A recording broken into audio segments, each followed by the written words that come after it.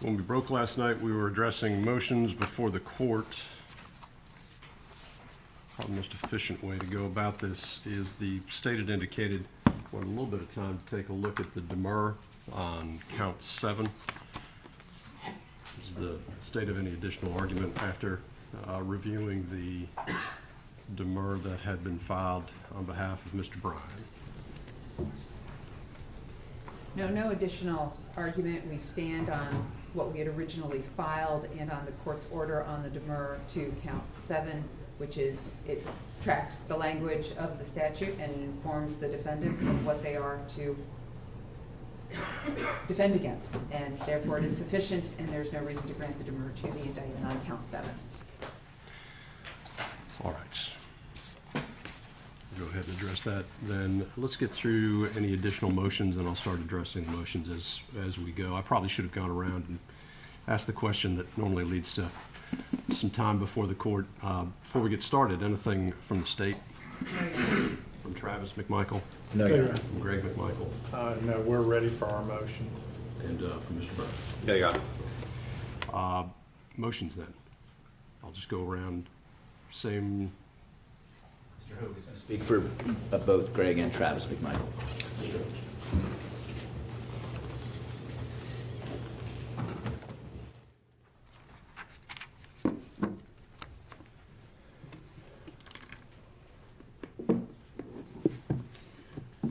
Your Honor, at this time, on behalf of Greg McMichael, and I will speak for Travis McMichael with permission of co-defendants' counsel and invite them to add anything you may wish to add that does apply specifically to Travis that I may not mention, but I'm going to try to cover both in this motion for directed verdict of acquittal.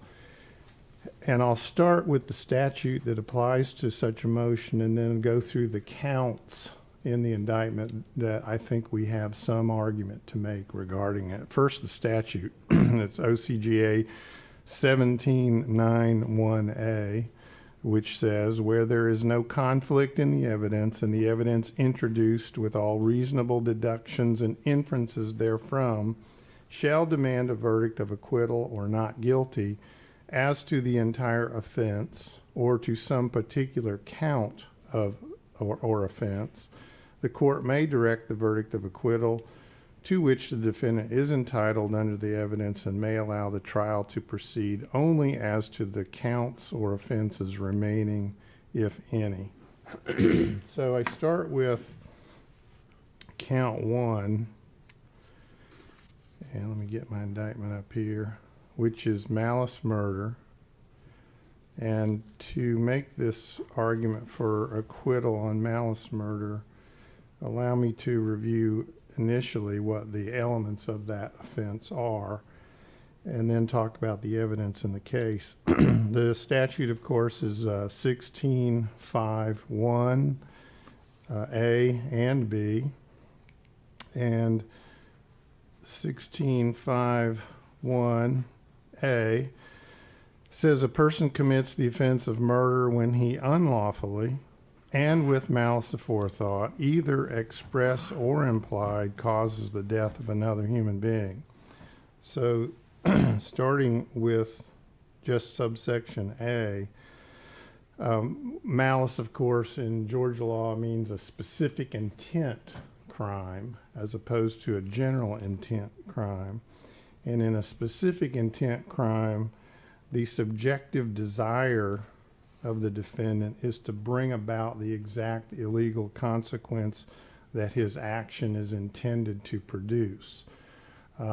So in a malice murder count, that means that that malice means the defendant has the specific intent to commit an act that the cause of which is the death of another person, and that result was the desired result. It was not an unintended consequence, as we'll see is the case with felony murder. So malice, that sort of specific intent, can be shown in two ways by proof, and that's subparagraph B in 1651. And that paragraph indicates two types of proof of this malice, the specific intent.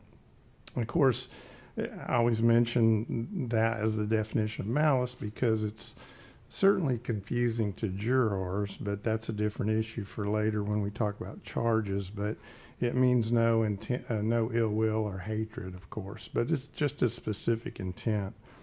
Two types. Express malice is that deliberate intention unlawfully to take the life of another human being, which is manifested by external circumstances capable of proof. Now, case law indicates that would be things like verbal threats, lying in wait, the kind of circumstances or actions for which the state can produce evidence that says this person had express malice. It's out there in the world for us to see it. We can hear it. We can determine it from the circumstances in which the killing occurred.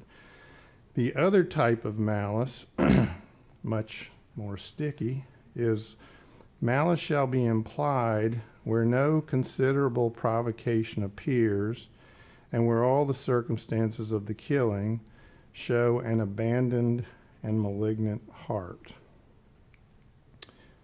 So to further define that type of malice, I need to go to a different place here in my notes to look for a definition of implied malice in our law. What we're looking for is that specific intent to kill where there are no external circumstances capable of proof, but inferences must be made. It's implied. And first of all, you have to find that there's no considerable provocation, which would be, say, voluntary manslaughter, and there's no other justification for it. And then in one of our cases under Georgia law, which is Parker v. State, and I'll get the site here, 270 Georgia 256, a 1988 case. Essentially in Parker, the court tries to define that poetic metaphor we find in the implied malice sentence, which is the abandoned and malignant heart. I find it of interest that there are only 4 states left out of 50 that use that phrase in their definition of murder. Abandoned and malignant heart, having its roots somewhere in the dark recesses of medieval English, but here it is still in Georgia. Idaho, Nevada, and California are the other 3 states that still use that phrase. And so Georgia, in attempting to say what it means, says that it's a reckless disregard for human life. And Justice Hunstein in Parker v. State tries to give some sort of definition for it. It's not a substitute for implied malice. That is, reckless disregard is not a lower mental state or lower standard of proof.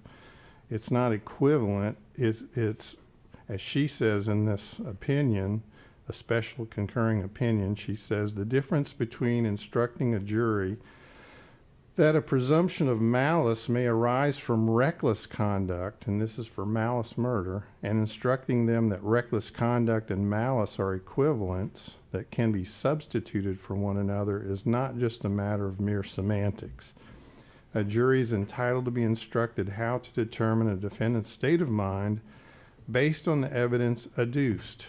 It is not entitled to be instructed that a lesser mental culpability may be substituted for the required higher mental culpability. And then she goes on to criticize the charge given in that case in Parker.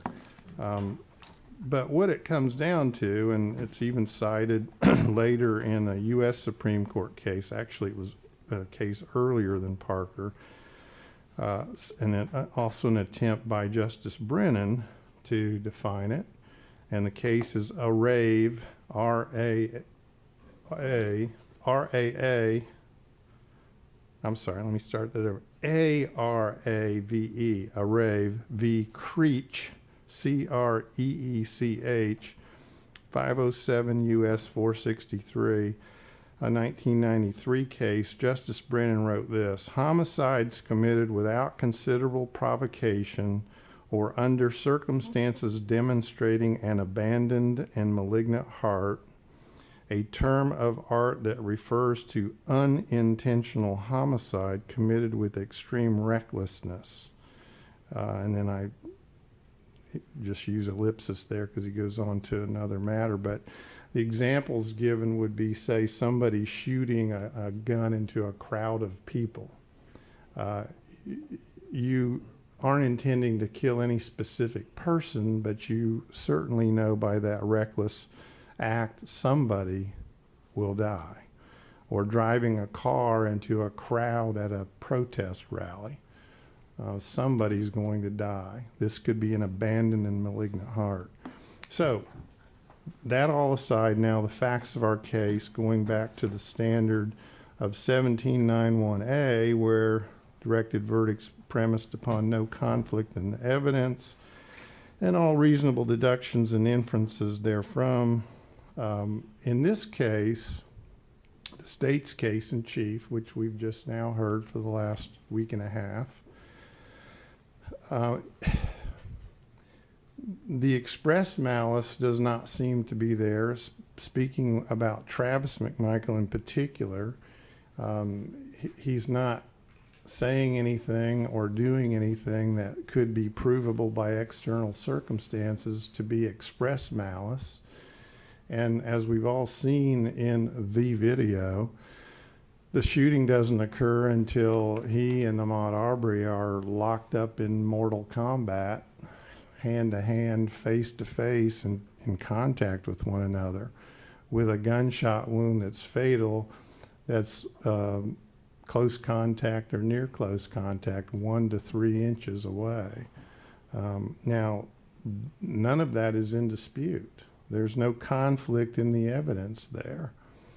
Obviously, the issue that we expect will go to the jury is whether that was an act of self-defense or whether it's some felony murder.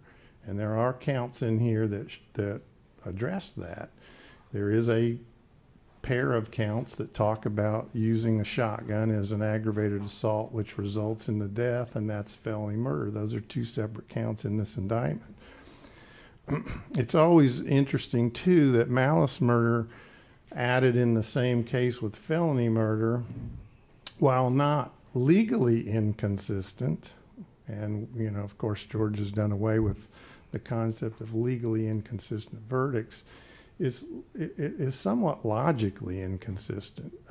When you ask a jury to consider finding a defendant guilty of malice murder based on proof you think you have, if you're the state, that he specifically intended by his act to cause the death of the person who died, and at the same time argue to them, but hey, also consider that he used a shotgun in an aggravated assault without malice, as the felony murder statute says, and the unintended consequence of that aggravated assault was the death of another person, therefore it's bootstrapped up into felony murder.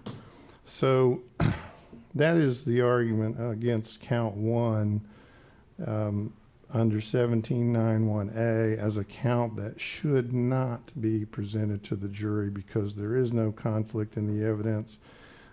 All of the reasonable deductions and inferences from the evidence do not support a finding by a rational trier of fact that express or implied malice have been exhibited here in the act of shooting Ahmaud Arbery.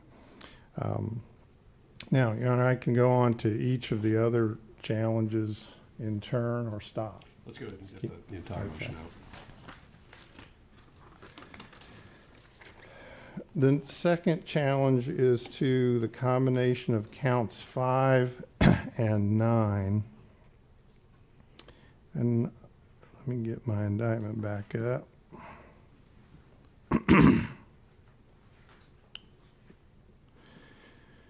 Count 5 charges felony murder premised upon count 9. And of course, we know that felony murder, and I'll get the definition of that, is in 1651C. A person commits the offense of murder when in the commission of a felony, he or she causes the death of another human being irrespective of malice. So we can forget all of what I just said about malice because it doesn't apply here. The state would have to prove the underlying felony and then show a causal connection, proximate cause, between that underlying felony and the unintended death without malice.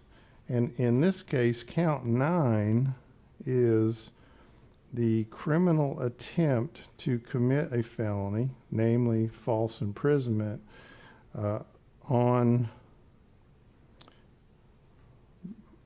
let's see if it says it in here, Burford Drive. Count 9, then, as we know, is the allegation that on Burford Drive, the beginning of the encounter with Ahmaud Arbery, that Travis and Greg McMichael, along with Roddy Bryan, but I'll leave his lawyer to argue his case here, but that Travis and Greg McMichael, using their Ford F-150, attempted to commit the crime of false imprisonment. And then they combined that with count 5 to say that that's a felony murder premised upon that attempted felony on Burford Drive. Well, the causal link between the attempt to falsely imprison someone 3 or 4 minutes before shooting them with a shotgun is just too tenuous to support, under the proximate cause analysis, a felony murder charge in count 5. I'm not saying that count 9 can't stand and be presented to the jury, but when you combine it with count 5 as the underlying felony for felony murder, what we're facing then is a complete lack of a causal link. I mean, you can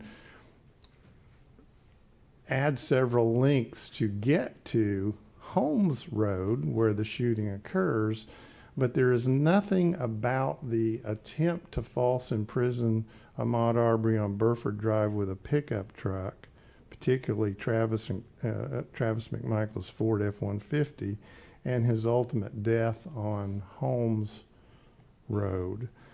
And if you try to do it by party to the crime, 16-220, and connect Travis and Greg McMichael to William Roddy Bryan, as that count does, because it also names him in count 9, names his truck, his Chevy Silverado, in count 9, and then connects them both back to count 5 for felony murder. But 16-220, party to the crime statute, I'll read, it's not long. Every person concerned in the commission of a crime is a party thereto and may be charged with and convicted of commission of the crime. B, a person is concerned in the commission of the crime only if he, 1, directly commits the crime.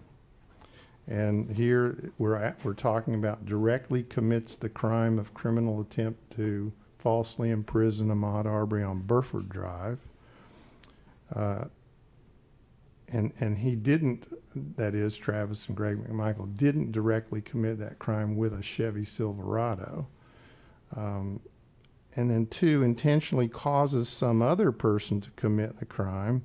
That doesn't apply here. No one's causing anyone else to commit any crimes.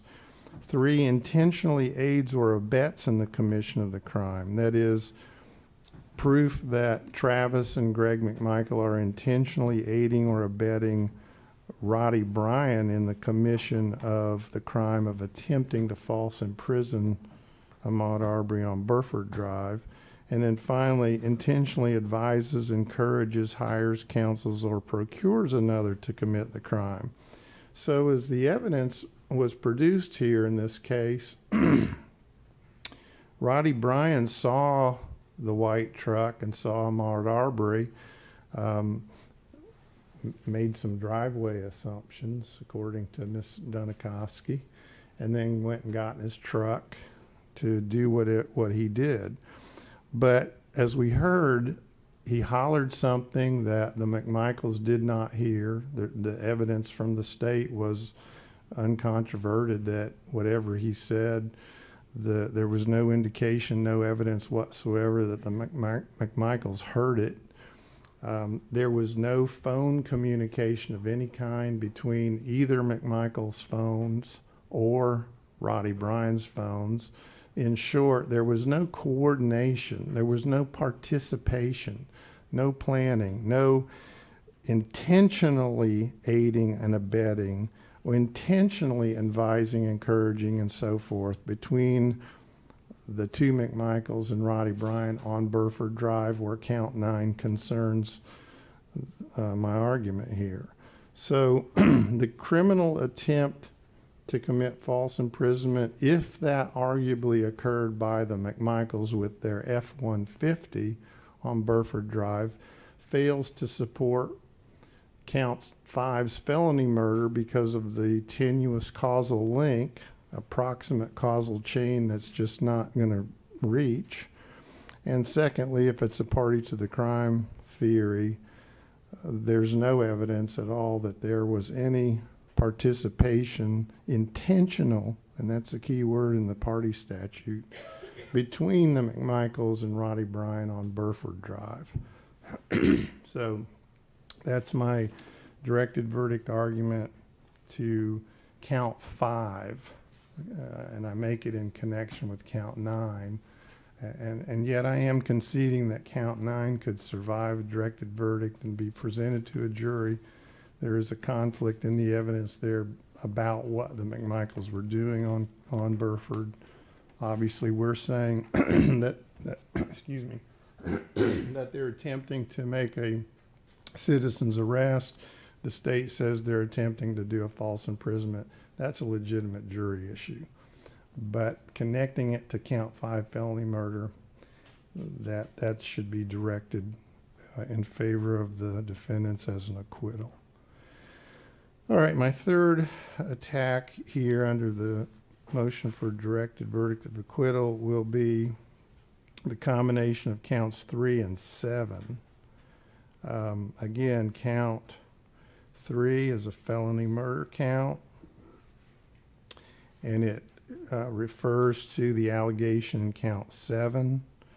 And when you go to count 7, the argument there is that the defendants committed an aggravated assault with a Ford F-150 and a Chevy Silverado, which they allege are objects, devices, and instruments which, when used offensively against a person, are likely to result in serious bodily injury, contrary to our laws. But then they connect it to murder in count 3. Again, however the trucks were used in this case by the McMichaels, the trucks were used, yes, to attempt to detain, to block in, to trap Ahmaud Arbery. But again, the argument here will be for the purposes of citizen's arrest, not for the purpose of falsely imprisoning him or assaulting him with a truck. But more than that, that would be a legitimate jury issue in count 7. But in count 3, neither truck was the causal link in the death of Ahmaud Arbery. It was the means by which to get to the place where the death ultimately occurred, of course. It was the conveyance in which the defendants rode. But the truck itself did nothing to cause serious bodily injury or death, at least the Ford F-150. And this is not alleging in count 7 that Ahmaud Arbery received some injury when he encountered Roddy Bryan's truck on Burford Drive. That's not alleged in this indictment anywhere, even though there's some evidence of contact between him and that truck on Burford Drive. This count is actually not saying anything about that, but connecting it back to count 3, felony murder.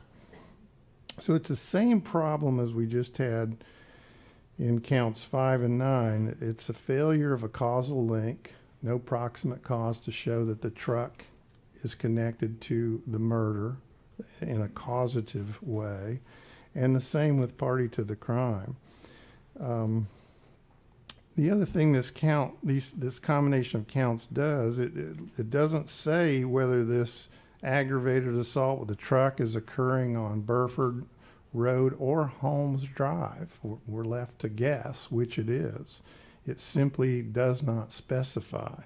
Now that's a demur type issue, and that may have been addressed earlier, but here for directed verdict, if the allegation is that the felony murder occurred on Holmes by use of the truck on Holmes, well, the undisputed evidence in the case is while the truck got driven to Holmes Drive, when we see the video, it's undisputed that the truck is parked, the driver is out of it, the truck is not moving, and it bears no connection at all except as a device around which the defendant stood, one Greg McMichael in the back of the truck, Travis out of the truck, and Ahmaud Arbery going around the truck.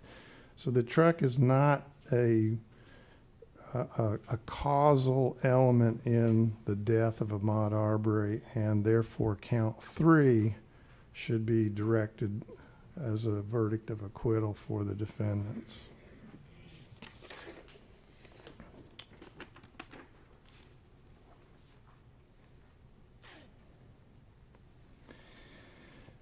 Count 4 and 8 are connected. 4 is felony murder, referring to the allegations in count 8. Count 8 is the false imprisonment allegation, this time on Holmes Drive. And Holmes Drive, of course, is the final place where the events transpired and the tragedy occurred.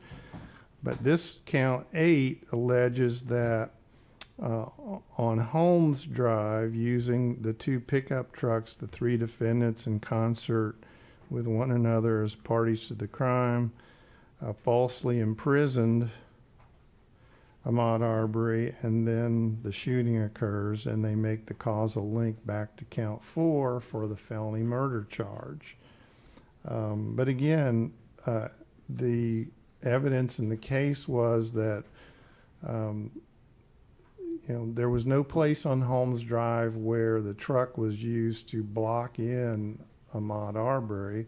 Where the truck is finally parked, as Agent Dial testified yesterday, I believe, under cross-examination with Kevin Goff, he conceded that there were escape routes. There were places Ahmaud Arbery could have chosen to run through yards, across a yard and onto Satilla Drive if he had chosen to.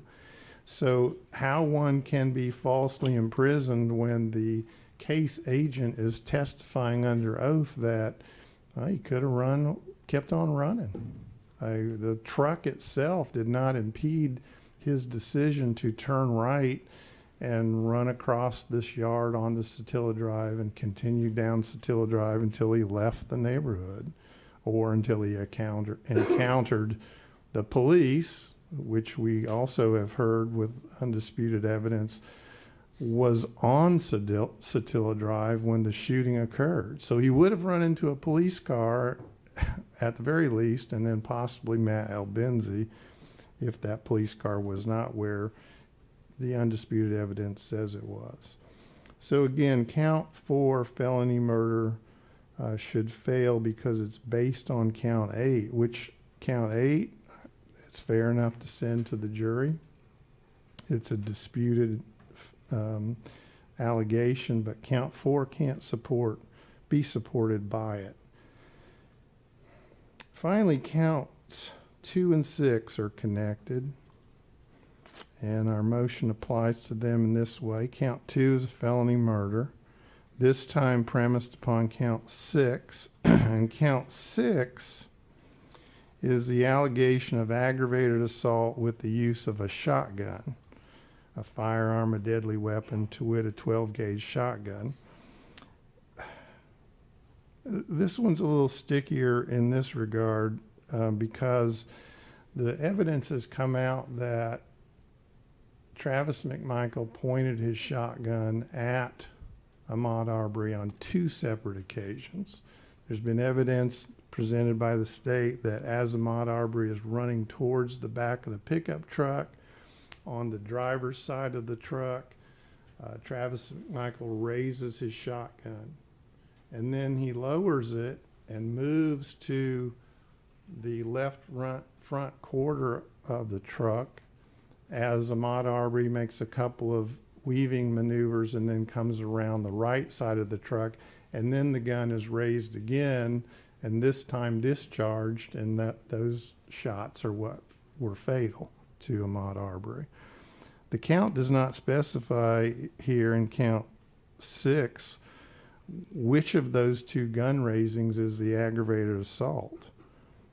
Certainly the first one, where no discharge occurred, could not therefore have been the cause of death, and it could not support count 2 felony murder since there was no discharge of a deadly shot from the shotgun. And because the count doesn't specify, applying the rule of lenity, this should be read as applying to that, because that by itself could be charged as an aggravated assault. Had the case stopped right there, had Ahmaud Arbery stopped in his tracks, and the state had chosen to say, well, this is no citizen's arrest, this is just a garden variety aggravated assault. You're pointing a shotgun at somebody for no good reason. You didn't discharge it, you didn't kill him, but it still could be charged as an aggravated assault. Well, it certainly couldn't be ever, under those circumstances, the underlying felony for a felony murder if the guy was still alive, if no shot had been fired. So that aggravated assault, though, is still in play. It's been put in evidence. It's not charged in the indictment, or is it? We can't tell from count 6, because count 6 only refers to one act of aggravated assault with a shotgun. And I guess the jury will be left to presume that it's the second pointing that results in the shooting, which results in the death, which results in the felony murder of count 2. Those are my arguments, Your Honor, for a directed verdict on counts 1, 2, 3, 4, and 5. All right. Thank you, Mr. Hogue.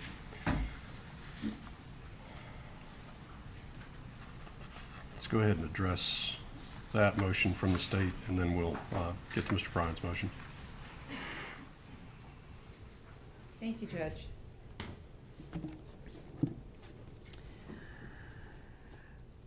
Yes, OCGA 1791 is the statute that governs directed verdicts. And there's also case law out there that, of course, the court is to view all the evidence presented at trial in the light most favorable to a guilty verdict and ask whether any rational trier of fact could have found the defendant guilty beyond a reasonable doubt. So that includes, Judge, not just direct evidence, but circumstantial evidence as well. In this particular case, all the defendants have been charged in this as a party to the crime. And of course, we've got directly committing the crime and then helping, which is intentionally aiding or abetting in the crime. And then we've got intentionally encouraging someone to commit the crimes. So we've got all of that charged together. Looking, of course, at count 1, malice murder, you may also find malice when there does not appear to be significant provocation and all the circumstances of the killing show an abandoned and malignant heart. No specific length of time is required for malice to arise in the defendant's mind. Malice may be formed in an instant, and instantly a fatal wound may be inflicted. That, of course, is the current pattern jury charge 2.10.10 on malice murder. In this particular case, there isn't significant provocation. Mr. Arbery ran away from these men for 5 minutes, tried to get away, and was being forced down the street by Mr. Bryan in his dark pickup truck, accelerating towards him. He tries to go around Travis McMichael. Travis McMichael steps out into the street, blocking the street, pointing a shotgun at Mr. Arbery, and Mr. Arbery tries to go around the passenger side of the vehicle. Travis McMichael traps him and tracks him with that shotgun up to the front of the vehicle and basically encounters him right there. He's so close that Mr. Arbery, he passes this. He is so close that when he does this, he's instantly shot. Instantly shot. The video itself speaks for itself. There is that much time, and that shotgun blast goes off, and Mr. Arbery shot point blank. The trajectory was, as you saw from the medical examiner, right here, straight through. That's where the shotgun pellets are. That's where that injury is. So at this point in time, we have met the burden to prove no significant provocation except Mr. Arbery coming around the front. The medical examiner talked about fight or flight. And I understand the defense is going to argue, well, it's the victim's fault. He should have kept running. It's the victim's fault. He shouldn't have been exhausted. It's the victim's fault. He shouldn't have gone to defend himself. It's the victim's fault. He had all kinds of options and alternatives in the face of their 5-minute attack on him, and therefore it's his fault. But that's not what the law is. The law is about the defendants doing a 5-minute attack that eventually resulted in malice murder. How do you see the malice here? Abandoned and malignant heart. You take a shotgun, you point it at somebody, you track them around as they try and run away from you, and when they turn on you, you immediately fire and shoot. The state asks you to deny the directed verdict for malice murder for Travis McMichael and also for Greg McMichael. He is charged as a party to the crime. Greg McMichael had his .357 Magnum on him. He is also yelling at Mr. Arbery. We know that he previously had threatened Mr. Arbery with, "Stop or I'm going to shoot your effing head off." So he'd already told this man, "I'm going to execute you if you don't stop." So at that point in time, we've got Mr. Bryan coming forward. He sees the shotgun. He sees it pointed not only at Mr. Arbery, but it's actually pointed at himself because he's right behind Mr. Arbery. And he doesn't do anything. He doesn't stop. He doesn't slam on the brakes. He doesn't yell, "Oh my God." He doesn't swerve immediately out of the way to get off the road into a ditch to avoid the shotgun. He keeps going. He keeps accelerating. He keeps driving Mr. Arbery toward the man with the shotgun, thus aiding and abetting intentionally Arbery having to run towards a man with a shotgun. Mr. Arbery could not turn around. Mr. Arbery could not run away back because Mr. Bryan is accelerating toward him with his black pickup truck. Therefore, he is also a party to the crime of malice murder because it shows an abandoned and malignant heart on Travis McMichael's part and aiding and abetting in that by both the defendant, Greg McMichael, and Mr. William Roddy Bryan. With regard to felony murder specifically, as the court is aware, felony murder must have directly caused the death or played a substantial and necessary part in causing the death. This, of course, is from our new jury charges 2.10.20 on felony murder. And in this case, all 4 of the underlying felonies played a substantial and necessary part in causing the death, because without those 4 felonies, Mr. Arbery wouldn't be dead.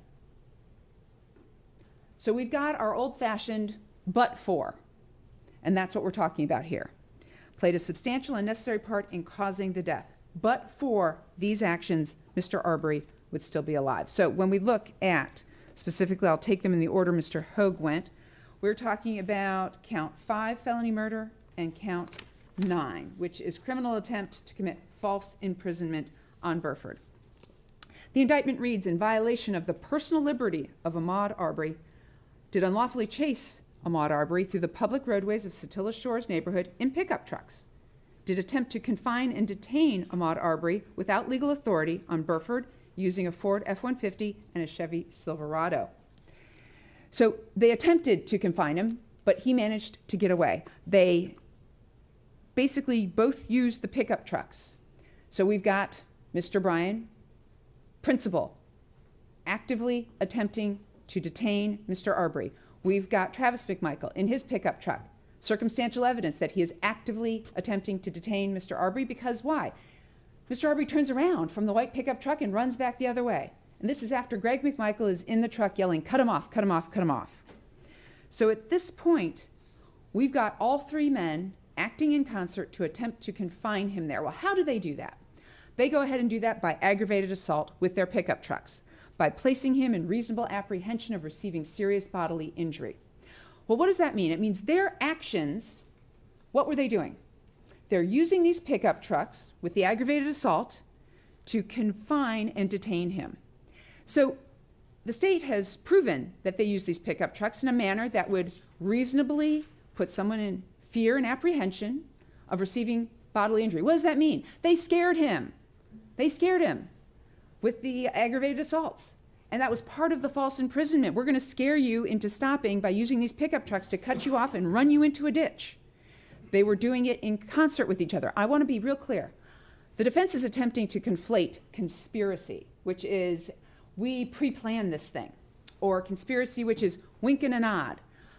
No, we're talking party to a crime, okay? Conspiracy is a completely different charge. We are going to ask for it, but in this case, this is a party to a crime, which is intentionally doing these things to aid and abet. Mr. Bryan's in his driveway. He intentionally gets in his pickup truck to aid and abet the McMichaels, who he sees are actively trying to detain Mr. Arbery in violation of his personal liberty, falsely imprison him. He's actually in the top of his driveway looking down. The white pickup truck, he can see it. Mr. Arbery's running back toward him. They can see that Mr. Bryan is now pulled out. They make a decision based on this to go around homes, but for their decisions on Burford, but for their attempt to falsely imprison Mr. Arbery would not be dead. The false imprisonment on Burford substantially contributed to his death because it's what made him stop running. They didn't allow him to run up Burford and on to Zellwood, which would have then led right out of the neighborhood. Because if he'd gone up Burford, gone over Zellwood, he'd eventually gotten to Satilla Drive and could have gotten away and he wouldn't be dead. So this substantially contributed. But for these actions on Burford, none of the rest of it would have happened. So what did happen? Well, he then has to run back. Mr. Bryan, of course, once again cuts him off.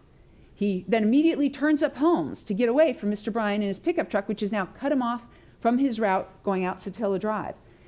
But for those aggravated assaults which were used to falsely imprison him there on Burford, he would not have been going up homes, which then led him to encounter the white pickup truck coming down homes. We have him trapped like a rat. He ends up with no place to go, and he ends up exhausted, fight or flight, turns around the corner, and is shot. So all of this led up immediately to the death. And therefore, it's a question for the jury. And in this case, the standard, as the court knows, is we view all of the evidence presented at trial in the light most favorable to the verdicts and ask whether any rational trier of fact could have found that the defendant was guilty beyond a reasonable doubt. That's for the jury to decide. They're going to go ahead and look at this, and but for those actions on Burford, would he have ever been trapped like a rat between two pickup trucks on Holmes Drive? No, he wouldn't have been. So it materially and substantially contributed to his death by getting us to that point. And this is all one continuous event. This is 5 minutes of this going on. So it's not these separate little vignettes. This is continuous. They're going around Mr. Bryan's driving him this way. They're going this way to go ahead and capture him and trap him on Holmes. And that was their intention, all because they wanted to talk to him. So we've got that. We ask that you deny the motion for directed verdict on counts 5 and counts 9. Then we've got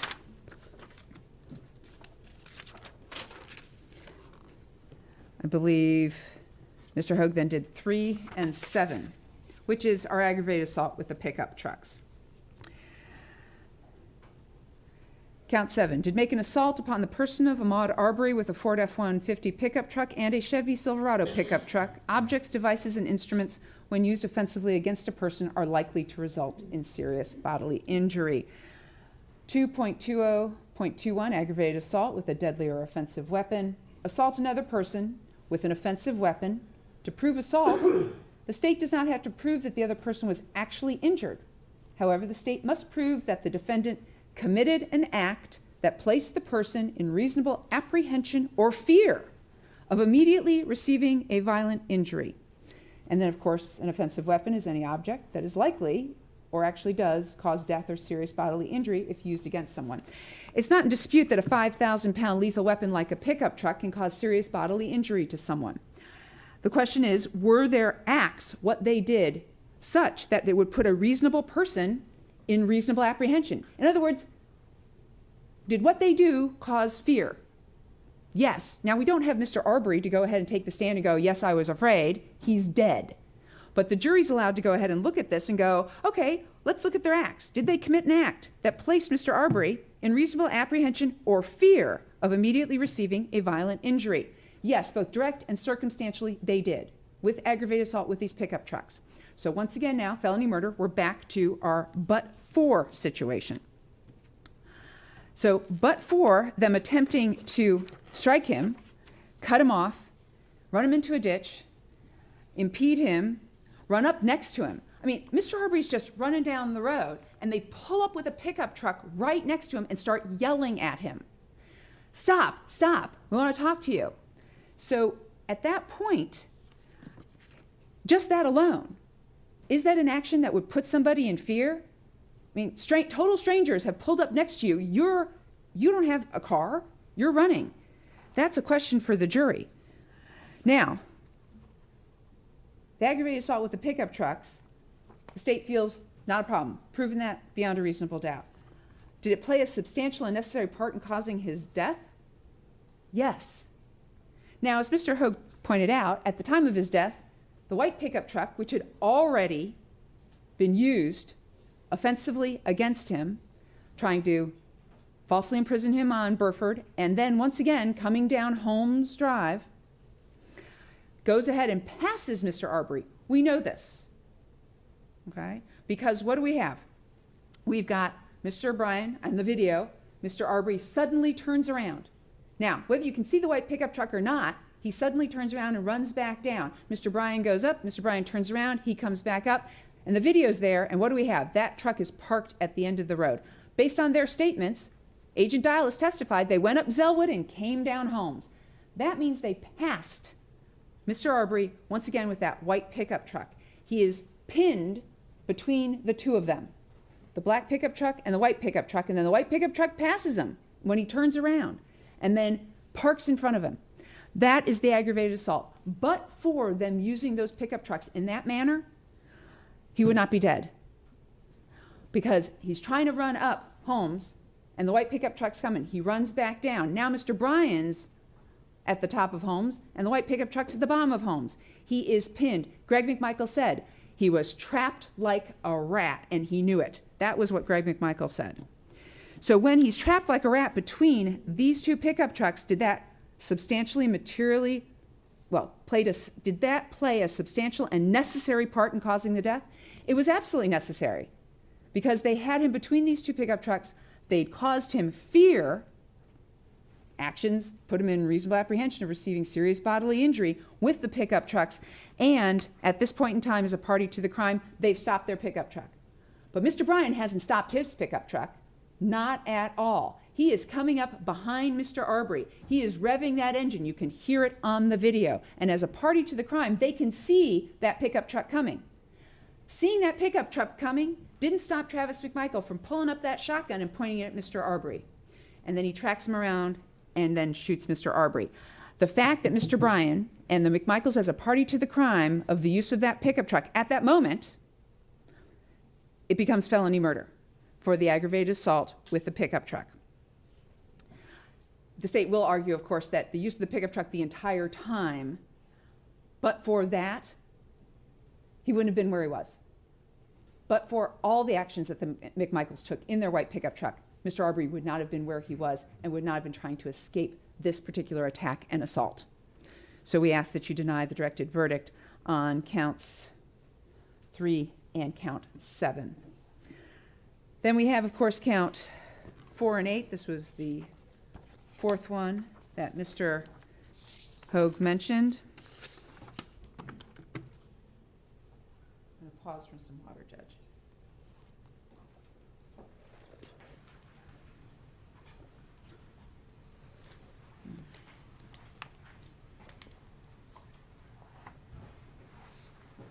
Count 4 of the count 8 of the indictment. In violation of the personal liberty of Ahmaud Arbery, did unlawfully confine and detain Ahmaud Arbery without legal authority, to wit, said accused did chase Ahmaud Arbery with a Ford F-150 pickup truck and a Chevy Silverado pickup truck through the public roadways of the Satilla Shores neighborhood, and did confine and detain Ahmaud Arbery on Holmes Drive using said pickup trucks. Greg McMichael's statement: he was trapped like a rat. He was trapped between the two pickup trucks.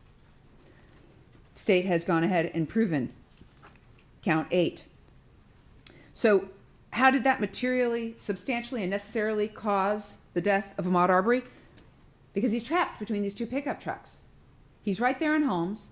He's running toward a man pointing a shotgun at him, and that man is relentless. He doesn't give up. He doesn't stay on the side of his pickup truck. So here we've got the ultimate confinement. And Judge, the ultimate confinement is death. Here he was ultimately falsely imprisoned because he was shot right there. Ultimate false imprisonment. But what they actually did is when they put Mr. Arbery in reasonable apprehension, fear of receiving bodily injury with the pickup trucks, they had him trapped like a rat. Once again, fight or flight. All he did was flee from these people. All he did was try and get away. But according to Greg McMichael, he was trapped. Greg McMichael is standing in the back of that pickup truck, yelling at him, "Stop, goddammit, stop." He previously told him he was going to kill him. He was going to blow his effing head off. So at this point in time, if he had not been falsely imprisoned and trapped between these pickup trucks, he would not have been shot. The killing is the ultimate confinement. And I get that the defense is saying, well, he had options and he should have run this way and he could have run that way. Well, they're parked right in front of that driveway. They didn't actually go up to the stop sign at the end. They parked in that driveway. He was going around this side. There's a driveway to a house right there. He comes around the very front of it. They want to make it seem as if he's the one at fault for not continuing to run. He's the one at fault because they made him afraid. He's the one at fault because he didn't want to get, I don't know, it would be speculation, but nobody wants to get shot in the back with a shotgun. He's already been told they're going to kill him if he doesn't stop. So at this point in time, falsely imprisoning him there and keeping and confining him there substantially and necessarily caused his death. Blaming him for not continuing to run on or him utilizing his options to defend himself is not really, how do I put this? What Mr. Arbery chose to do and his intent is not relevant. The acts of the defendant are that's what's relevant here. And trapping him like a rat between two pickup trucks, one of which he was actively running away from as it pursued him, forcing him towards the white pickup truck and Travis McMichael and his shotgun, that was actual false imprisonment because he never ever got away from them on Holmes Drive. He was killed. So it substantially contributed to his death. When we look at counts, so we ask you to deny the directed verdict as to 4 and 8. When we look at counts 2 and 6,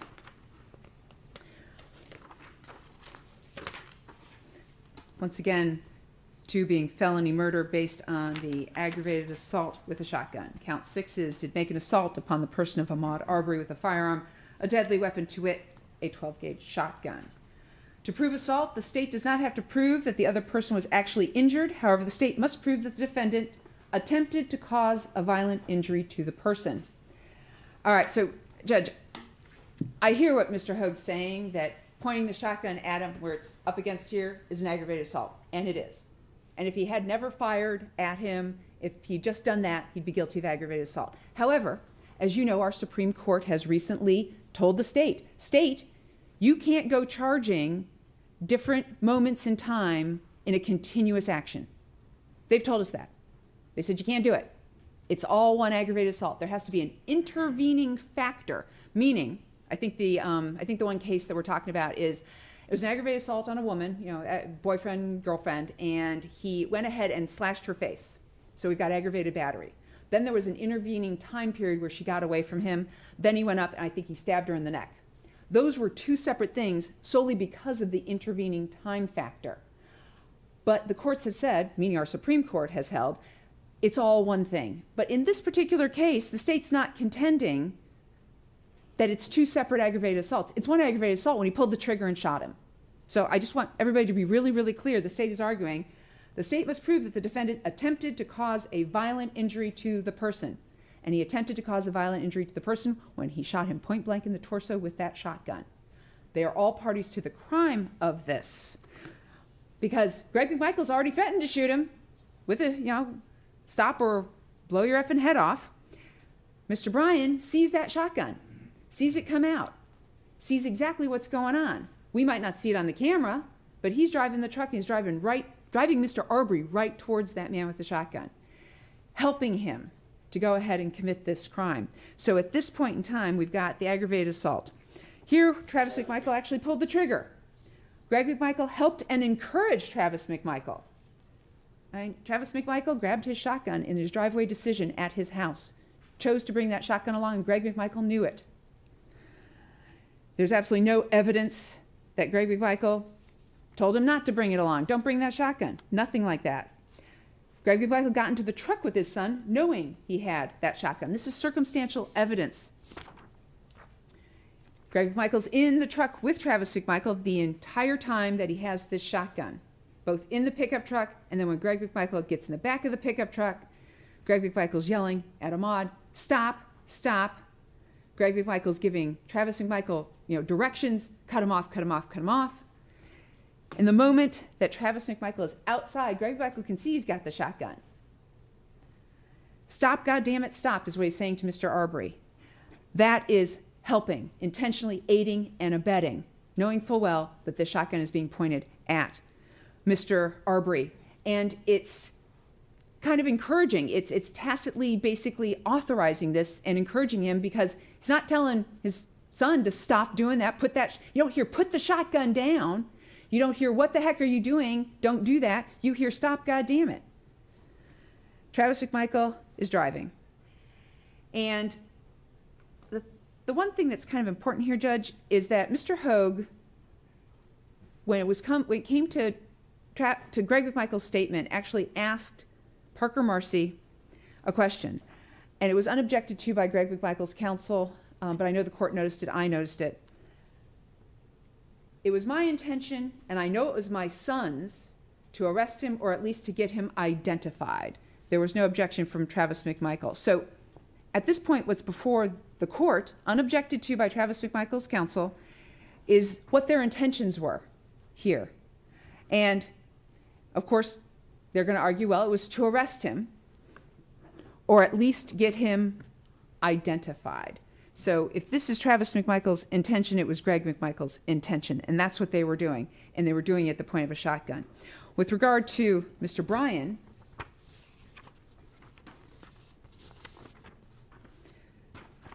Mr. Bryan never called 911. Mr. Bryan continues forward recording despite the shotgun coming out. Mr. Bryan says absolutely nothing on the recording.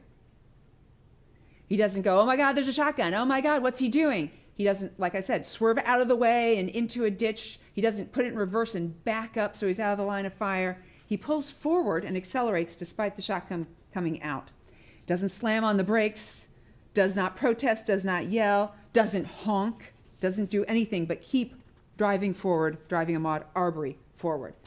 We get to this location by Mr. Bryan pursuing Mr. Arbery, because as we saw in the video, Mr. Arbery had actually run away from the white truck again. Mr. Arbery runs, we see that. He's going down homes towards Satilla. Mr. Bryan goes up and he turns around. At this point, we actually see Mr. Arbery back at the blue mailbox, having turned around, being forced to run back toward the white pickup truck. Therefore, he helped by chasing Mr. Arbery toward the white F-150 pickup truck, despite Arbery's obvious attempts to get away from the white pickup truck. But he encounters Mr. Bryan in the Silverado, so he has to run back toward the white pickup truck. Once again, a party to the crime in making this happen. And we all know that even if your finger is not on the trigger, you can still be held responsible. I mean, we all know that the getaway driver who doesn't go into the convenience store is just as guilty as the guy who goes into the convenience store and pulls the trigger, because he's there to help make it happen. Help make it happen. And here we have Travis McMichael actually pulling the trigger, Greg McMichael helping to make it happen, and William Bryan helping to make this happen. Because without their help and assistance, without Greg McMichael, especially his encouragement, Travis McMichael would not necessarily have been able to complete this had not Mr. Bryan driven Mr. Arbery toward the parked white pickup truck. If Mr. Bryan had actually kept going and up around Zellwood, or had left, Mr. Arbery would have been able to keep running up Holmes and maybe get to Zellwood and Satilla. Thus, Mr. Bryan confining him there contributed substantially and materially to the felony murder and the aggravated assault with a deadly weapon. So we ask that you go ahead and also deny the directed verdict for counts 2 and 6 of the indictment as to Greg McMichael and Travis McMichael. Did I miss anything? Okay. Thank you, Your Honor. Any final word from the McMichael defendants on their motion? Yes, just very briefly, Your Honor. Can you hear me from here? Citing the language in State v. Jackson, 287 Georgia 646, 2010, Georgia Supreme Court case. Justice Namias. We have also said that proximate cause is the standard for homicide cases in general. And then he cites cases and is quoting from Wilson v. State. We set out the following test for determining causation in homicide cases. Where one inflicts an unlawful injury, such injury is to be accounted as the efficient proximate cause of death whenever it shall be made to appear either that, and there are 3 subparts. 1, the injury itself constituted the sole proximate cause of the death, or 2, the injury directly and materially contributed to the happening of a subsequent accruing immediate cause of the death, or 3, the injury materially accelerated the death, although proximately occasioned by a pre-existing cause. That one doesn't apply here. So the proximate cause issue in counts 2, 3, 4, and 5 is at the heart of our motion, and I think the state's failed to make that connection between the underlying felonies that are named in counts 6, 7, 8, and 9 and the accruing death based on this test from this case. And of course, that's a completely different problem than the malice murder, and I won't say anything more about that. So that's our response to the state's, our reply to the state's response. I'm sorry, may I distinguish that case, having just heard it, not knowing it in advance? That case was a co-defendant felony murder case, meaning a whole bunch of people went in to commit a crime, and the victim fought back, and it ended up with one of the co-defendants murdered. So they're talking about proximate cause for the armed robbers, one armed robber being responsible for the death of his co-armed robber. That's what that case is about, not this sort of situation. Well, I will just add that the next paragraph says, consistent with this general rule, which I just read, We have held in many cases and for many decades that the proximate causation is the standard for murder cases prosecuted under the murder statute codified at OCGA 1651. The particular facts of this case are immaterial. It's the rule that I'm talking about. Mr. Goff, on behalf of Mr. Bryan, any directed verdict?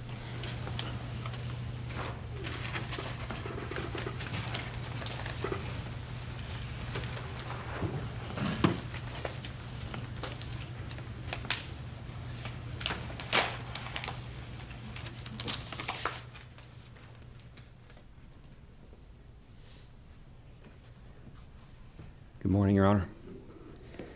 Your Honor, first thing I'll do is I'll formally adopt the very cogent arguments made by co-counsel in this case. And without tracking through those, but for Beth Brigmo giving birth to Roddy Bryan, God rest her soul, many years ago, but for that, Roddy Bryan wouldn't have been out there that day in his pickup truck. When we use this but-for causation, that there's a lot of baggage that comes along with that, and with all due respect to Ms. Dunikowski, it feels like they are stretching that term beyond recognition. The legal standard is proximate cause, and we'll come back to that in a moment, but when you look at it as proximate cause, and not simply reducing it to two words, but for, I think the court understands why the defendants are here making these motions. Your Honor, with respect to count one, malice murder, I'm really at a loss here to understand, but it was the state that decided to present what we sometimes call a kitchen sink indictment to the grand jury, where every defendant is charged in every possible way with every possible crime in this case. That was a decision the state made, and I certainly appreciate the challenge to the court in trying to assess these issues. As I look at the malice murder charge, there is no contention that Roddy Bryan shot anybody. There's no contention that Roddy Bryan tried to shoot anybody.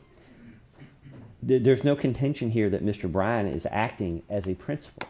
This is, if I misunderstood Ms. Dunikowski, I'm sure she'll correct me. The entire theory here is aiding and abetting, third section of that statute. And where is it that Mr. Bryan is intentionally aiding and abetting the shooting? Because he's not. Now, maybe some decision came out of the Supreme Court last week or last month that I'm unaware of. But when I went back through Kurtz last night, or it used to be called Kurtz, Offenses and Defenses in Georgia, and the section on parties to a crime, I know the court knows the treatise that I'm talking about. They list like 30 different ways that you can be a party to a crime, that you can be aiding and abetting in a murder case.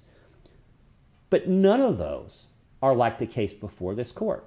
Which is why, although Ms. Dunikowski has cited this court well over 100 cases in oral argument, probably thousands of cases, and all the pleadings that have been filed and motions and responses going back and forth, Ms. Dunikowski cannot cite to you a single Georgia case that is remotely comparable to the one that we have before the court. This isn't the case where Mr. Bryan's driving down the street in his pickup truck and Travis McMichael is standing in the back of it shooting at Mr. Arbery. This isn't that case. There is no case, and she can cite no case remotely close to this one. The closest cases that I've been able to find, and of course they're referenced in there, in what I call the distraction aiding and abetting cases, in which one person intentionally distracts another person while someone else behind them either takes a knife and stabs them with it or shoots them. I call them distraction cases, where you're aiding and abetting by distracting.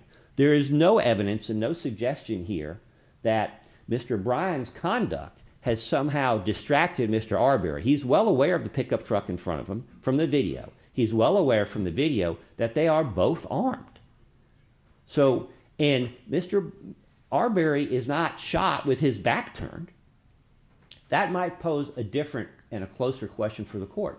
But in this case, unless Ms. Dunikowski can cite some Georgia case suggesting this, which I still don't understand, theory of aiding and abetting the shooting of Mr. Arbery, there simply is no malice murder case here. And, you know, co-counsel points out some pretty good cases on what the mens rea is required here. Where is any of that for Mr. Bryan? There's no malignant heart in this case. There's nothing from which that could be presumed. And, you know, that takes us back to the whole concept of a citizen arrest. If I understand the state's theory here, the state contends that the McMichaels, and I believe they're contending that Mr. Bryan was assisting them or aiding them in attempting to make a citizen's arrest, which in the opinion of the state was not authorized under Georgia law. And that may be true, Your Honor. But the fact that Mr. Bryan aided and abetted a citizen arrest, if he did that, doesn't establish malice in this case. It doesn't establish an intent to aid and abet an intent for a shooting. You know, and Your Honor, I would urge the court to ponder the larger implications of the legal ruling that the state is requesting here. Because in this one case, it might serve the interests of the state. But in the larger question, if 10 police officers respond to a call, 10 police officers pull their cars up around a scene, and they're there, maybe they're still moving, Your Honor, and inexplicably, a police officer discharges his weapon and shoots the person that they're after in the head. Maybe they had probable cause, maybe they didn't. But are we going to try every police officer who's present at the scene of an attempted arrest for malice murder because somehow in aiding and abetting an attempt at an arrest, lawful or unlawful, that translates into aiding and abetting the shooting that follows? That can't be the law, Your Honor. And we shouldn't be creating special rules of law. There are already enough of those. We shouldn't be creating any more special rules of law for one case, because we know the reality is that these things have unintended consequences and they take on a life of their own. We don't need to start down this theory that anybody who's attempting to arrest someone, which after the last legislative session is pretty much limited to police officers, that anytime police officers are attempting to arrest somebody, particularly if they're attempting to do so unlawfully, that they're aiding and abetting the arrest, lawful or unlawful, is aiding and abetting a shooting or other unlawful use of force that follows. There is no malice murder case as to Mr. Bryan. There is no authority for this case. Your Honor, the state wants to talk about but for. I want to talk about intervening factors. And before I do that, Your Honor, I would, maybe it's just me. Maybe I'm just not smart enough to keep up this Dunikowski here, but the way Ms. Dunikowski is presenting this malice murder argument to the court is, in essence, collapsing malice murder into felony murder. What distinction is left here between malice murder and felony murder when Ms. Dunikowski makes these arguments? Because it's winding up being the same thing. Well, you know, he intended to shoot, therefore he intended to kill. Or he intended to falsely imprison, he must intend to shoot. How do we distinguish at the end of the day with the arguments made by the state between malice murder and felony murder? Your Honor, this is a case, and this feeds into the severance issue. And with all due respect to Ms. Dunikowski, I would humbly suggest to the court that if Ms. Dunikowski continues to proceed along this line with malice murder, and we go into the defense case here, we are going to have, at some point, antagonistic defenses that cannot be overlooked. The state, as I understand it, has not submitted a charge on manslaughter. My understanding that learned co-counsel from the McMichael defendants have not submitted a jury charge on manslaughter. And part of that, I think, well, there's different strategic reasons why people do things, but my point to Your Honor is, in terms of proximate cause, do we not have not one, but two intervening factors here? Factors that are not reasonably foreseeable to Roddy Bryan. Maybe logically foreseeable and something that's conceptually possible, but not reasonably foreseeable in the sense that the law would imply.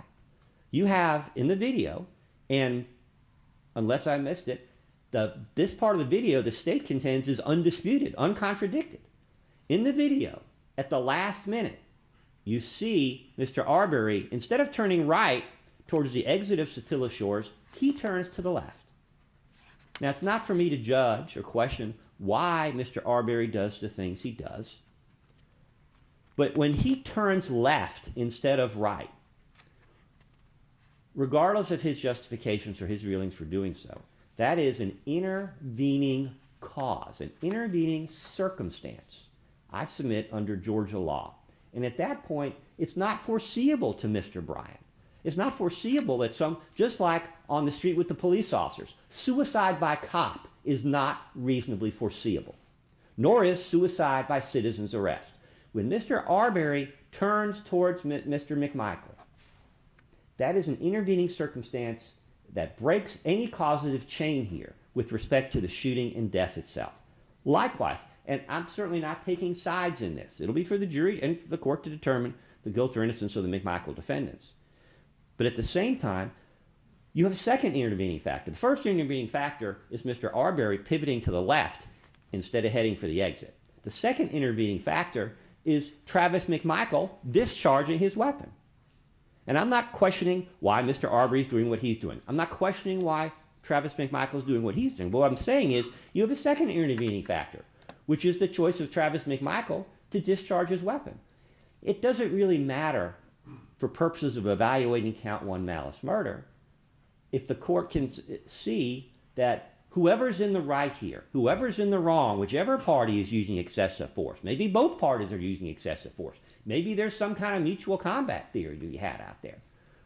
But from Mr. Bryan's perspective, in terms of proximate cause, in terms of what's reasonably foreseeable to him, none of these things are reasonably foreseeable. And I think the court understands the consequences if the court were to go down any other road. And if we're going to persist with this issue, we're going to wind up in a severance posture. And it may be premature. We haven't heard whether any of the other defendants have testified yet. But I would submit the easiest way to resolve the severance issue is to grant the motion for directed verdict for Mr. Bryan as to malice murder. Moving on to count 2, felony murder, which is tied to count 6, aggravated assault to a shotgun. Again, the arguments come down very much the same way, because the state's position on malice murder is essentially, although not in so many words, collapsing into felony murder. Where is the intent on the part of Mr. Bryan to facilitate an aggravated assault with a shotgun?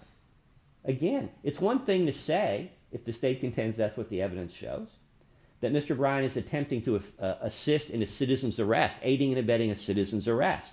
But there's nothing reasonably foreseeable about killing someone in a citizen arrest. Just as on the street, there's nothing reasonably foreseeable to police officers when a fellow officer, without cause, discharges a weapon, in these days maybe even a taser, and kills somebody. Again, there is no proximate cause, and there is no mens rea, there is no aiding and abetting the shooting. Now, Ms. Dunikowski wants to make a big deal of the fact that the gun is visible, that Mr. Bryan's truck is still moving, although obviously at a slow rate of speed, and therefore because he doesn't run in a ditch or he doesn't back up, that he somehow is now joining in the shooting. But again, I understand that the state's position is pretty clear, almost uncontradicted, that this is a purported attempted citizen arrest. Again, in the context of a citizen arrest, is the fact that Mr. Bryan is maneuvering his truck, and positioning his cell phone to follow Mr. Arbery and document what Mr. Arbery is doing. How does that circumstance, whether he's traveling at 2 miles an hour, 4 miles an hour, or 6, how does that establish his aiding and abetting the shooting itself? Because Mr. Bryan only has knowledge of the existence of the weapon, as we see on the video, at the very last moment. And still, at that time, from Mr. Bryan's perspective, even if he's attempting to aid and abet a citizen arrest, that's not the same thing as aiding and abetting a murder. I mean, would it be any... It's the same thing, Your Honor, whether Travis McMichael is shooting him or not, or whether he's pulling out a club and beating him on the side of the road with a billy club, like a police officer would do. Again, how is Mr. Bryan's assisting, if that's what it is, in a citizen arrest, showing that he's attempting to aid and abet the shooting, aiding and abet an unlawful, excessive use of force in the making of an arrest? That's just not there. That's just not Georgia law. And again, the state says the jury should consider the fact that they had their guns drawn. Okay, well, how is Mr. Bryan again to know that they have any intent in drawing a weapon, whether it's in the down position, the up position? I'm not a use of force expert, but whatever position. Again, how is that telling Mr. Bryan that they intend to use excessive force, that they intend to kill him, that they're not trying? Maybe that's the state's theory, that they weren't really trying to make an unlawful arrest. They were just looking for an excuse to kill him. Or they were just waiting for the opportunity, notwithstanding the fact that they've had lots of opportunities to shoot this gentleman over 5 minutes. He's clearly, in terms of proximate cause, when you look at the video, you see Mr. Arbery. He's well within range. He's well within shotgun range. He's also well within range of Greg McMichael's handgun at the time that Mr. Bryan is pulling up. From Mr. Bryan's perspective, he didn't have any reason to think they were trying or intended to hurt these people. They had ample opportunity to do that long before he got there, long before he pulled up. Again, I'm asking the court to grant a directed verdict on count 2, felony murder based on the underlying count 6, aggravated assault with a shotgun. Count 3, felony murder, aggravated assault with a pickup truck. Your Honor, although the statute defines the grounds for a directed verdict, I believe Ms. Dunikowski has acknowledged that it's not that simple, that the standard essentially goes back to Jackson v. Virginia. It's not just whether there's quote-unquote any evidence to submit something to a jury. There has to be sufficient evidence from which a rational juror could find guilt beyond a reasonable doubt.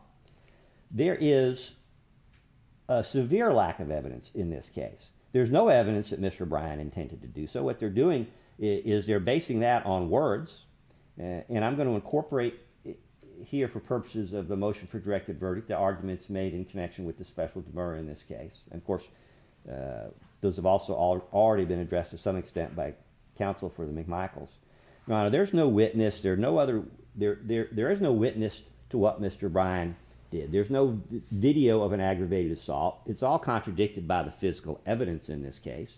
And I don't have the citation in front of me, but with respect to aggravated assault with a motor vehicle, I think the case law, there is a case specifically out there that says speculation as to aggravated assault is inappropriate. And there are some times when there's insufficient evidence and where the jury is basically being asked to speculate as to what happened. And this is that case, Your Honor. And with terms of felony murder, again, you get back to the same issue. Assuming for the moment that Mr. Bryan was committing an aggravated assault with a pickup truck down on Burford, how does that establish, how is that the proximate cause of a felony murder that takes place down on Holmes Street later? And for the jury to be able to return a verdict, because of the way this indictment is phrased, the jury can return a verdict of guilty without specifying where it takes place. How do we know that the jurors, certainly all 12 of them, have made a decision as to that? Because without that, how can they make a determination as to proximate cause? This is a huge problem. And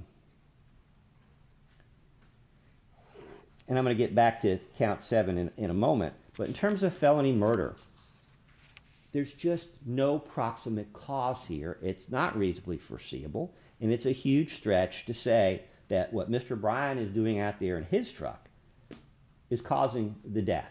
In fact, I think the McMichael lawyers have already pointed out that their truck is stopped. It's not even moving. And Ms. Dunikowski talks about revving the engine, but I think the video speaks for itself. Certainly Mr. Arbery is not assaulting at this time. Your Honor, there's no proximate cause. There's insufficient connection to the death. I'm going to turn to count 4, felony murder, which is based on false imprisonment. Your Honor, I do believe that there was a special demurrer filed in this case previously about false imprisonment. And if I recall, the court cited a case, and I don't have it in front of me, about you can imprison with a pickup truck. My recollection of that case was a case where not just where someone was being chased, but where they actually were struck and went over the hood, and then the person in the car got out and did a stabbing. That's certainly factually distinguishable. But again, what is if the false, at the time of the shooting, there is no false imprisonment, Your Honor. At the time of the shooting, Mr. Arbery, to borrow a football phrase, has broken containment. He is past both trucks at that point and has a clear line to the exit to the neighborhood. So I don't understand how you have how you could have proximate cause between a false imprisonment, if that's what it is, and the shooting itself. Because there isn't. I'd also contend, notwithstanding Georgia law to the contrary, that false imprisonment is not the kind of felony that will support a felony murder charge. There are other jurisdictions that disagree with Georgia, and that under their laws, they do not view false imprisonment as a violent offense. That would be a felony you could base a false imprisonment on. I certainly want to preserve that argument. Because it's just, I guess the best way to phrase it in terms of Georgia law is false imprisonment really is more like a status offense than it is a violent offense. And in that respect, it should not be the underlying felony for a felony murder charge. We still have issues with the mens rea. We still contend that the false imprisonment is unsupported factually. But again, in terms of foreseeable, how is the shooting, Your Honor, reasonably foreseeable to Mr. Bryant, assuming that there is a false imprisonment? How is the shooting itself? It's one thing to say that Mr. Bryant aided and abetted a false imprisonment. That's not the same thing as saying he aided and abetted a shooting. And that, again, goes back over ground I think I've already covered, and I won't do that to the court again.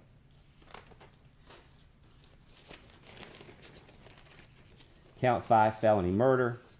Again, we contend that criminal attempt to commit felony murder is not the kind of offense upon which a felony murder charge can be predicated. We would suggest to the court that is even a step further removed from false imprisonment itself, and that furthermore that the attempted false imprisonment is not the proximate cause, again, of the shooting or death of Mr. Arbery. There are real problems there with the causal link. Count 6, aggravated assault with a shotgun. Again, there is no aiding and abetting for Mr. Bryant. Aiding and abetting a citizen arrest, even if unlawful, is not the same thing as aiding and abetting a shooting. And I won't go back down that ground any further. Count 7, aggravated assault with the trucks. Co-counsel has already spent a good bit of time addressing this. I've addressed it in the special demurrer. It's troubling to me that the state comes in here when 3 police officers, Your Honor, 3 seasoned police officers, well, 2 well-seasoned, 1 we could argue about, all interview Mr. Bryant, and that's the basis of this count, is Mr. Bryant's statements himself. There's no other evidence other than that in this case. And all three of these officers interviewed Mr. Bryant, or talked to Mr. Bryant at length. All 3 summarized those interviews. None of them refer to Mr. Bryant's conduct as an aggravated assault. None of them do that because it's not there. The jury, Your Honor, is required to get to the truth of the matter. It's not just the words that Mr. Bryant uses, anybody's words can be twisted out of context. It's the context in which they're given. It's the meaning that's meant to be conveyed. And it's clear from the testimony of the state's own witnesses that meaning is not there. There is no aggravated assault with Mr. Bryant. And I'm jumping back and forth here, I guess, make sure where I am. Your Honor, the evidence is, in terms of the speed, for example, that while the state refers to Mr. Bryant as chasing, that the evidence is on the video is at 2 miles an hour. Your Honor, with respect to count 8, the false imprisonment, the indictment alleges, and the state is stuck with the language in the indictment, that the confinement and detainment occurs on Holmes Drive. But the evidence that the state is relying on is coming from Burford, and he can't be convicted at this point of that. And how the court would charge the jury, I have no idea.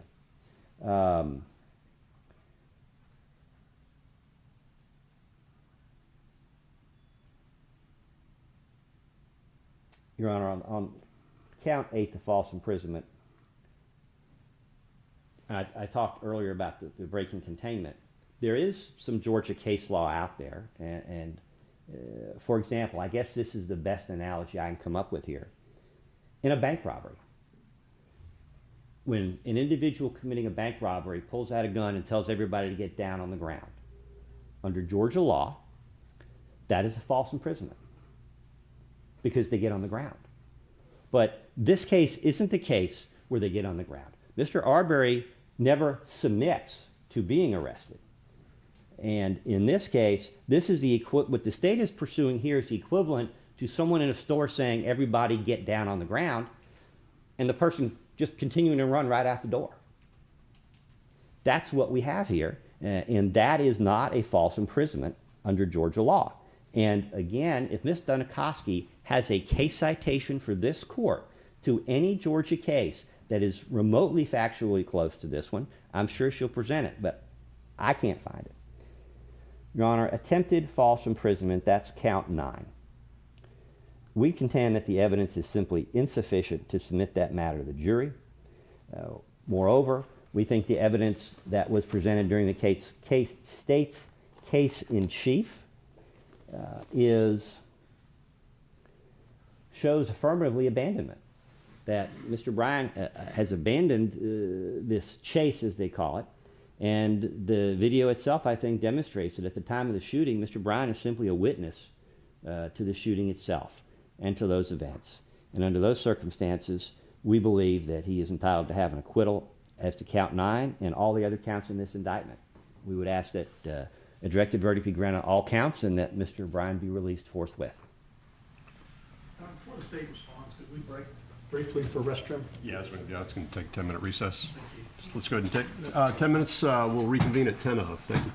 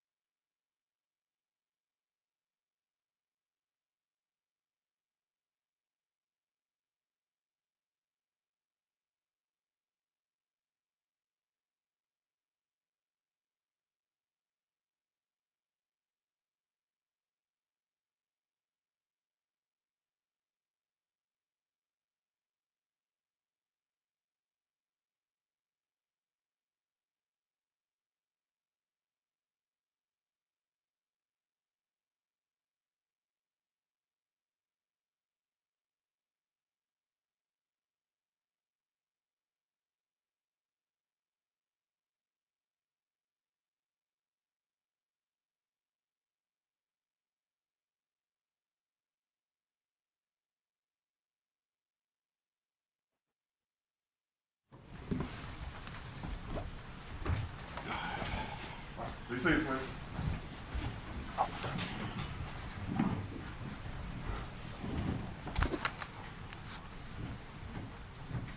All right, we are back on. Defendant's present. From the state. Thank you, Judge. Mr. Goff talked a lot about citizen's arrest, and that being the defense in this case, but there hasn't been any evidence that anyone was making a citizen's arrest. Citizen's arrest was never said by any of these three defendants at any point in time. The evidence that's been presented is that Mr. Bryan and Mr. Greg McMichael never once said, we were making a citizen's arrest, that we're placing him under the arrest for the crime of this, that we saw him commit a crime that day. That was not it. It was all, we wanted to stop and talk to him, and then we wanted to detain him. In fact, Mr. Rubin said in his opening statement that the intent was to detain him so that the police could show up and do whatever they were going to do after the detention. It's not citizen's detention, it's citizen's arrest. So while he talked about that, that is really not something to be considered in a directed verdict motion. And just because a set of facts hasn't yet been specifically identically brought before a court, these sets of facts, no two cases are going to have the same set of facts. They're just not. And so the fact that there is felony murder based on false imprisonment case law out there, where someone has been found guilty of felony murder based on false imprisonment, someone's been found guilty as a party to crime based on aggravated assault with a shotgun, someone's been found guilty of party to a crime for aggravated assault with a motor vehicle. Those cases are out there, maybe not with these specific facts. So that argument doesn't really hold water either. In this particular case, when it comes to Mr. Bryan, and this will apply for all of the charges here, once again, it's party to a crime, and that means intentionally aid and abet. His statements to Agent Seacrest, and actually at the scene to Officer Minshew, were about, I thought they had done something, I thought I was trying to help them get this guy, false imprison this guy, capture this guy. And that was what his intent was. It was to falsely imprison this particular person, and he intentionally used his vehicle to go ahead and do that. Both on Burford, when he intentionally committed an aggravated assault, putting Mr. Arbery in reasonable apprehension of receiving serious bodily injury as part of his attempt to falsely imprison him on Burford. Those two things contributed to his death, because but for those things happening, Mr. Arbery would still be alive. So it is, as the pattern charge will be given, his actions played a substantial and necessary part in causing the death, because without him doing those things, Mr. Arbery would not have been trapped like a rat over on Holmes Drive between the two pickup trucks. As we noted before, malice chased him through the public roadways in the pickup trucks, tried to stop him, cut him off at the pickup trucks. He drove him into a ditch. He assisted pinning him between the two pickup trucks, trapping him like a rat between the two pickup trucks. Mr. Arbery had not threatened anybody, had shown no aggression. Mr. Arbery had no weapons. He was totally unarmed. And here, Mr. Bryan never called 911. He continues pursuing Mr. Arbery. Mr. Bryan never says anything on the recording. He pulls forward despite the shotgun coming out, despite the shotgun being pointed at himself, doesn't slam on the brakes, doesn't yell, doesn't protest, doesn't honk, just keeps driving forward, driving Mr. Arbery forward. He helped to get Mr. Arbery to this location by redirecting him up Holmes. The most important thing is when you have common criminal intent, and here the state's position is that as parties to the crime, there's common criminal intent to attack Mr. Arbery via false imprisonment, aggravated assault with the pickup trucks, aggravated assault with the shotgun, and false imprisonment ultimately on Holmes. And that common criminal intent to do all those things, not necessarily the conspiracy. I'm not talking about conspiring in advance and coming up with a plan as we sit around the kitchen table. We're talking about what they actually did, acted in concert with each other. The white truck came down Holmes. Mr. Bryan was going up Holmes. Mr. Arbery had already turned around and was running back, and the white truck passed him. Mr. Bryan did not abandon this. He turned around. He kept going, and then he accelerated to catch up to Mr. Arbery, passed the blue mailbox, saw the shotgun, and kept going. Common criminal intent, which resulted in malice murder, resulted in all the felony murders. All of his actions did substantially contribute to the death of Mr. Arbery, and they were necessary, because without those actions, Mr. Arbery would be alive. We ask that you deny the directed verdict for all of the counts as to Mr. Bryan. Thank you. Any final words from Mr. Bryan? Your Honor, when the state is constrained to acknowledge that they have no legal authority for their position, for example, on malice murder, then I think the court should take seriously the motion to grant the directed verdict. There is no malice murder case against Mr. Bryan. With all due respect to the state, there never was. That there are some other issues in the case that are more challenging and more troubling, but that's an easy call. I think it's an easy call on count 2 felony murder for Mr. Bryan only. Again, the state has no fault. It doesn't even pretend to give an explanation as to how Mr. Bryan, thinking that he's aiding a citizen arrest lawfully or unlawfully, how that translates into an intent to shoot or an intent to injure. And it's deeply troubling to me that the state can't have the candor to acknowledge to the court that maybe in retrospect, counts 1 and count 2 as to Mr. Bryan were not well thought out. There's no proximate cause. There's no reasonable foreseeability here. I'm impressed with the argument that was made, but still, Mr. Bryan is entitled to a directed verdict, certainly on count 1, almost certainly on count 2, and arguably as to every count in the indictment. Thank you. And Your Honor, I apologize profusely. I had pulled up a case and I forgot to cite it. And it is both the state of Georgia, well, Moore versus the state and Milburn versus the state. It is 311 Georgia 506. And in this particular case,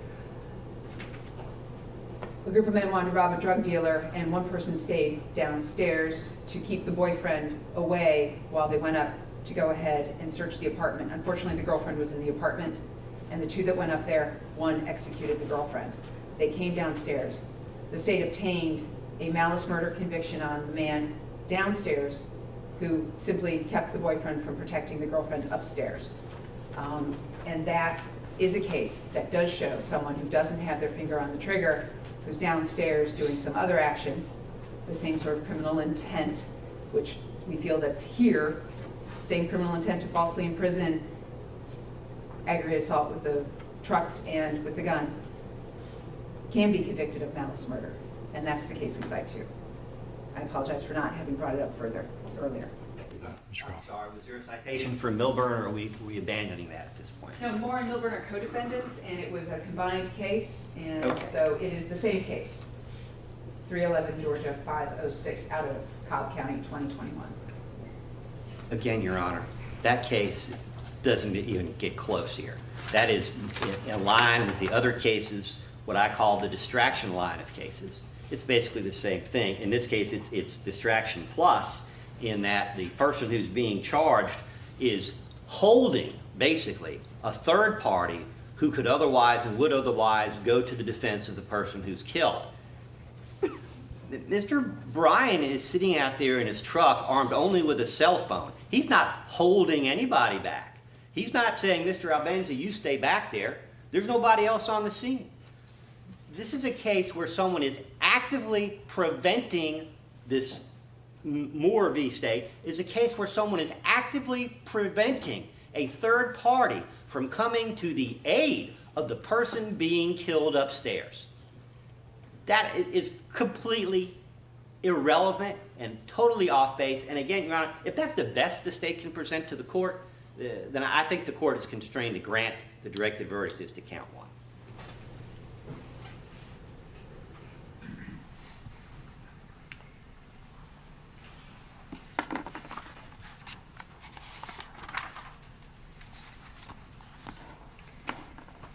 All right, I've heard the arguments and presentation of counsel on the motions for directed verdict under 1791A. The court, considering the appropriate standard after the state's rested, is denying the motions for directed verdict of the McMichaels defendants, the collective motion made by Mr. Hogue, as well as Mr. Bryan's motion for directed verdict as presented. The court also has the demur to address. So the court, having reviewed the demur, it looks like it does raise a slightly different issue than what had been presented previously in the demurs that had been filed, specifically the contentions that count 7, and this is paraphrasing, combines multiple violations or different violations under the same statute in a variety of ways with numerous defendants. This is the allegation. In such a manner that cannot be reasonably counted at trial. And I've reviewed count 7, which does apply to all 3 defendants. It's the aggravated assault. In this particular case, the defendants are charged as parties to a crime. Having reviewed the language of the indictment itself, it is in the conjunctive. Court, looking at cases such as Moore v. State, 319 Georgia App 696, and Straker v. State, 259 Georgia App 904, as well as Muhammad v. State, 307 Georgia 89. After considering the submission of counsel as well as arguments made, denies the demur. The next matter I have before the court is the defendant's presentation of evidence and choice to testify. So what I'm planning to do is get into Mr. Bryan's opening statement and then get right into evidence. I'm assuming we would start with Travis McMichael, or I didn't know whether there was going to be a combined presentation. Has there been any discussion about that? Joe, we're going to begin with our witnesses, and so to the extent that they serve both Travis and Greg McMichael, they may or they will. And I think that we will be handling all of the witnesses for that joint kind of presentation. I'm just trying to think of how that then is presented as we get started with the jury. And it would probably be something to the effect of, we rest, and then if Then the adopts.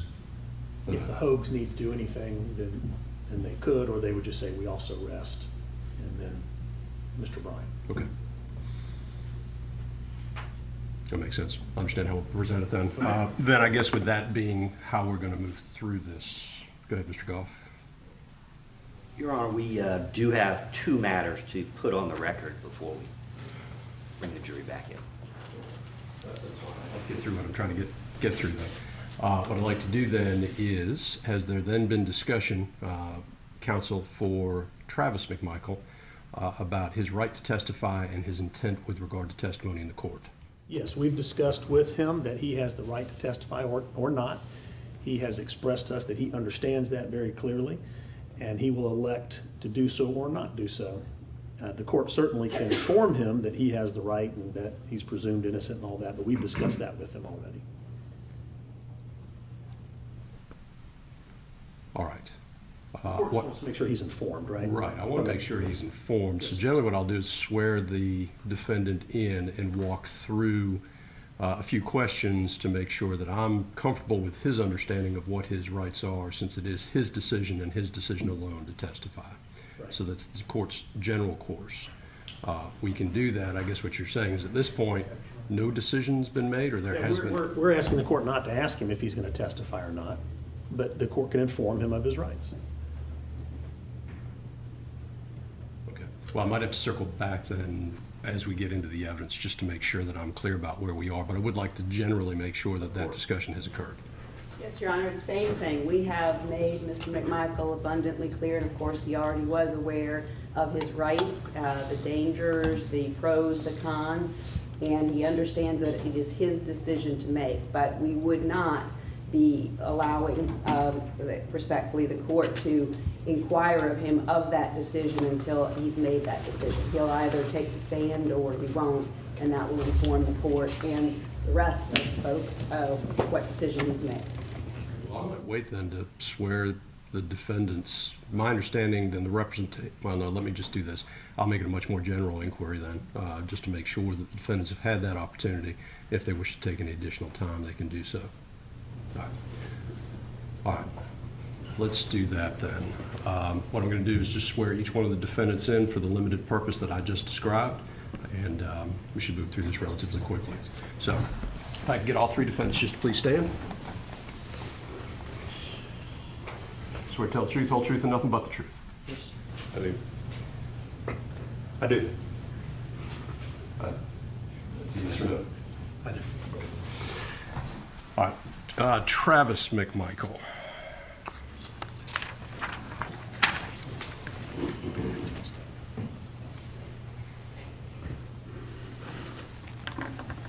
Just want to make sure that you understand before we get started that I have no opinion on this whatsoever. The only reason that I've sworn you in this morning is to make sure that I have a understanding of your knowledge with regard to your right to testify in this court.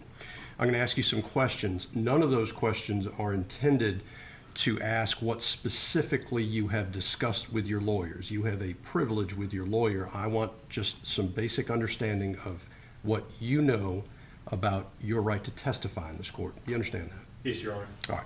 All right. What is your highest level of education? 12th grade, graduate high school. All right.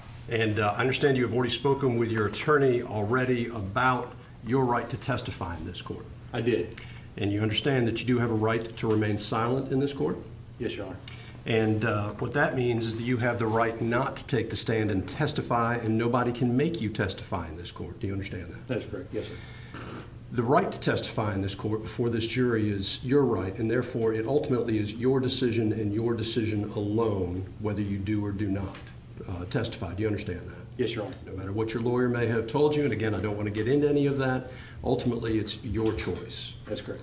You understand that if you do testify, you'd be treated like any other witness in this court, which means that not only would you be able to testify on direct examination with your counsel, but you would be subject to cross-examination by the state. Yes, sir. Do you need any additional time to speak with your lawyer about your right to testify in this court? I do not. All right. Thank you, sir. Thank you. Thank you, Your Honor. Mr. McFarland.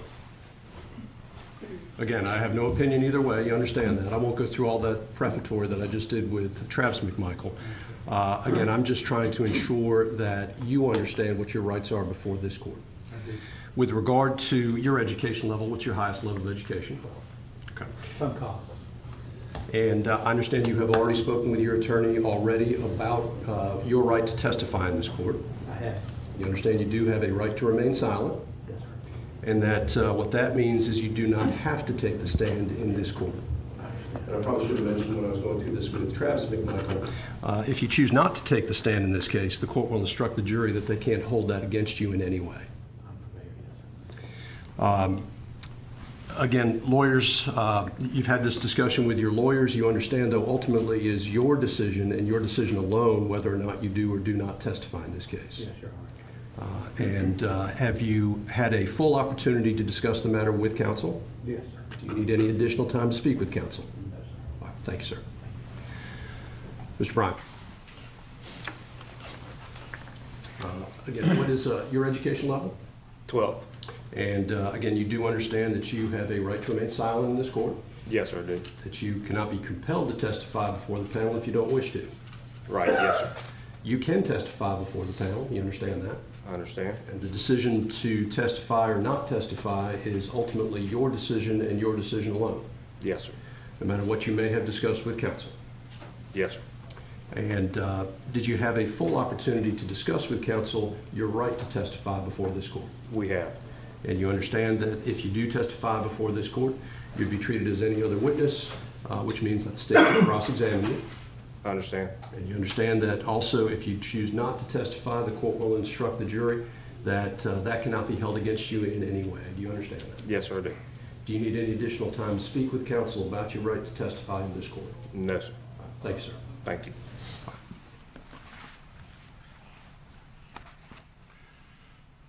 right, Mr. Goff, you indicated you had 2 matters before the panel comes back. Yes, Your Honor.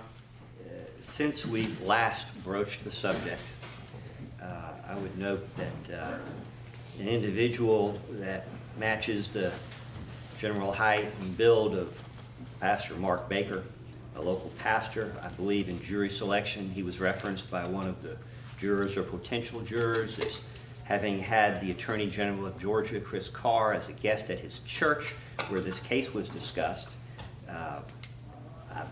I saw what I believe was that young gentleman, a pillar of our community, I would add, in the back of the courtroom yesterday. And I can't say that I see him now, but I thought I saw him out in the hallway. I would also note it's unclear whether he is a member of the Community First Planning Commission, one of the 21 black pastors.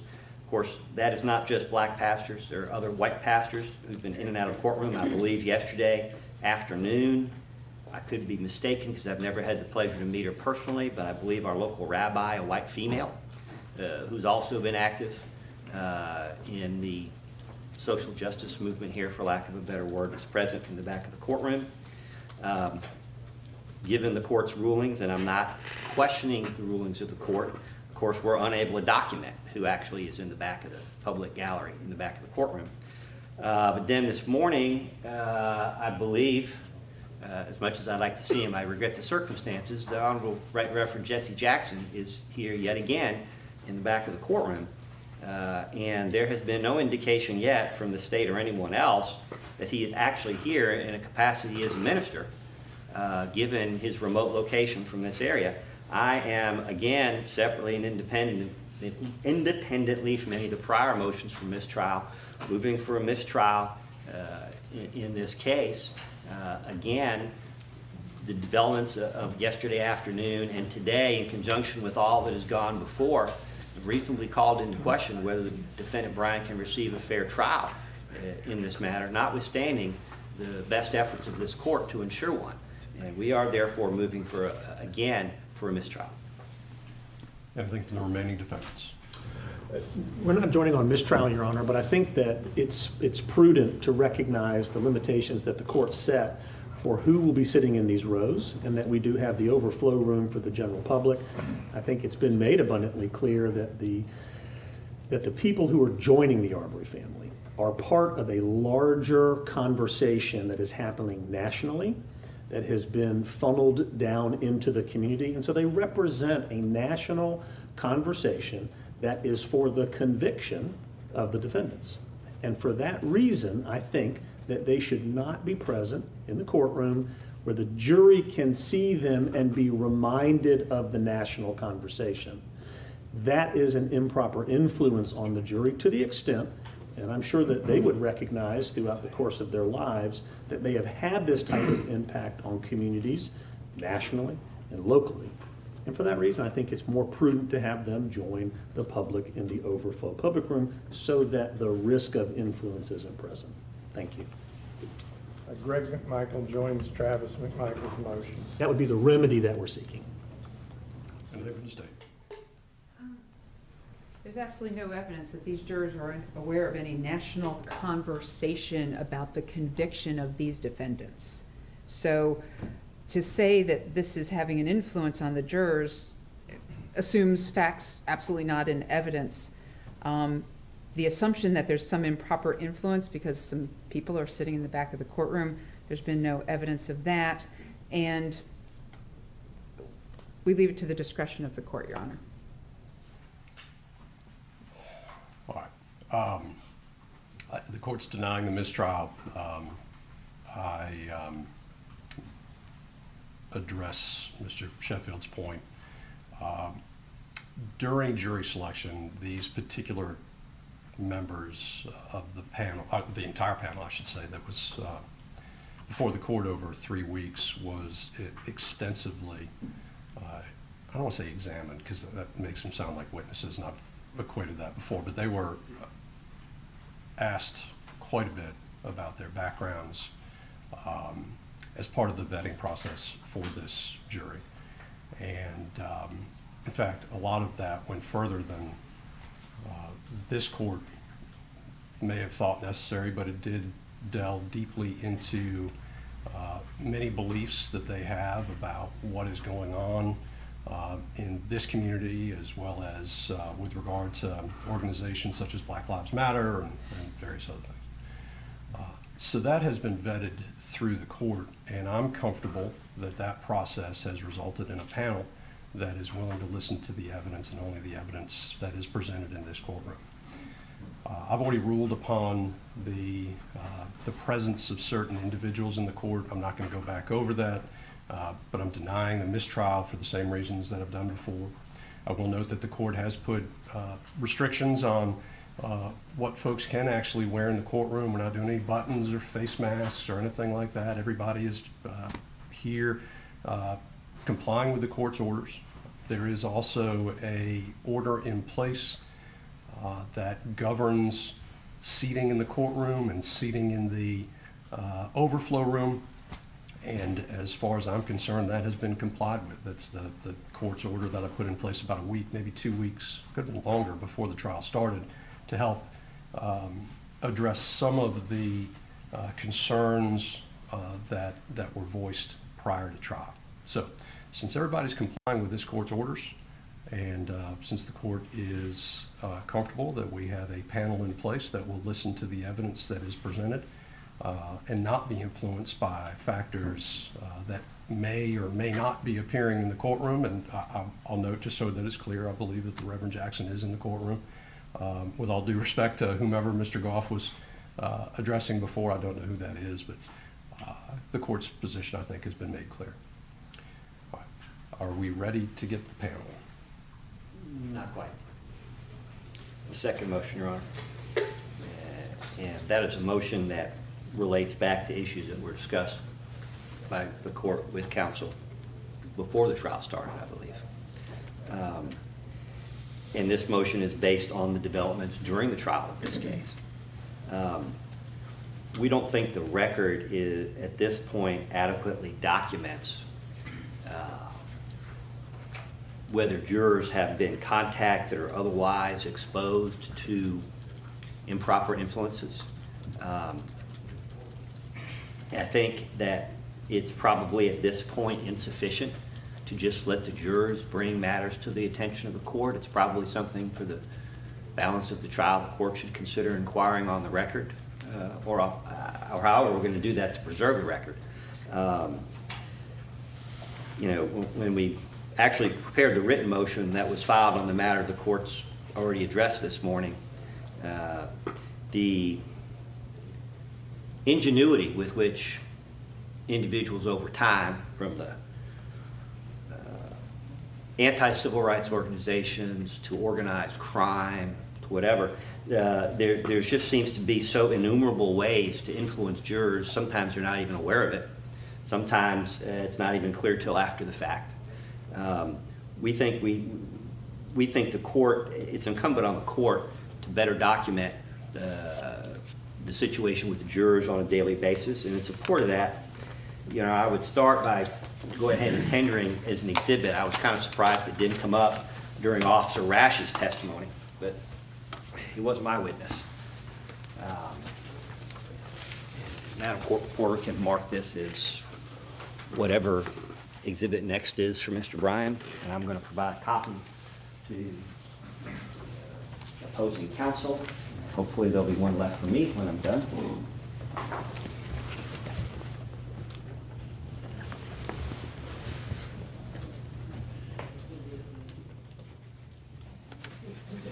Your Honor will recall a testimony of Officer Rash at the very conclusion, I believe it was the last question or two on redirect from Ms. Dunikowski. She asked Officer Rash whether there was some litigation and whether it would affect his testimony. And of course he said no. And of course he's subject to recall, and whether we go back to Officer Rash or others go back in rebuttal is not for me to say. But there is in fact a federal civil lawsuit involving Officer Rash and the defendants in this case, as well as District Attorney Jackie Johnson and Waycross District Attorney George Barnhill, filed by Wanda Cooper in her individual capacity as administrator of the estate of the decedent Ahmaud Arbery. That complaint, and it's copied, you're reading left to right instead of right to left on the page numbers, Your Honor. But basically, this is a lawsuit that spans 45 pages and approaching 300 paragraphs. Your Honor, it is a suit essentially making claims that are substantial. I would also note, and we certainly can try and print stuff online, I think it's pretty much common knowledge at this point, at least in Brunswick, that the 223 Foundation raised or claims to have raised $2 million for the estate of Mr. Arbery. Where are we going with this?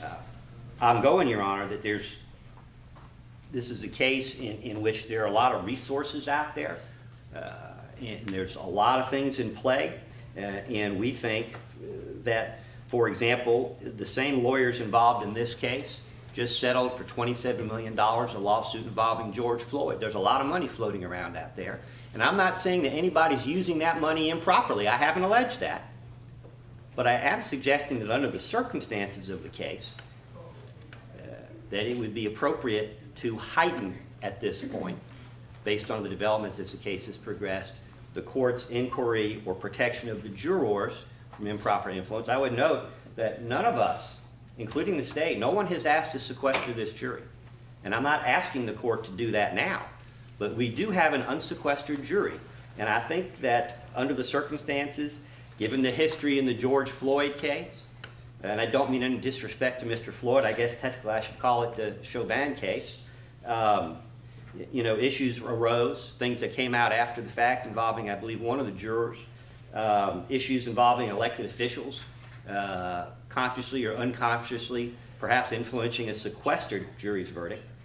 I think there's enough basis in this situation, and given the developments during the trial and what is anticipated to be a massive event outside the courthouse in the morning, that the court step up the efforts taken by the court to ensure the sanctity of our jury process.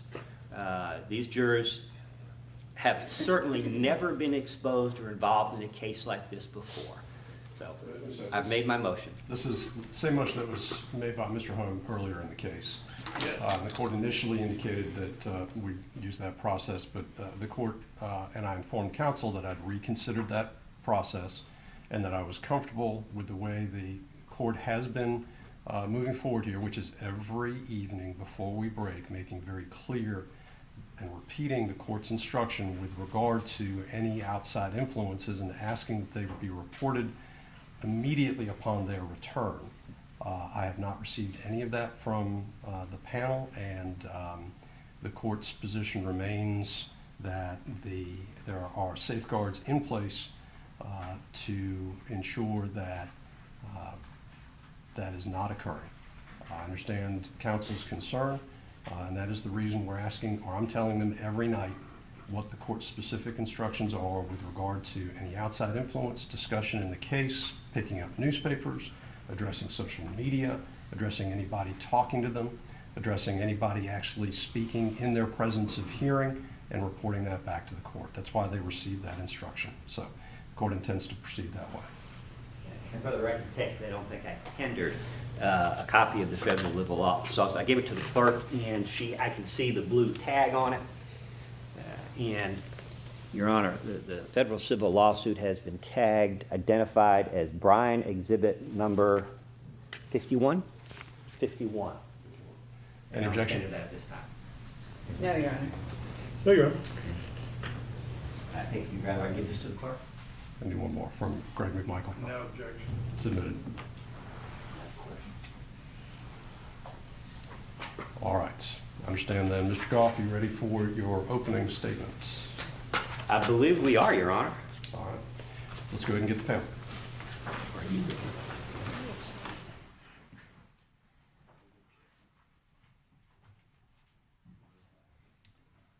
And Mr. Goff, just to zero them in, I'm going to remind them that you had reserved your opening statement to the close of evidence.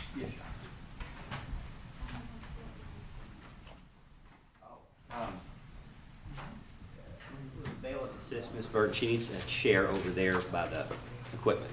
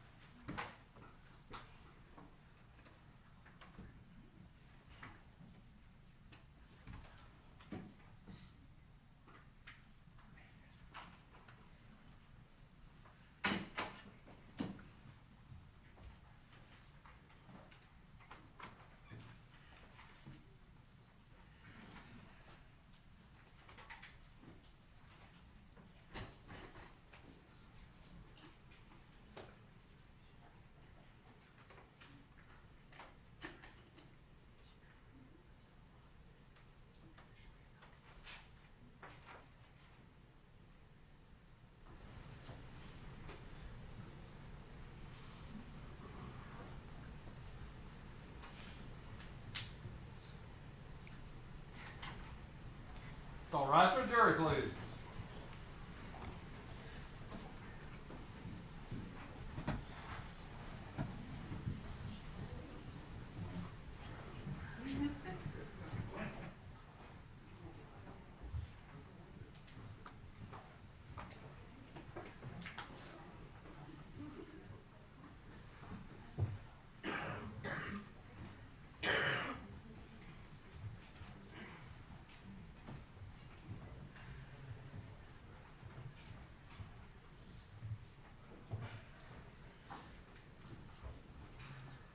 Please stand. Oh, we're missing one. All rise, please.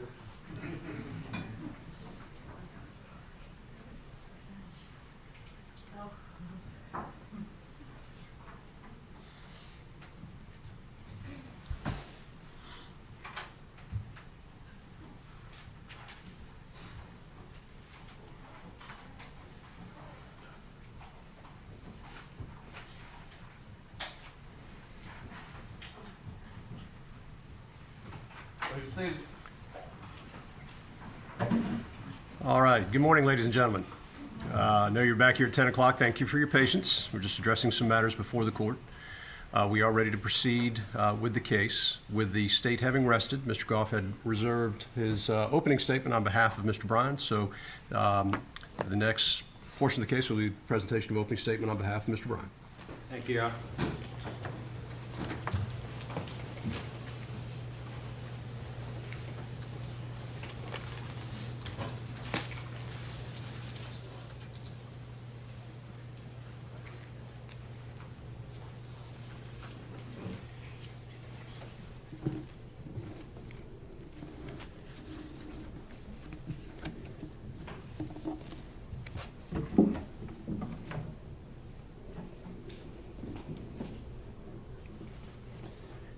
Are we good? One moment, Your Honor.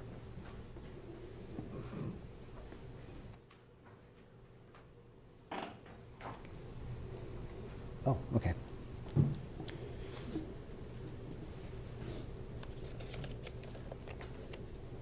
One moment, Your Honor.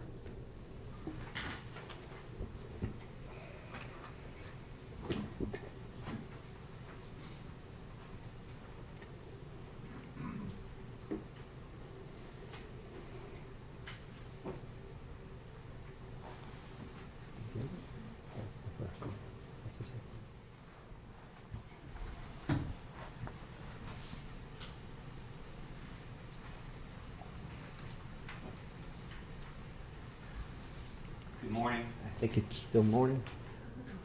Good morning, ladies and gentlemen. As you know, my name is Kevin Goff. I don't represent any McMichael defendants. I represent Roddy Bryan, this gentleman over here in the corner. And opening statement is an opportunity for you to give a preview, or in this case, overview, of what we expect the evidence to be in this case. I know it's getting close to lunch. I'm not going to try and go into every detail. That could take all day. But I would like to highlight for you what we believe is some of the important evidence for you in arriving at the truth here and in arriving at a just verdict for Roddy Bryan. I'm going to begin from Roddy Bryan's perspective. And during our case, in our case, Mr. Bryan has no obligation to present any case. But during the presentation of our case, we expect to publish this exhibit to you, which you may or may not remember from earlier in the trial or a portion of it. Roddy Bryan, on February 23, 2020, is working on his porch, front porch, minding his own business. And you can see Mr. Bryan there. Somewhere in that video, I can't see it right now, but there's a hammer somewhere behind Mr. Bryan. Matter of fact, you can just go ahead and play the video. You can see Mr. Bryan is working on his front porch. There's certainly no evidence that he's communicating with anybody else. There's no evidence that he's listening to any police scanners. There's nothing to suggest that he's participating in anything other than what it looks like. Repairing the front porch to his house. I can't tell if he's reaching for his hammer at that point, but it's there behind him, between him and the door. Oh, that's his tape measure, I'm sorry. And at some point in this process, the evidence shows, and you can see how big the yard is, and it goes off to the side, and you can see a tree in his front yard that's providing a lot of shade at this point in time. Mr. Bryan catches out of the corner of his eye something that's different. And as he moves to get a better view, of course, he sees Mr. Arbery, and then he sees a truck catching up to Mr. Arbery. And there are words exchanged. Mr. Arbery, this is to me, this is important. The evidence does not show that Mr. Arbery has reached out to Mr. Bryan. You know, there's been a lot of talk about driveway decisions. There's been a lot of talk about assuming the worst in people. And at this time, we're going to pan to the still.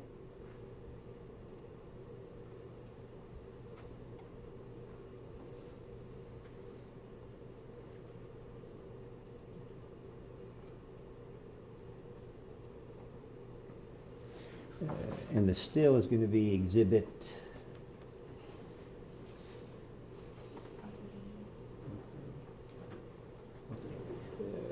during the defense case, we'll be publishing this picture, which is marked as States 139. Now, we're not going to get into a big discussion about what Mr. Bryan does or doesn't know right now. The point is that as Mr. Arbery is running up to and past Mr. Bryan's home, this is, with all due respect, it could be something out of a Norman Rockwell painting. There's nothing menacing here. There's nothing dangerous here. Now you have to add in, this is a picture taken on a different day by law enforcement, but you have to add in Mr. Bryan, as you just saw in the previous video, working on his front porch.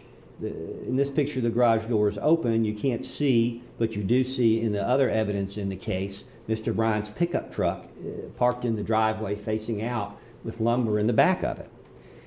And Mr. Arbery is the one who's coming up the street. Mr. Bryan's listening to music and obviously oblivious to what's going on that morning. Mr. Bryan has the opportunity before Mr. Arbery has the opportunity before Mr. Bryan even understands what's going on to say and speak out, help, call 911, there's crazy people after me. That doesn't happen. What Mr. Bryan sees from his front porch is an encounter that's, I believe, caught on the other Night Owl video.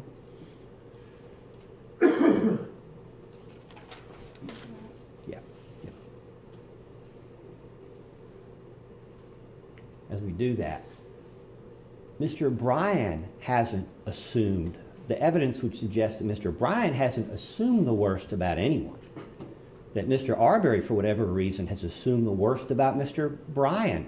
Because if he's in distress, if he, in fact, is feeling threatened, he has the opportunity to reach out to Mr. Bryan. The evidence would suggest, and you saw the drone thing yesterday, which for all its limitations shows you it's a fairly big neighborhood. There's a lot of houses on this Sunday afternoon.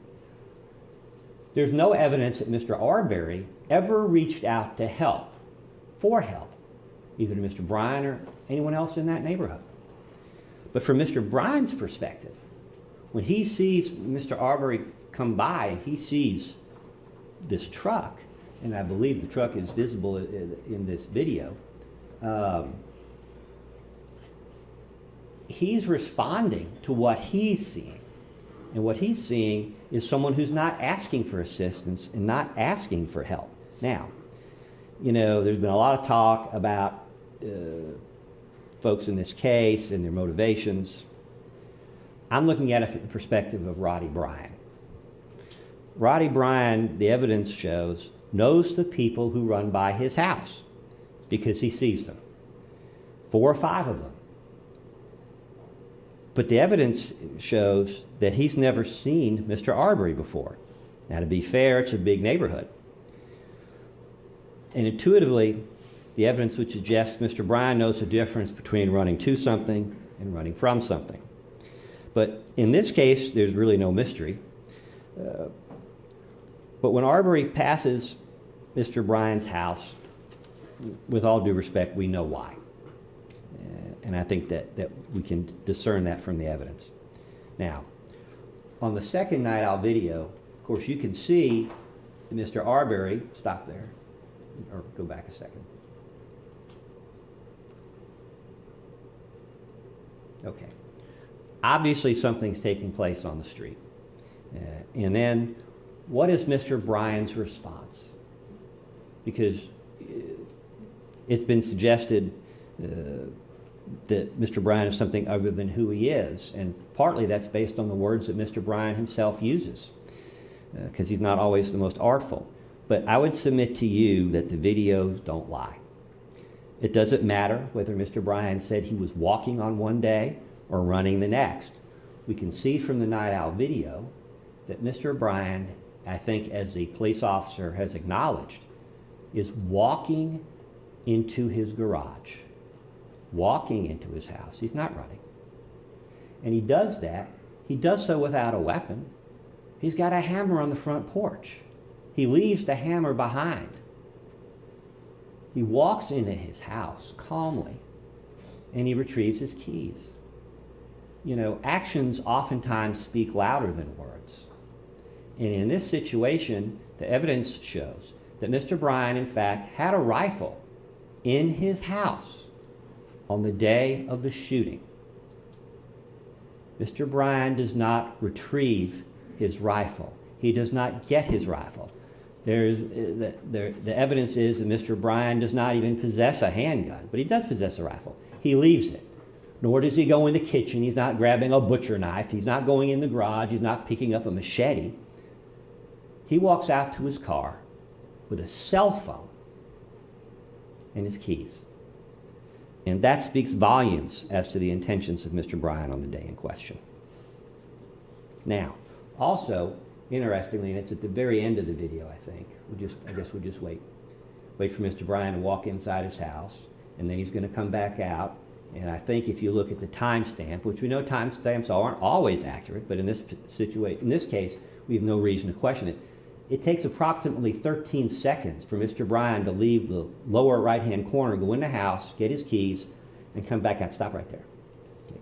And get into his truck. Now, and I don't mean any disrespect to my client here, but it doesn't really matter whether Mr. Bryan says he's angled to the left, or he's angled to the right, or he's angled good, or he's angled not so good, or he's angled with more or less emphasis. We can kind of tell from this night owl video as to whether Mr. Bryan can accurately recall events, whether he can even do that on February 23rd. What do we know? When Mr. Bryan initially pulls up to the street, in fact, Mr. Bryan is angled to the right, away from Mr. Arbery. So any statement that's being put out there to suggest that he's angling to the left, well, that's just not what the video shows. Now, he does pull back. Go ahead, you can play the rest of it. He pulls back briefly. Well, okay, and that's the end of it. But as he pulls back, he's straight in his driveway. That's what the evidence, the hard evidence shows. So people trying to suggest things or read things just into Mr. Bryan's words, my suggestion to you is your duty as jurors is to honestly seek the truth, to look beyond the words to the actual meaning that's intended.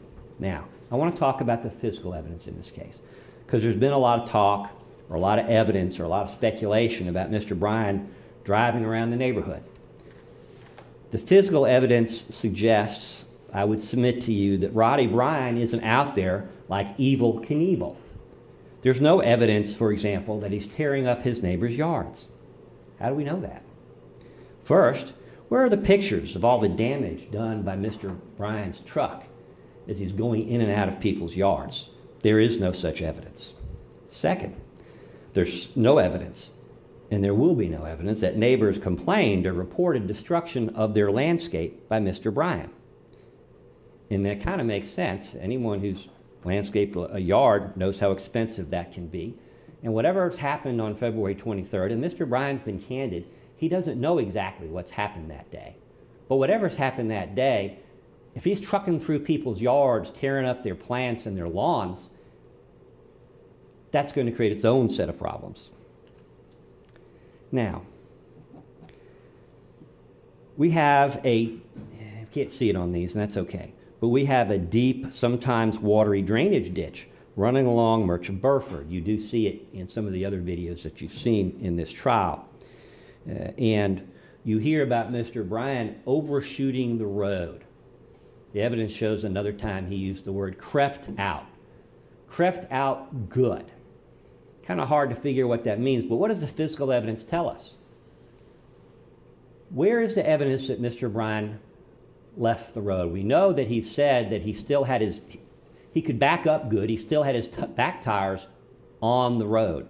We know that he didn't back down, he didn't go down into that ditch. However active the tense or the wording that he's using, we know that he didn't.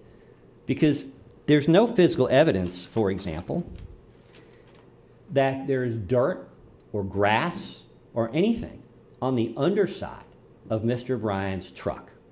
And again, we're talking out here where there's a ditch going down, and he's supposedly trying to run over Mr. Arbery. I think that's what the state tried to suggest. Where's the evidence that he did that? Because somehow he's not running through the ditch, and there's nothing on the undercarriage of his car. Interestingly, I don't know that there's a single picture out there of the front of Mr. Bryan's vehicle. In an aggravated assault case where Mr. Bryan is supposedly trying to run somebody over with his truck, we have lots of evidence, lots of discussion about the side of Mr. Bryan's vehicle. I think there's one picture of the back of his truck and not a single picture of the front. Now, is there any evidence to suggest that Mr. Bryan's Chevy Silverado is different from all the rest? That he must have a Chevy Silverado, it must be built like for flight or something, because it's all smooth on the front. There must not be a grill or a bumper or other things, because the physical evidence is inconsistent with what is being presented to you in this case. Context is key here. Does the evidence show, what does the evidence show? How hard can it be? Where is the evidence of someone who is evading and eluding who cannot go off-road? Is there any reason, does the evidence suggest that Mr. Arbery could not have walked off of the road onto a neighbor's lawn, onto Mr. Bryan's front lawn, and cried out for help? Is there evidence that he couldn't have stood behind a tree or so much as a mailbox? Does the evidence suggest that Mr. Bryan ever did or was even prepared to leave the path of the road, to leave the road? Is there any evidence that anyone did that or was prepared to do it that day? And, you know, let's talk some more about physical evidence. There's no evidence from Roddy Bryan's truck's computer system. You've heard testimony about there. We may hear more about it. But you have heard Mr. Bryan's statements, and we'll play portions of them again before this case is over. Mr. Bryan cannot know, for example, as he speaks to Officer Minshew on the side of the road in the moments after the shooting, he can't know whether the computer chip in the truck has recorded the information. Obviously, that's something that motor vehicles do. That's why the police looked at it. He doesn't know that. He doesn't have time in the seconds before Officer Minshew arrives on the scene to go be manipulating or configuring his motor vehicle's computer chips or the data that's stored on it. Where is the evidence that he even attempted to do that? Now, we know that it took months for the police. The evidence is that it took months for the police to go and examine that chip. And by that point in time, the evidence has been lost. But there's no evidence that that's the result of deliberate acts on the part of Mr. Bryan. When Mr. Bryan is talking to Officer Minshew on the side of the road, he has no way of knowing what that evidence is going to show. Where is the physical evidence on the roadway, on Burford, on Holmes? Where is the physical evidence of Mr. Bryan driving aggressively? Where are the tire tracks, the brake marks, or the skid marks for all the times that Mr. Bryan has supposedly stopped short or changed direction without destroying any landscaping or mailboxes? Where is the evidence on the roadway itself of any aggressive driving? Now, there's been testimony. Mr. Bryan's never denied that he attempted to block the path of travel of Mr. Arbery. That's never been denied. You've heard Mr. Bryan acknowledge that on February 23rd on the side of the road, down at the police station, later with the GBI. But the manner in which that's done, where is the evidence that that's done in an aggressive manner? It's been suggested that Mr. Bryan tried to run over Ahmaud Arbery as he comes back in front of his driveway. Now, when we last see Mr. Bryan's truck in the Night Owl video, it's already at the end of the driveway, sticking somewhat out in the street far enough that he can see around the bushes that would otherwise obstruct his view. That looks like a two-lane road to me. I guess we could ask one of the witnesses about it, but generally these roads are about 10 feet across. How is Mr. Bryan going to accelerate from a stop when he's already in that road? And he's going to jump out there and try and hit Mr. Arbery. But we know the physical evidence is inconsistent because Mr. Bryan has to stop his vehicle before he completely leaves the road. He has to stop his vehicle so he doesn't go down in that ditch and hit the front of his car to the far side of it and go through it and pull back up. Where is the physical evidence to suggest that Mr. Bryan did anything more than what he said, creep out of his driveway to try and cut off Mr. Arbery? The physical evidence is inconsistent with the kind of aggressive driving implied in this case. What about the lumber in the back of Mr. Bryan's truck? That's evidence in this case. It's kind of hard to see at the moment, but right around there you can see lumber in the back of the truck. Now, if you cross-reference that to the first Night Owl video, I'm not going to ask her to go back and play that again, but if you cross-reference it, those appear to be, if the ones in the truck match the ones on the porch, they're 2x8s. On the scene afterwards, have any of those been lost? Is there any evidence of a 2x8 going through the back of Mr. Bryan's windshield? Do we see that at the scene? Is there any evidence that Mr. Bryan had to drive back around the neighborhood, picking up various things that flew out of his truck during this aggressive maneuvering? There's no evidence of damage to the bedline or to the tailgate. There's not even a scratch attributable to the supposed acrobatic maneuvers implied by the state. Did they attempt to fingerprint the lumber to see whether Mr. Arbery attempted to liberate a 2x8 from the back of his truck? Nobody is looking for this evidence, ladies and gentlemen. And the reason nobody's looking for it is because it's clear, the evidence is clear from the context of all Mr. Bryan's statements, that he never attempted to assault Mr. Arbery with his motor vehicle. The evidence shows that any attempt to describe Mr. Bryan as having engaged in that behavior would be shamelessly twisting words. No witness will testify that they saw Roddy Bryan driving aggressively or recklessly. No neighbors will testify to that because it didn't happen. We have no videos of aggressive driving. Certainly not Mr. Bryan's video, where he's moving at 2 miles to 3 miles an hour. We have a neighborhood chock full of security cameras, but there is not evidence from any of those cameras showing any aggressive driving on the part of Mr. Bryan. All right, you can take that down. Now, I can't presume what anyone else is going to do in this case or any other lawyer or lawyers, but based on the opening statements of Travis McMichael's counsel, I think the evidence is going to be that Travis McMichael will testify about the events of February 23rd.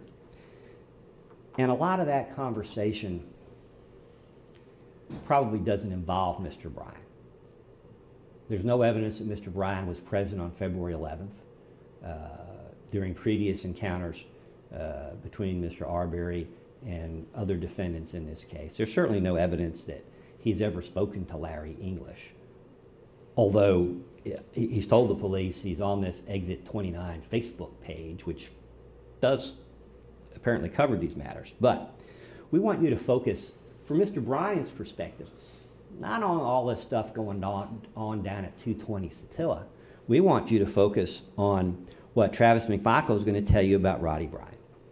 Based on the opening statement, we expect Travis McMichael will testify that he really didn't know Roddy, that Travis McMichael nor his father sought Roddy Bryan's help, nor that they communicated with him about the English situation or crime in the neighborhood or about anything else prior to the shooting on that day.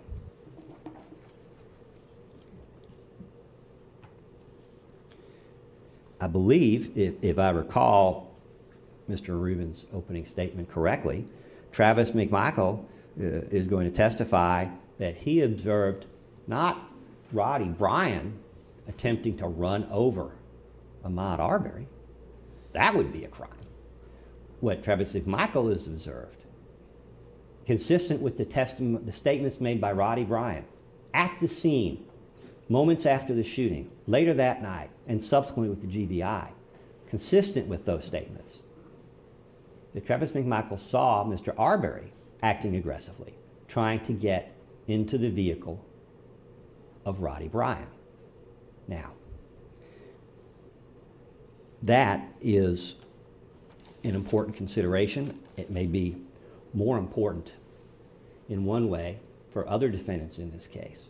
But in terms of Mr. Bryan, it helps inform why Mr. Bryan is engaging in the behavior that he does, to understand the context behind the words that Mr. Bryan has used in these interviews with law enforcement.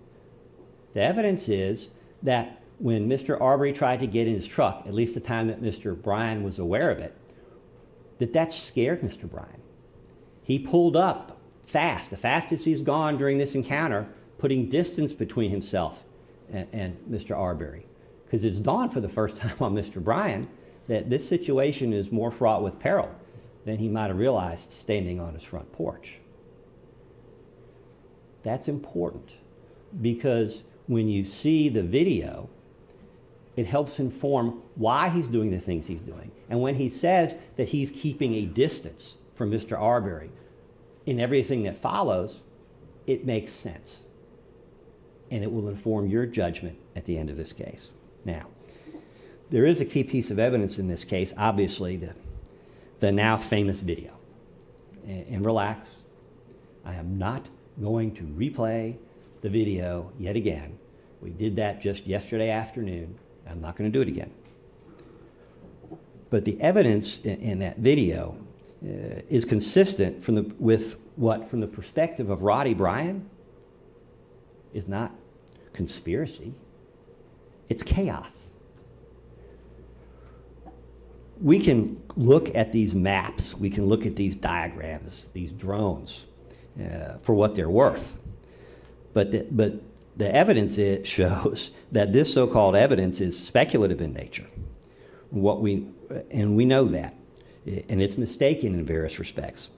But we know from the video itself what Mr. Bryan is doing on that day.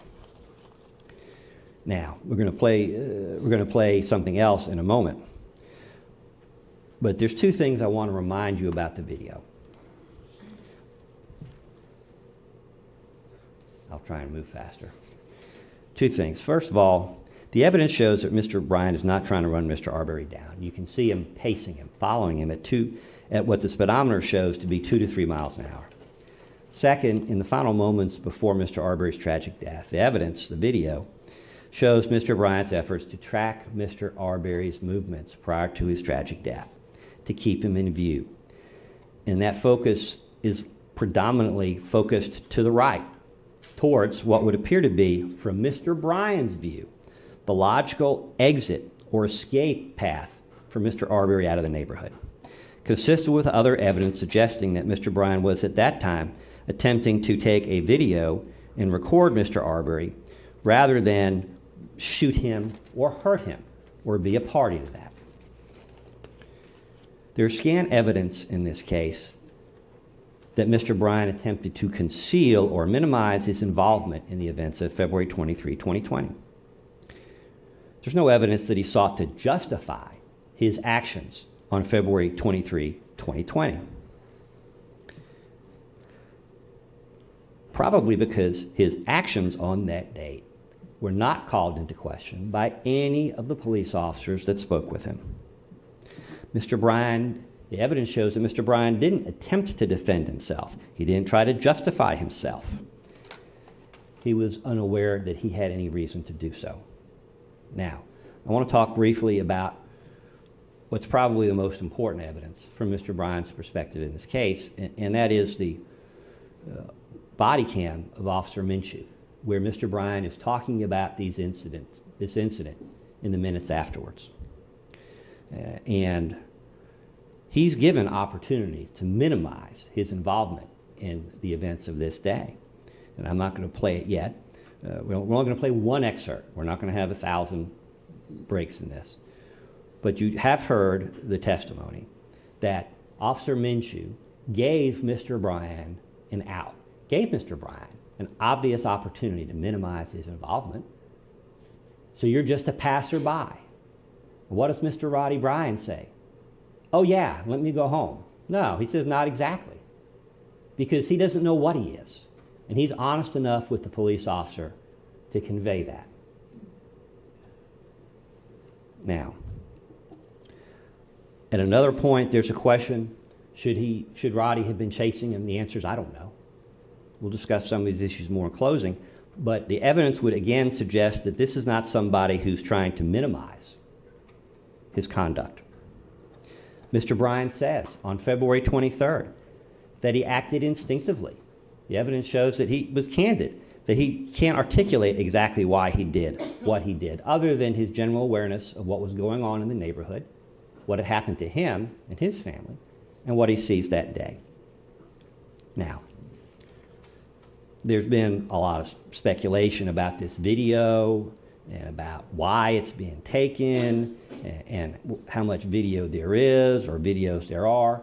And I think the demeanor of Mr. Bryan is also evidence for this jury to consider. And we're going to play a brief portion of that.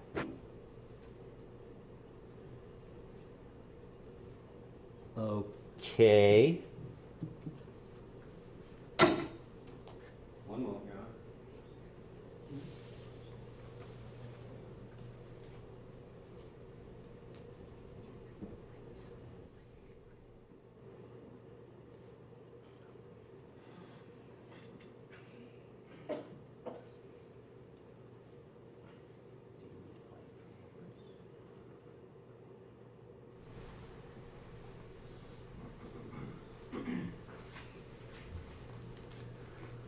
Well, looks like we won't be playing that excerpt from the video, but we do intend to play that, and Mr. Bryan didn't come up with this theory that he's trying to document what's going on when he spoke to Agent Sechrist. Officer Minju speaks with him on the side of the road, and you're going to get to hear that because we're going to publish that to you during the presentation of our case. And Mr. Bryan is the one who tells the officer he's got it. He thinks he's got 2 or 3 videos. He doesn't know what he has because he hasn't had time to review it in the moments before the officer arrives on scene. And he invites the officer to sit in his car, not bragging, not boastful, not seeking attention, simply trying to help the police understand what's going on. And he tells you he doesn't even know what's there, but you get to see that in this case. And the police officer, Officer Minshew, is talking to him right there on the video, says, well, why'd you take it? Because I thought Mr. Arbery was going to get away and I wanted to document it for the police. That's not something that was created by lawyers months later. That's something Mr. Bryan says that day. Do we have the loud?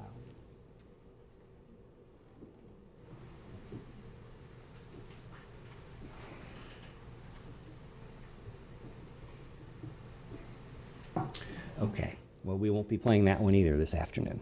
All right, and that's my fault.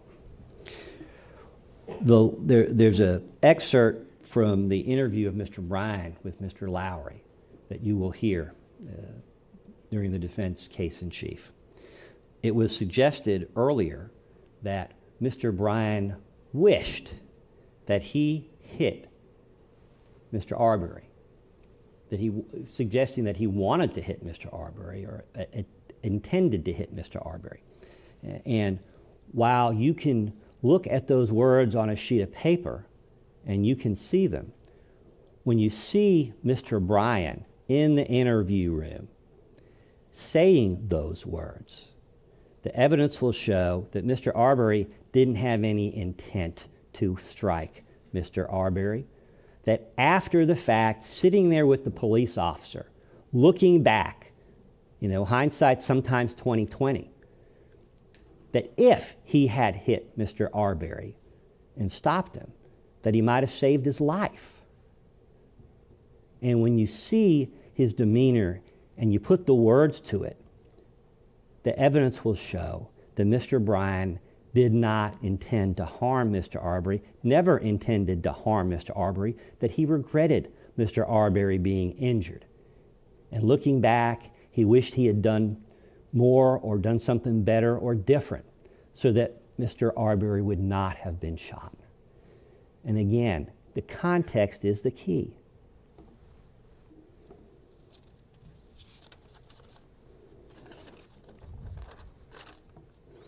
Now,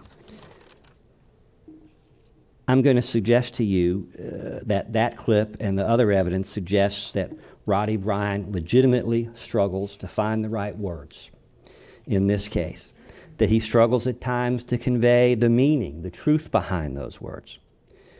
There is no evidence that Mr. Bryan is some kind of clever wordsmith, that his statements to the police that day are clever wordplay. There's no evidence that Mr. Bryan is playing word games with the law enforcement officers. He's legitimately struggling. And your job as jurors is to honestly seek the truth. Your job is not to play gotcha games with one party or another. And we think that the evidence shows, in context, Mr. Bryan had no intent to strike or injure Mr. Arbery. But if you look beyond his actual words, you'll see that. Now,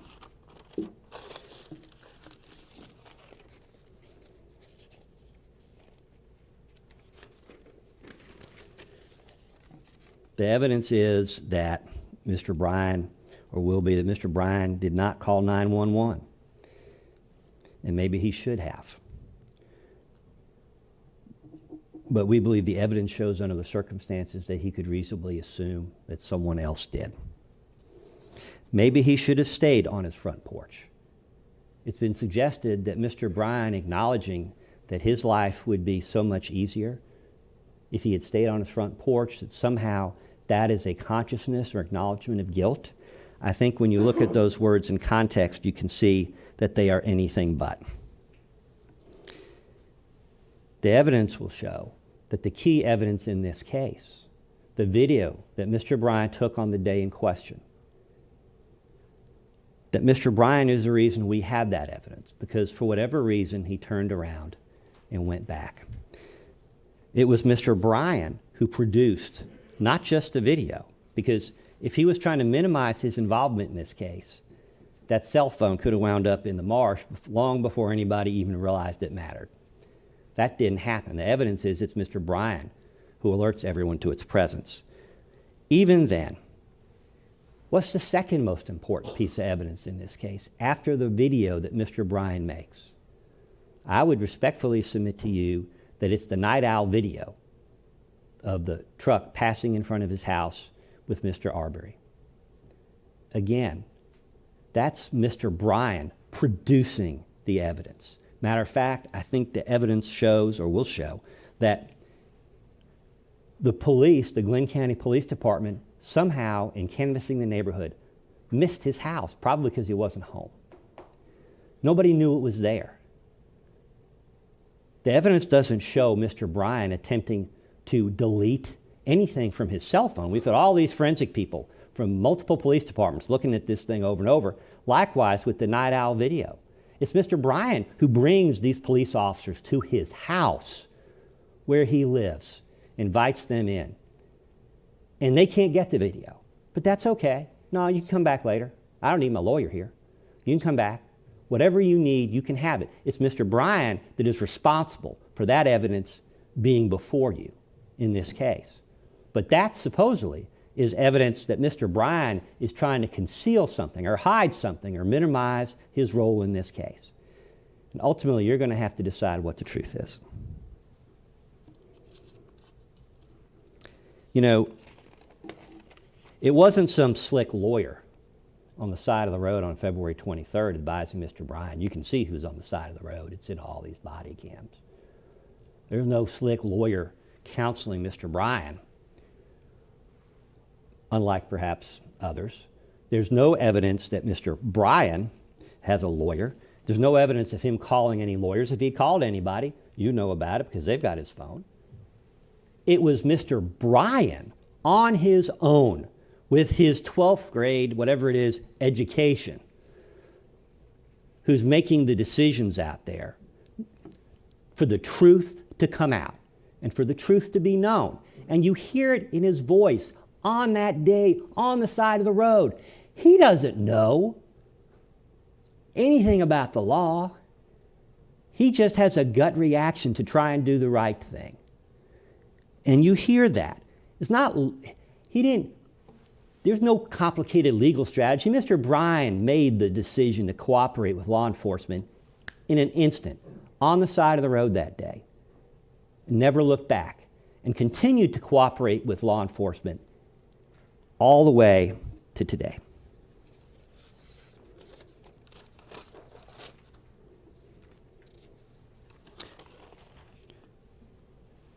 It's Mr. Bryan who invites the police in his truck. Officer Minshew sits with him in his truck and looks at the evidence for the first time. He's inviting people to his house. He's given them his truck over and over again because he's trying to hide something. Now, on February 23rd, Roddy Bryan put his fate in the hands of the Glenn County Police Department. He put his trust in law enforcement officers that he did not even know. He put his trust in our government to do the right thing. That's what the evidence shows. And now he finds himself here before you, and he's placing his fate in your hands. And if the evidence is as we expect it to be, we're going to come back and ask you to return a verdict of not guilty.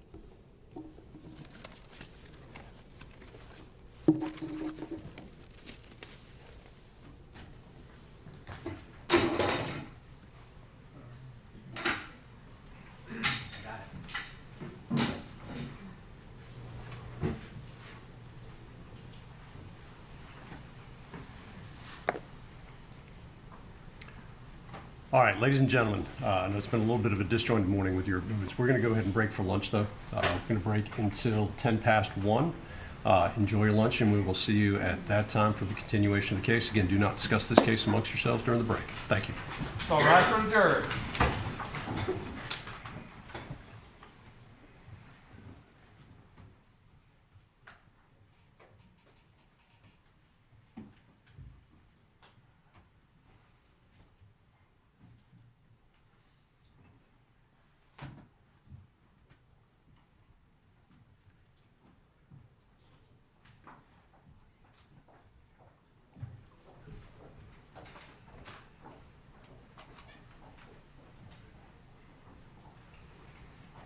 Please be seated. All right, we'll be in recess until 1:10 Thank you. Oh, Can I bring up one quick matter? yes. I should have gone around, but yes. That's okay, usually you go. Judge, I couldn't help but notice as I'm sitting in this chair, juror number 12.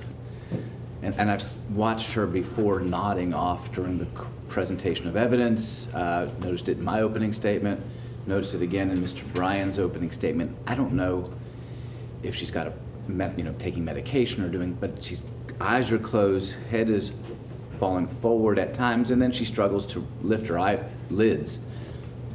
I would ask the court to keep an eye on her and let the jury stretch or stand up. What I will do is I hadn't noticed that. I will go ahead and, you said 12? 12. And- I'll keep an eye on 12. I'm going to ask the courtroom deputies just to keep an eye on her too, and we'll see what's going on. And I will make a comment not directed at her, but generally to the panel, that they need to make sure that they are paying close attention to the evidence, and if anybody is struggling with that, to help their neighbors and ensure that we can keep their full attention. Thank you. All right, thank you. All right, I should have done it. Anything to state before we recess? No, Judge. I assume that was it from Mr. Travis McMichael? That was it. And Greg McMichael? Nothing. From Mr. Bryan? No, Your Honor. All right, we'll see you at 1:10. Thank you.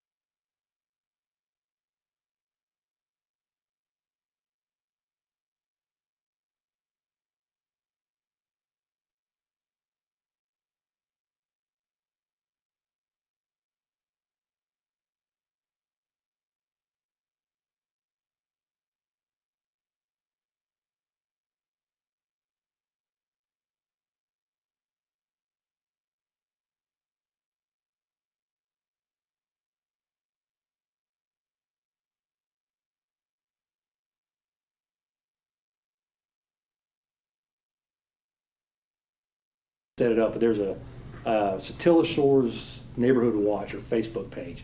And I was either added on there or either way I was on there. And scrolling through Facebook,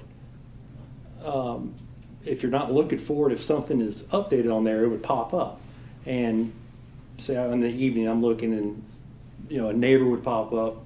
Hey, we just had, police came through, somebody, you know, the neighbor had somebody in their yard, or, you know, something was broken into or something like that. So I'd see that, scroll through, and then my mother was also on there, so she would advise me, hey, did you see this? And, you know, I would look at it or something like that. And then also there's Exit 29. It's called the Exit 29. Let me stop you there. Okay. How is Exit 29 relevant as a location? That was the area we were at. Exit 29 is the interstate exit, which is a couple of miles from the highway. And then they had police scanners and stuff like that on there too. So you'd see stuff on there as well. All right. Did you ever listen to police scanners or pay attention to notices from police scanners? No, I did download it. You know, if there was something going on in the neighborhood, I'd pop it up, but you never really catch it. Did you and your mother and father ever caution one another about how you left your cars or how you would leave your things around the house? Constantly. Like in what ways? She would constantly remind me and my father to lock our trucks, or we'd tell her to lock the trucks, but hey, you need to lock your car. I saw where somebody had their stuff broken into or something like that. So as we're moving from late 18 into early 19, which I think the time period that you're talking about, how did you feel about what you were learning about crime in the neighborhood? It was beginning to become a problem, and it was definitely a problem because it was starting to be a common occurrence, like I said. Okay. Did you take any action at that time, other than what you've described by you and your parents talking about locking things up and keeping stuff out of your car that could be stolen? Was that about it? That was about it, yes. Did your parents appear to be concerned about the crime that was happening in the neighborhood? Well, we would discuss it, but it was about the same level that I was on. You know, just, hey, make sure that our stuff is locked and secured. And how old are your parents back in 1819? Early 60s. Early 60s, okay. Did you speak to ultimately any other of your neighbors in the neighborhood about crime in the neighborhood as we move forward from February 2019 into the summer? Did you begin to speak to people about crime in the neighborhood? Yes, it was, like I said, we weren't searching it, but you stopped by, you know, yes, I saw this or heard this or read that or And can you name some of the people that you may have spoken I know one was Matt Albenzi. He would stop by, see us in the yard, and it would come to it. I am sure there was another neighbor down the road. Was Kim Ballesteros a neighbor that you spoke to? Yes, Kim Ballesteros was right across the street from us, and she had her purse stolen from out of her vehicle, I believe, and she told me about that. Yes. Okay. Do you remember when that was supposed to have happened? It was summer of 2019, June, July, somewhere around there. Okay. What about Randy Parr? Is he one of your neighbors? Yes. Did you ever speak to him about crime?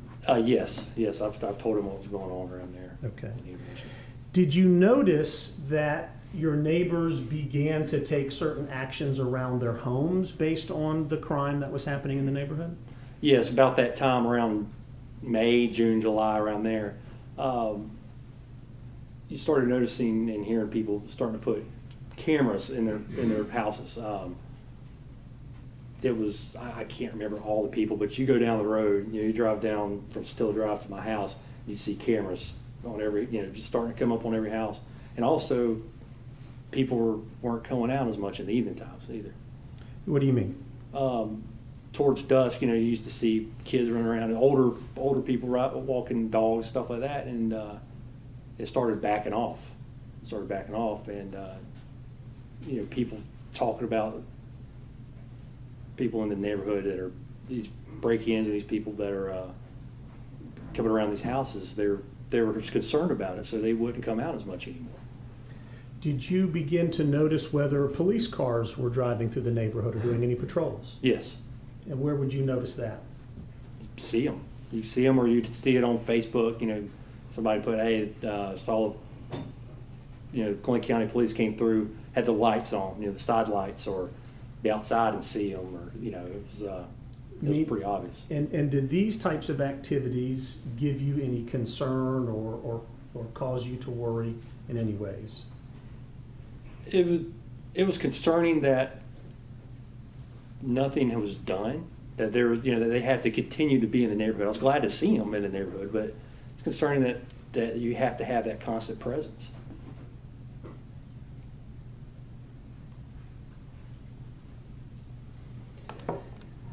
Did you begin to get a sense about, in any way, the conduct of the people, the suspicious people, and the frequency of their visiting, or did you begin to get a sense of their actions and whether those had become bolder or they had become more frequent or whatnot? I'm not sure if it was getting more, it was staying frequent, but yeah, there was more stuff being, that was around the time that the purse was stolen. I heard that, I want to say I heard a trailer was stolen or a boat or something was stolen at the point. Mom's telling me more frequently, she's hearing of more things being taken, being stolen, and more suspicious persons lurking around around that time. All right. I want to move to a different topic. Have you ever had any law enforcement training? I have. Okay. Where did you receive that training? In the United States Coast Guard. And did you attend any kind of school to be trained for the Coast Guard for law enforcement purposes? Yes. What's the name of the school that you attended? It was the basic boarding officer course, and then there was following extra classes with it, but it was at the Maritime Law Enforcement Training Center, Where was that located? Charleston, South Carolina. Okay. Did you serve in the Coast Guard? I did. What was your dates of active duty? March of 2007 to June or July of 2016. Okay. In general, did you have duties other than law enforcement type duties in the Coast Guard? Yes. Can you name the category of the type of duty that you had? Yeah, so my rating, which is my average job in the Coast Guard, I was a machinery technician, I was a mechanic, was my 9 to 5, I guess you would call it. Okay. So, yeah. And other than going out and doing law enforcement types things, did you do any search or rescue type operations as well? Yes, yeah. Is that part of the Coast Guard practice that you had in addition to law enforcement and doing mechanic work?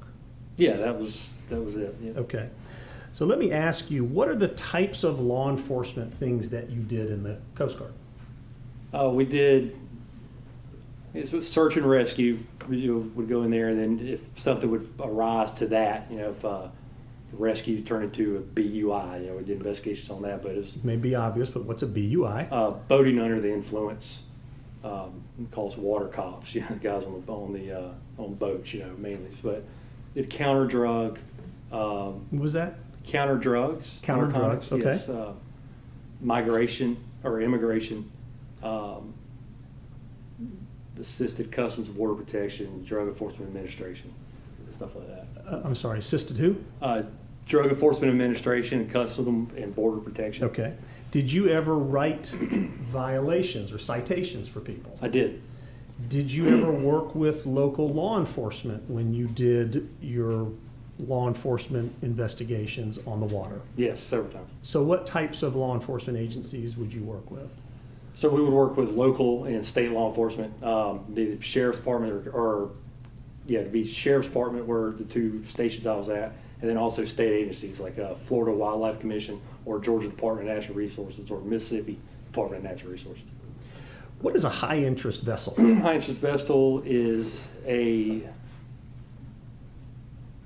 would be like a cruise ship or a vessel with kind of like a historical importance, something that if somebody would want to do harm would choose that vessel than anything other, make more news, I guess. And then it's also called an HVA, which is a high value asset, which would also be dangerous cargo. In there too. Did your activities as a Coast Guard officer involve you working with high interest vessels? Yes. In what way? And security, making sure that we would set up zones to make sure that nobody that's wishing to do harm to it or that would impede its movement would get in the way. And we would actually enforce laws. You know, we had arrest powers to make sure that we can accomplish that mission. Do you remember the name of the law enforcement course that you took at the Law Enforcement Academy? Yeah, it was basic boarding officer course. Okay, and what essentially did that training authorize you to do? It allowed us to make, it's called C's 2. All right, how do you break that down? C's 2, what is All that? right. It's an acronym. It's SEASII. SEAS, okay, There's search, yes, allows to big examinations, okay, arrest, yes, seize, okay, inspect, okay, and inquire. okay. C's 2. Yes. All right. And can you tell us a little bit about the components of your training that you had under this C's 2 course? Yes, so I'll give you, I guess it'd be best if I give you the law that gave Sure. me the, all right. What is the law essentially that authorizes you to be a Coast Guard law enforcement search officer? So it gave us the arrest powers. Okay. And everything involved with that was 14 USC 89 Alpha, Okay, which gave Coast Guard officers, petty officers, which I was, all right, warrant officers, and reserve of the same on active duty, the right to seize to, search, examine, arrest. all right. So this here is the code section that gave you the ability to do these Yeah, things. and all vessels in U.S. territorial waters. And Okay. yes, All right. Did this course have a law component, like a legal component? it did. Did the legal component, what did the legal component address? The heavy one was Fourth Amendment. All right. Uh, And search and seizure, is that what sort of falls under Fourth Amendment? it did. Arrest? Yep. Okay. And in terms of, did you also deal with the Fifth Amendment, We did. like due process, things of that nature? Yes. Okay. Did you learn terms like probable cause or reasonable suspicion? We did. Okay. And what was your training about probable cause? Well, the probable cause definition that we received was the level of suspicion by a reasonable and prudent person. All right, I'm going to write it down, so hold on. Level of suspicion by a reasonable and prudent person. Okay, Given the overall circumstances. given overall circumstances, okay?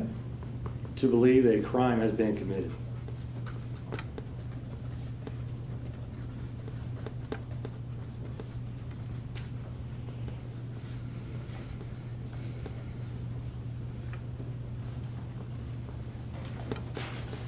There's no spell check on these things, so I'm not sure how I'm doing just yet. Okay. Let me go back to a component perhaps of training. Did you have a component of your training called use of force? We did, yes. All right. Can you tell us what that is? Yeah, so use of force is the level of force needed to compel compliance in the safest manner. And then we had acronyms and everything for that too. We had a use of force continuum. All right, hold on. All right, so use of force, and you said you have a continuum? Yes. What does that mean? It was, it's levels 1 through 6. I don't know how to spell continuum. I don't either. I'm dropping it. CONTINUUM. EM? And UM. 2 years, 2 U's? yes. We agree on that, 2 U's? We do, the jury's nodding their head. Awesome. All right, so use of force continuum, what is that? Yeah, so it was drilled into our head. There's 6 levels, Okay, and it goes from level 1, which is officer presence. all right. I'll just go through all of them. Okay, what does that mean, officer presence? Officer presence was what we call showing the flag. Okay. Being out there having the flag, the blue lights, just like a cop pulling up on you. You know, you have blue lights, the uniform, his presence, his demeanor, the badge, stuff like that, and it's usually compels compliance. Going to level 1, seeing the police officer or seeing somebody that's in authoritative figure usually is all it has to go to. People, To compel compliance to do what? whatever is needed or asked from the officer.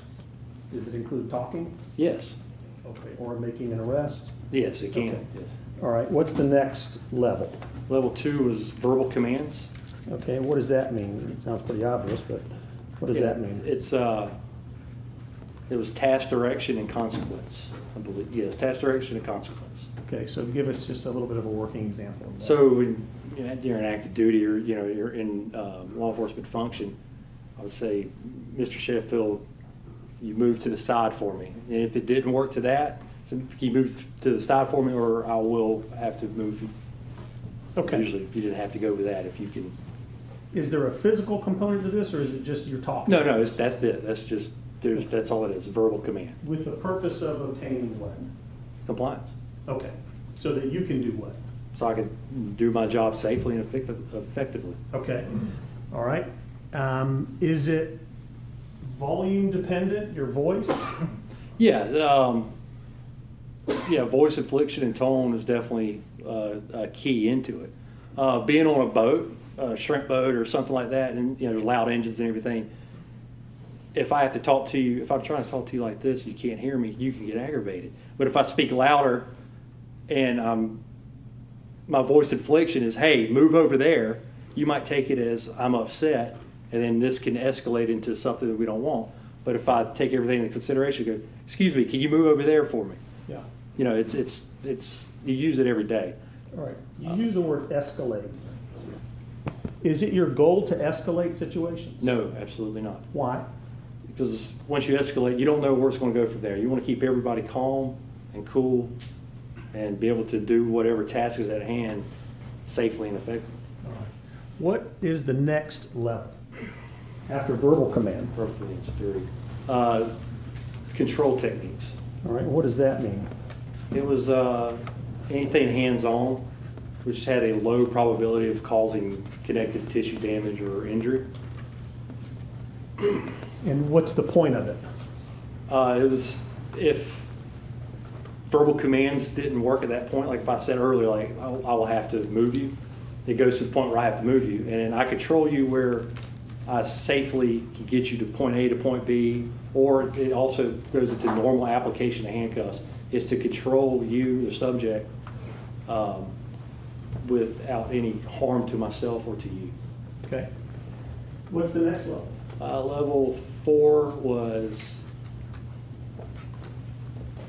aggressive response techniques. All right, and what does that mean? It was kicks, stuns, and punches, and the use of pepper spray, what we call OC. Okay. And at what point does something like this become necessary? So we had 2 types of subjects. Probably easier if I said it earlier, but level 1 through 3 would be, so you have passive and aggressive. You have passive compliant and passive resistor, and then active resistor and active aggressor. You're talking about now you, or you're talking about the person that you're dealing with? The person that you're dealing with. All right, so say it again, please. The person that you're dealing with, you have levels, Yes, and you categorize them as? there's passive and aggressive. Okay. And then broken into there from level 1 and 2. Level 1 is passive compliant, which would, hey, anything I ask you to, you do it. That would be me. That would be you, right? Okay. Then passive resistor would be, could go into level 2, level 3. can you move over there for me? You don't. Can you move over there or I'll have to move you? And then after I make that, you move, that could be a passive resistor, or if I. me with the judge sometimes. Yes. And then normal application of handcuffs or if I have to put hands on you as a passive resistor. Okay, Level 4, yes, it would be the kick, stones, and punches, it would be active aggressor okay. at that point. Someone who is, Actively, that is trying to cause you harm. okay. And what's the next level after 4? Was intermediate weapons. Okay. What does that mean? With what we carried daily was the expandable baton All right. To be used, for level 5. If you're coming at me, always, if you come and trying to harm me, you do kicks, stones, anything like that, I'm authorized to use the baton. Okay. And it's to hit meaty portions of the body to cause you to stop from harming me or others. and then level 6? Level is deadly force.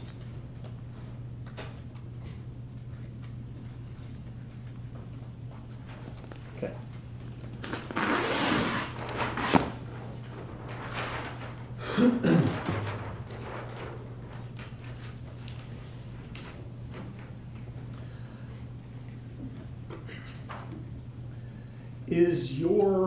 Are you always moving from level 1 to level 6? Is this always moving through that progression? Yes, it's fluid. It's fluid nonstop. Depends on what you walk into, what occurs during the situation.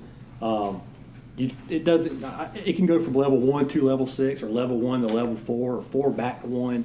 It's just constantly flowing. It depends on the situation and how whoever you're talking to reacts, pretty much. Okay. I want to talk about the physical side of your training and experience that you've had with this type of thing. Okay. Okay? But before I do that, I want to ask you again about de-escalation. And to make sure, de-escalation. As it relates to that continuum, do you have any goals as it relates to de-escalation? As it relates to this use of force continuum? You want to keep it as minimal as possible. You don't want anything to escalate. Okay. If that's So you want the absence of escalation? that's correct. Okay. Let's talk about, when you were with the Coast Guard, did you work with a team of others? Yes. Okay. And did you and your team ever do training as it related to these types of use of force continuums and search and seizure and arrest? We did. Okay. When would you do those? It was required, minimally, it was required quarterly, which was 4 times a year. 4 times a year. Okay. But we'd have so many people, non-rates, which were E1s to E3s before they made rate, would be our boarding team members.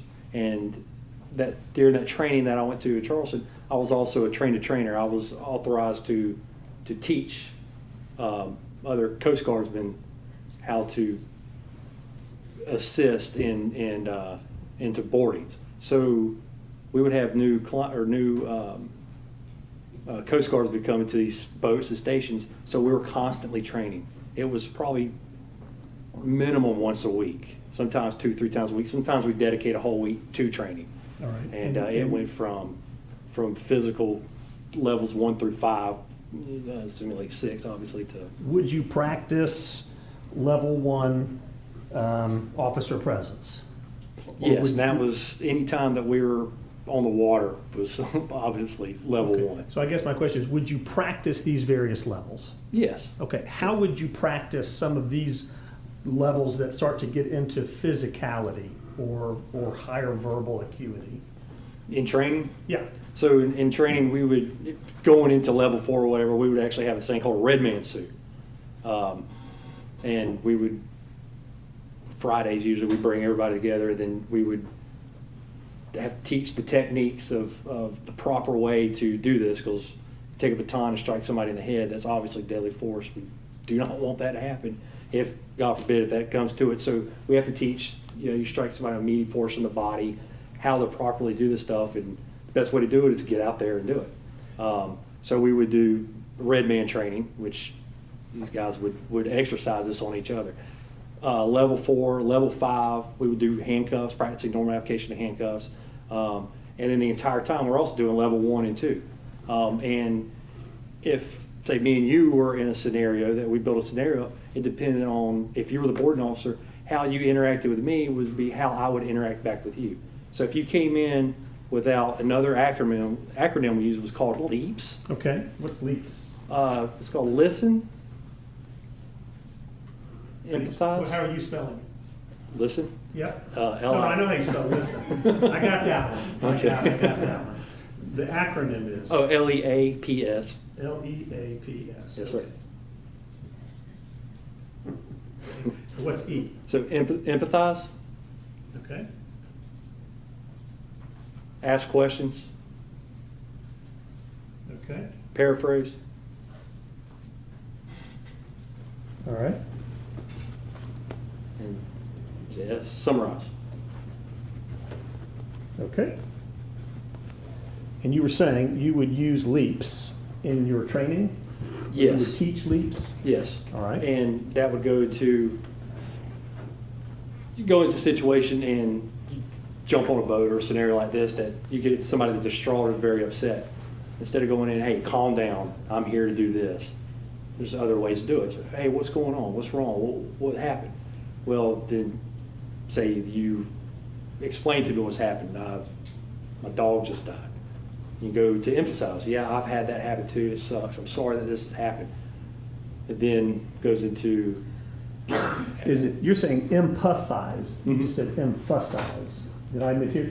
Your empathy, is that what you're talking about? Having empathy with somebody? yes. I wrote down empathize, but you just said emphasize. Maybe it was a slip. Okay, but you're saying you would try to share in one's experience? Yes. Okay. Yes. And then ask questions, ask what's going on with it. It pretty much de-arming somebody, and calming them down. Because once again, the whole goal is to de-escalate, keep anything from arriving. All right, so is it that this can lead to de-escalation? Yes, absolutely. Okay.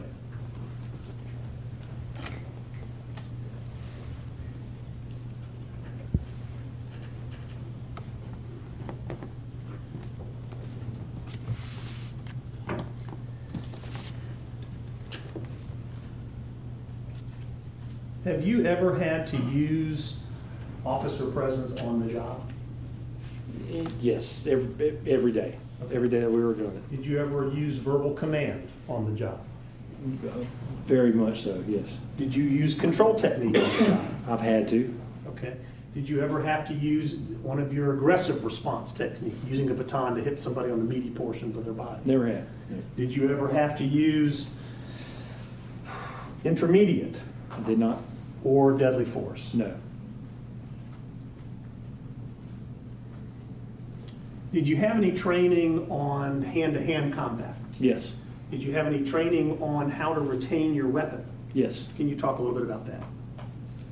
So we carry, there's on regular boardings, if it wasn't, like I said earlier, an HVA or HVA being the high value asset, asset. which we would stay on the boat. And then we had automatic weapons for that. It's crew mounted weapons, what they call it. It didn't pertain, but for weapons retention is what we're talking about. We were trained on the personal defense weapon, which is our pistol. We carried an M16, and we also carried an 870 riot shotgun, which is a small 14-inch barrel shotgun. Okay. And what was the type of training that you had about weapon retention? What was it that you were training one another to do? It's Might how sound to- kinda obvious, but Yes, it's how to keep your weapon from going into the hands of somebody that's trying to take it from you. is this something that you would practice? Yes, absolutely. Okay. What is the concern about not retaining your weapon?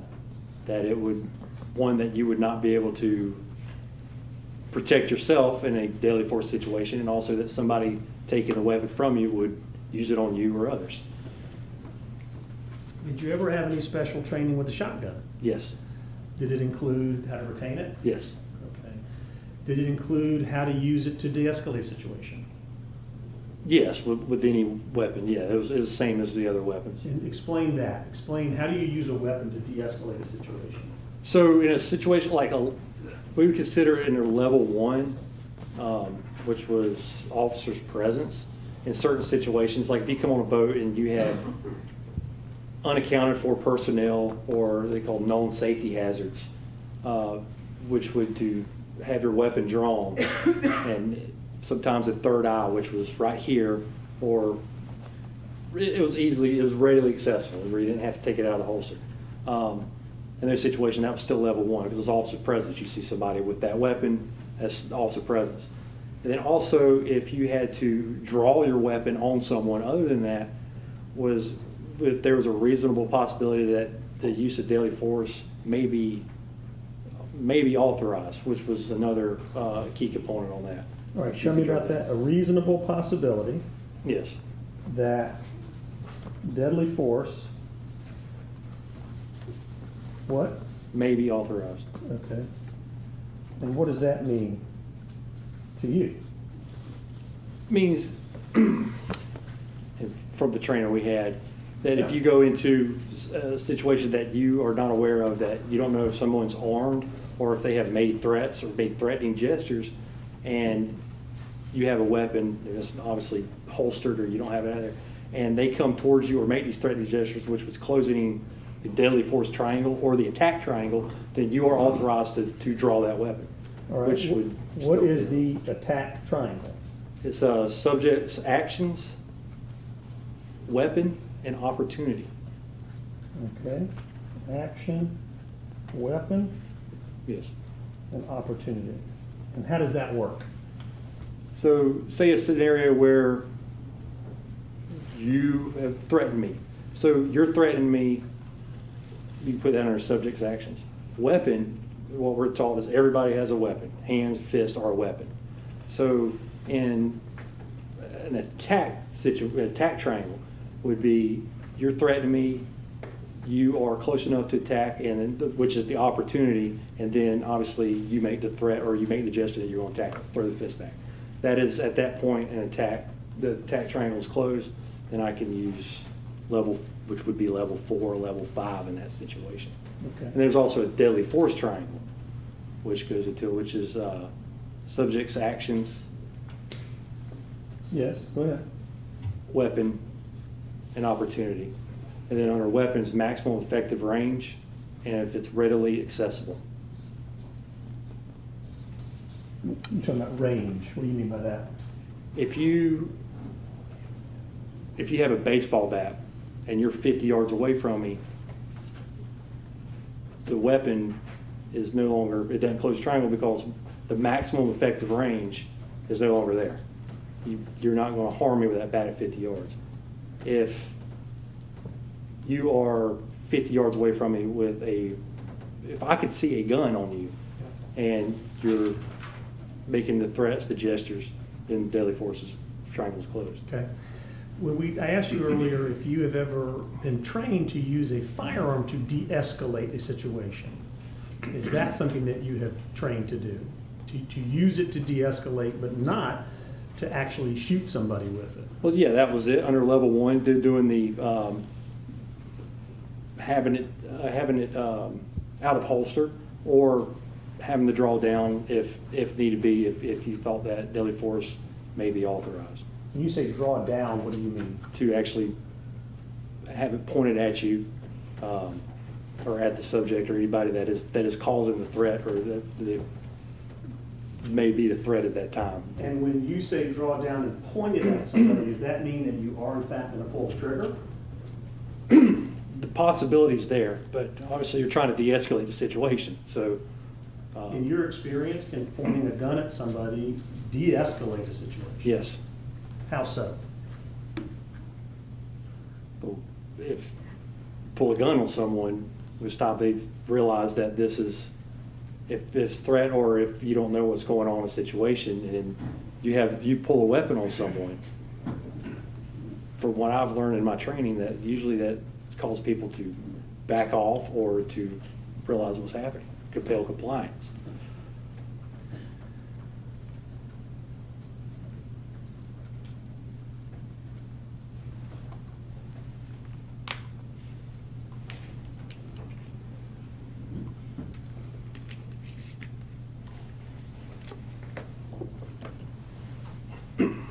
Outside of your Coast Guard life and your Coast Guard work, did you own and carry firearms? Yes.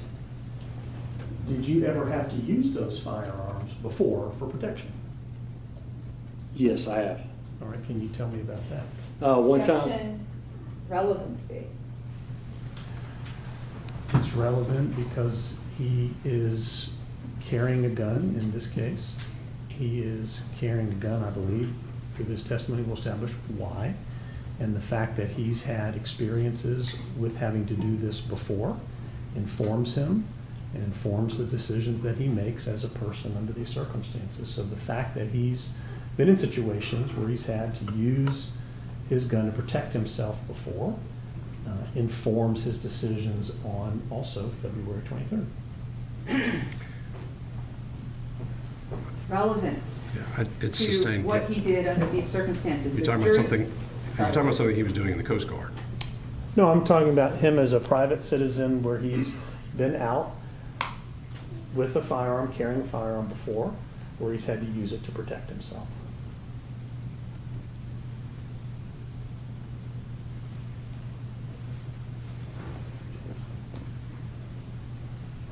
Ladies and gentlemen, if you could take a step into the jury room, please. It's all right for the jury.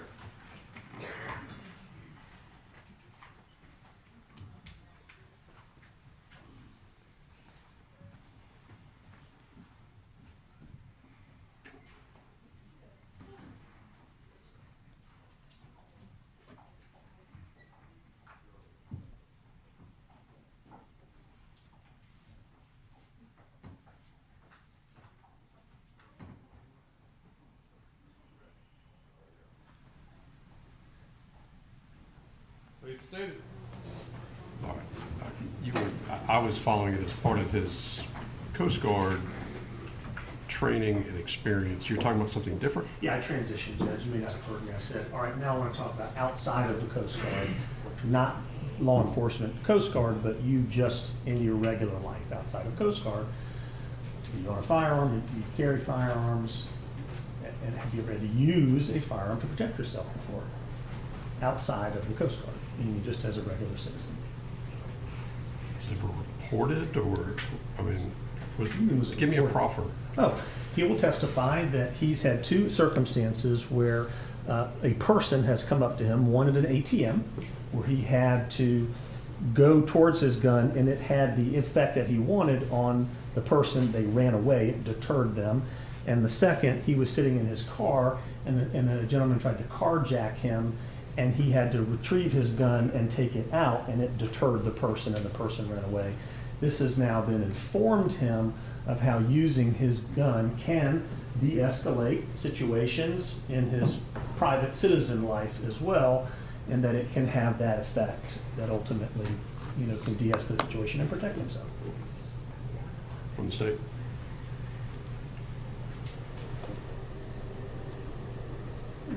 Well, neither of these instances involved the victim in this particular case. The fact that some guy came up to him at the ATM and I'm not clear on what he did with his gun, pointed it at this person or did something else, and being carjacked, I'm unaware of any police report where he reported he'd been carjacked at all. So I'm not sure if there's a 911 call here that we don't have access to or some police report that we've not been given regarding this. The state is unaware of both of these instances. And it's not really relevant to the reasonableness analysis that the jurors are going to have to make as far as. So in the past, when I've been robbed at an ATM or carjacked by someone, I defended myself with my handgun. So it's okay for me to pull a handgun out while I'm trying to force compliance for someone to talk to me? they're totally not equal on any level whatsoever. So I'm not sure about the relevance or how it comes into play in this case. Well, it sounds like it's something that may be addressed on cross-examination. I'll go ahead and permit it. Okay. Go ahead.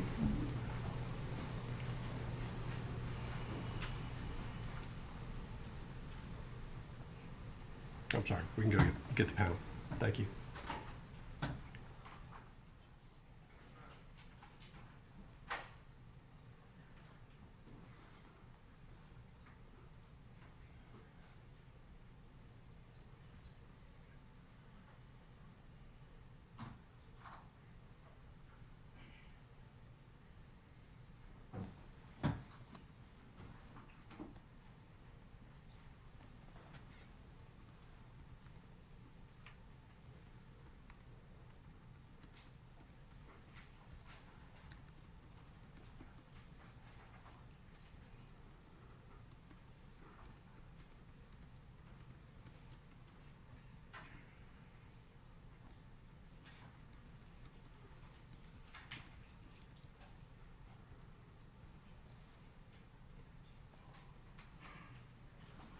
All rise for the jury.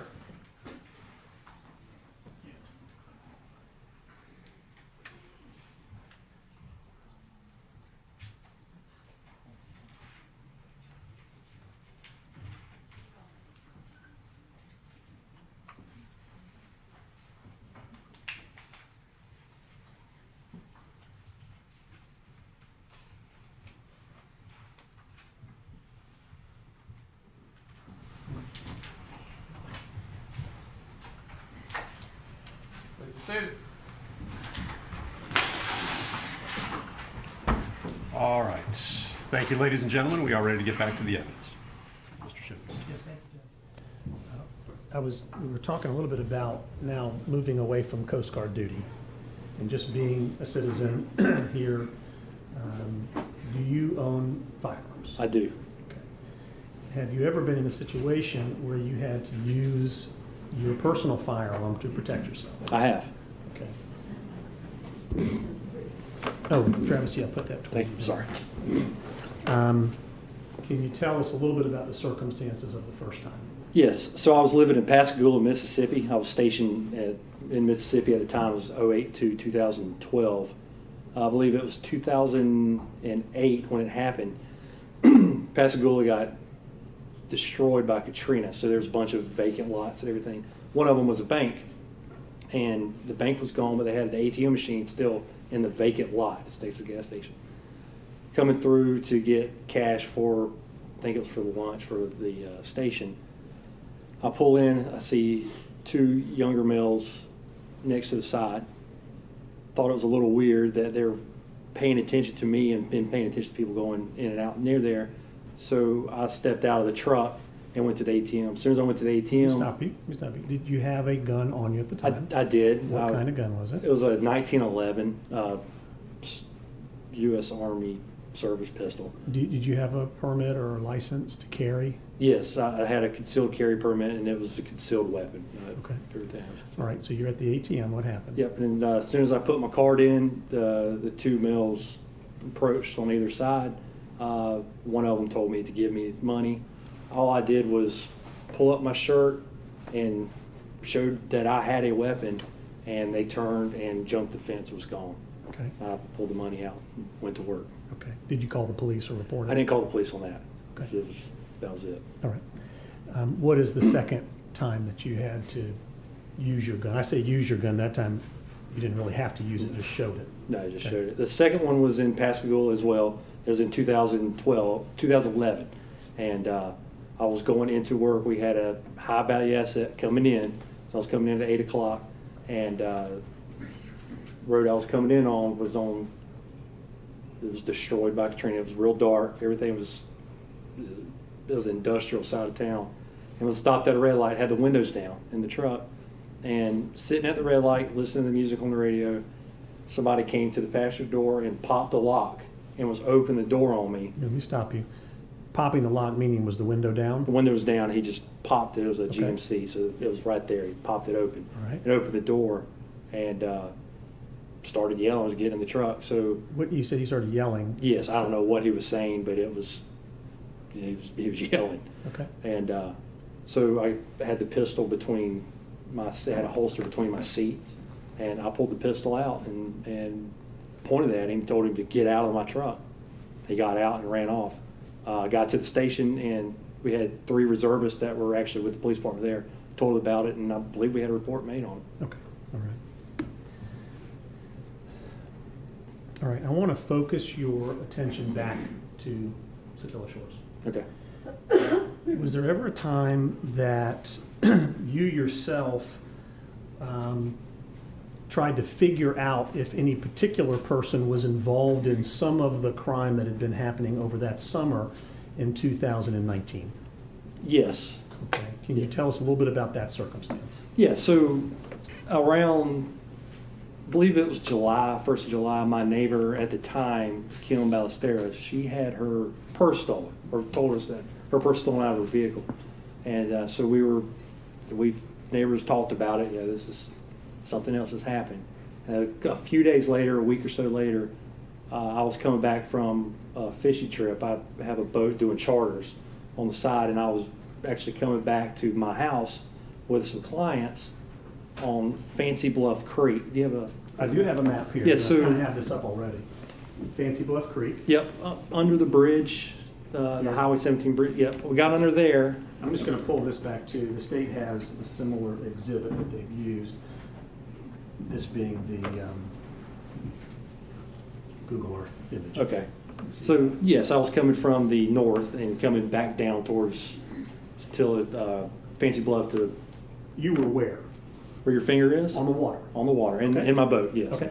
And got under the bridge and saw a bunch of trash, tarps, and there was an old tackle box down there, and just a bunch of trash under the bridge. I said, this looks like a homeless camp.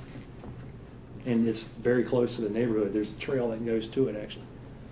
Drove on by, started thinking that neighbor just had a purse stolen, so let me check this out. This might be this homeless person, or if there is homeless people in there, these might be the ones going into the neighborhood. So got home, finished with the So client. let me stop you there. When you say you got home, we don't see it on this map here, but does this connect coming up around over onto this side? It does, yes. Fancy Bluff Creek joins Little Satilla south of the neighborhood. Okay. So you boated around back to your dock? Yes, Okay, yes. go ahead. So got back, finished with the clients, and told my father that, hey, looks like there's a homeless camp under the bridge. This purse was just stolen. I want to go see if there's anybody down there. I said, I'll join you. So we get in my truck. I carry a weapon everywhere. I got a concealed weapon, so I was armed. Not sure if my dad was or not. There was a trail. First, we tried on the neighborhood side of the road. All right, so that being this side over here, It probably, if you look at the, was there any satellite? access point to drive over here? there is a power line that parallels the highway between the neighborhood and the highway. It's an overgrown road, or it's an overgrown field. Okay. We couldn't get to it from there. These rocks and stuff is just too bad. So I drove across Highway 17 onto Fancy Bluff Road, Okay, and then there's a little four-wheeler trail. so Satilla Drive comes across 17. It does. Is that Fancy Bluff up here? I believe it is. Okay, I believe it all is. right. And then there's a wooded lot right directly across, and there's a four-wheeler trail that parallels the highway there. Okay. What did you do? So me and Dad walked down the four-wheeler trail. He's behind me, and it goes down, kind of meanders around a couple of trees, and it gets to the creek, makes a right, and it goes under the bridge. So I turn, go down the bridge. I don't see anybody, and then get under the northbound lane and see someone fishing right at the bank. And he had a machete, I guess, a real long knife. It wasn't a fillet knife, it was like a machete right next to him. He doesn't see me. I walk on, but get between him and the knife, and All right, let then me stop you there. As you're doing this, you're going down there with your sidearm. how is it that you feel comfortable going down there to inspect this situation? I didn't see any threat. There was no threat. Yeah, I didn't see anybody down there, and if I did, then I would talk to him, just All right. talk to him. So what happened? So I get to him, I get between him and his knife. Why'd you do that? For safety, Okay. just for safety. And they talked to him, I said, "How you doing?" And he's a friendly guy. And I asked him if he's living down the bridge. He told us that he wasn't. He told us that he was living on a road off of Fancy Bluff Road in the neighborhood. I don't remember what the road was. And I told him, I said, straight up, there's a bunch of stuff being stolen in this neighborhood. I'm seeing if there's anything down here. He said, "No, I haven't seen anything." Okay. We looked around. I think my dad looked at some of the tarps. He said it wasn't his stuff. I'm certain that he was living under that bridge. We didn't see anything. We When you left. said you didn't see anything, what were you looking for? I was just looking for if there was any purses or if there was any equipment, anything that obviously would, if you see boat motors or tackle boxes or, anything, purses, anything that's just, Okay. it would be odd. I wouldn't pick it up and take it. What we did as soon as we left, my dad called the non-emergency number and informed the police. They were aware, obviously, of what's been going on in the neighborhood and told them, "Hey, there's a homeless person on this bridge. Check it out for us." All right, I'm going to stop you there. And just to be sure we're on the same page.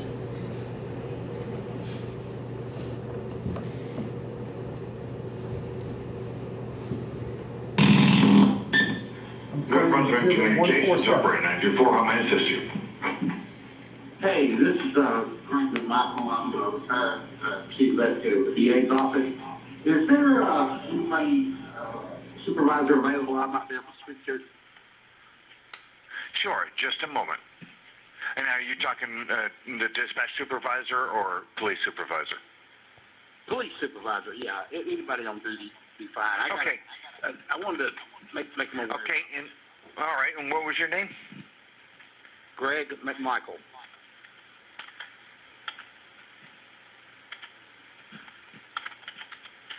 Okay, and a contact number for you? 912-217-1726. They can call me back if Okay, and your address, sir? 230 Satilla Drive. We've had a lot of break-ins in this area out here, automobile break-ins. And my son and I just discovered a guy. We think he may be living under the Bluff Creek Bridge on 17. This is the call. Yes. Okay.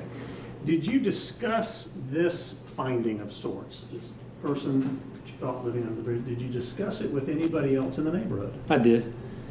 Who did you discuss with, if you can remember? I know Randy Parr, my direct neighbor. I'm sure I've spoken to Matt Albenzi when he stopped by. And then there's another guy down the road, older fella. I cannot remember his name. Okay, all right. Do you know whether or not the subject of someone living under the Fancy Bluff Bridge, being a suspect of things happening in the neighborhood, whether that subject came up anymore over the course of the next 5 or 6 months? Yeah, there was people, it was always there, it was always in the back of people's mind, or if something happened, you would see it on the Facebook neighborhood page of the homeless person. There's been a homeless person around. That was from that moment forward, people knew that there was a homeless person under that bridge. So. Okay. All right, now I want to ask you about 220 Satilla Drive. Okay. All right. Did you ever hear anything about thefts or things being stolen from 220? I did. When did you hear that? The first was from my mother. Okay. And then she heard it from someone or saw it on Facebook and told it to me. And then I started seeing it on the Facebook page. Okay. Did you speak to anybody other than your mother? At first, no. Okay. Did you ever talk to Diego Perez about it? No, not until February 11th. Okay, all right. Or But in January terms of, what was it that you understood was stolen from 220? From my mother, and I heard that there was equipment stolen off a boat Located where? in the house, in 220 Stilla Drive. Okay. Do you know if you ever spoke to Matt Albenzi about it? We've talked about it, but we just talked about it. Like I said, it wasn't, in great detail. You just say, hey, there's been stuff stolen out of that house, out of that boat. I said, yeah, Did you know of the man who lived or who was building 220 Satilla? I met him once, but I didn't know him. Did you know anything about him, about whether he was living on the property or I knew that he stayed on the property on weekends and stuff like that. When I first met him, he had a camper in the backyard, and from my understanding was he was working on the house himself, and he'd spend weekends or sometimes a week there, and he would stay at that house or at that camper. He wasn't living in the house that he was building at the time. He was living right behind it, or staying right behind it when he was on property. Okay, so just sort of generally speaking, you had learned that boat equipment was stolen and that the owner was living on a camper on the property on weekends? Yes. Okay. All right. Did you ever investigate anything about 220 Satilla in 2019? No. Okay, go in there, search the residence, do any kind of follow-up on stolen goods or anything like that? No.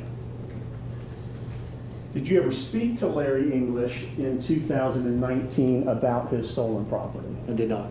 Okay. Or ask him if you could help him catch whoever had stolen his property? No. Okay. In 2020, were you the victim of crime? I was. All right. When was that? January 1st. Okay, what happened? I had a pistol stolen out of my truck. What kind of gun was it? It was a Smith & Wesson M&P 9C.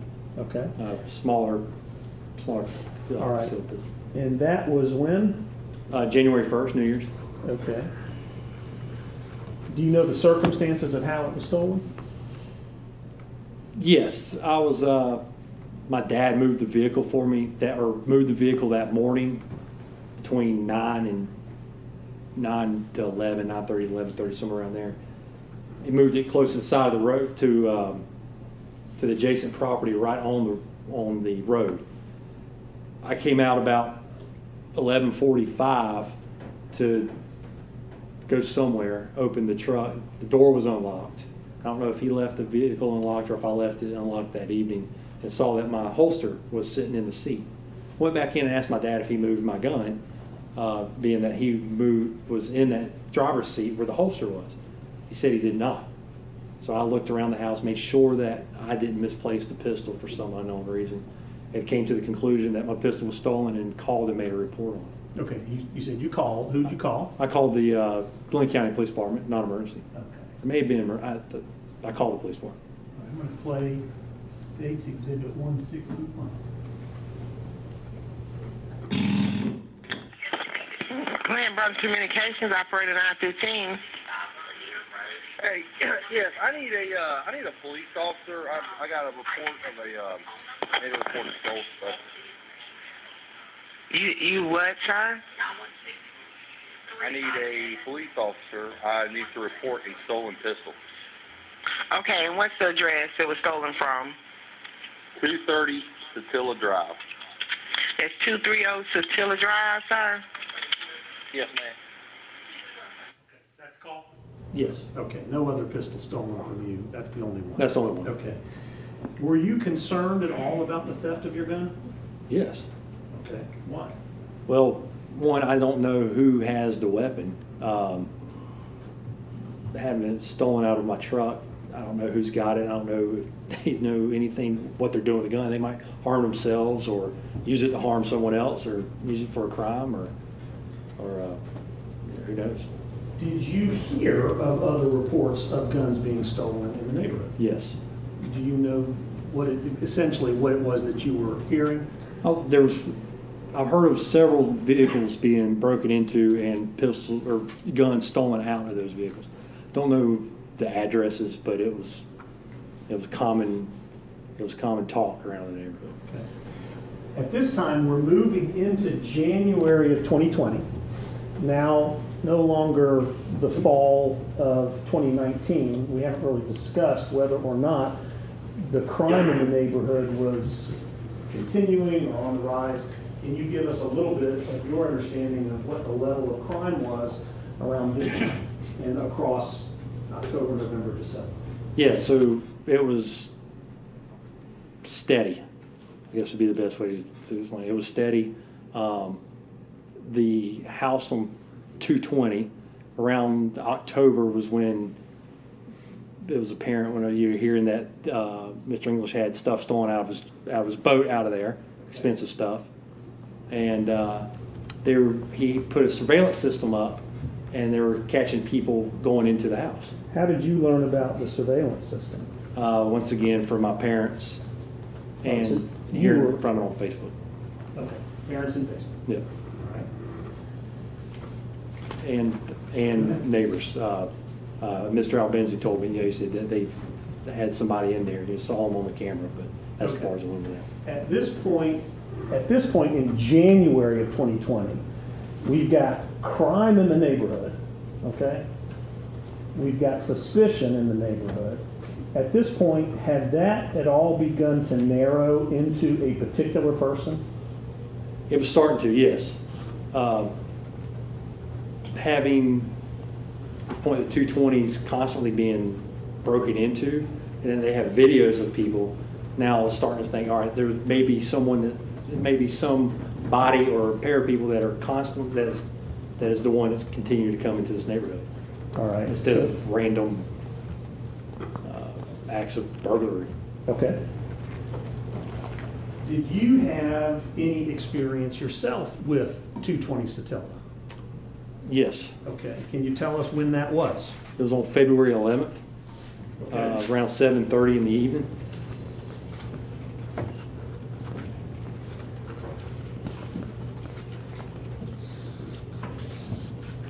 All right. Tell us what you were doing on February 11th around 7:30 in the evening. All right. Just finished eating dinner. Decided to go fill up my work car. Which is? That was a little Volkswagen Jetta, 04, 05, somewhere around there. Instead of having to get up at 4 o'clock in the morning to fill it up, I just fill it up in the evening, come back and be done with it. Left the house, turned on Satilla Drive, and started heading out of the neighborhood. All right, stop there. Do you see where your house is approximately on this map? Is this in y'all's way? It's not. It might be for one of you. Let me move this forward. Just a touch.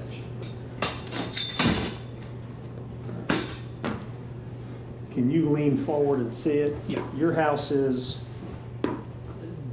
Now, yes, that's one of it. these. That's it. Here. Yep. Okay. All right. You were here. Yep. Where did you go? I came out, turned on Satilla, take a left. Okay. Yep. And then made it to about where the S is on Satilla Drive. Okay. Right there. All right. You said you made it to about there, and then what? So as I'm driving down the neighborhood, I see someone run across the street. All right. From what side to what side? Came from the. So here you are, down here. You're saying you're coming up Satilla. Yeah, You right make there. it to about the S. Mhm. And what do you see? I see someone run from the right side to the left side. This side? Yep. Okay. Actually, I'll tell you where.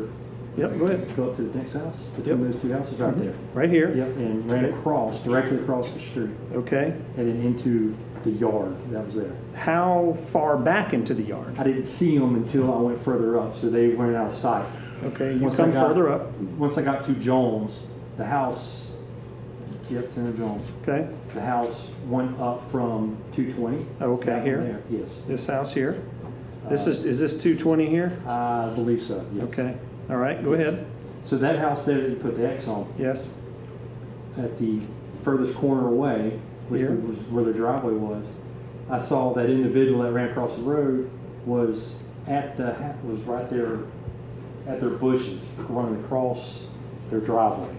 When you say bushes, do you mean bushes down here by the road? No, close to the house. Okay, bushes close to the house. It's a Spanish-style house, so they have like a terrace or a open veranda in the front. In front, And little there's a bunch courtyard? of- Yeah, courtyard. So, And where did you see this person go when they crossed the street? I lost sight of him until I saw him right at the driveway of that house. Okay. So, yeah, obviously that was the path that he'd taken. And how far back off the road was this person, would you estimate? He was close to the house, so probably 20, 30 feet. All right, so this distance being 20 to 30 feet off the road. Yes. Okay. All right. Did you see anything else? Yeah, so I don't have my lights on him.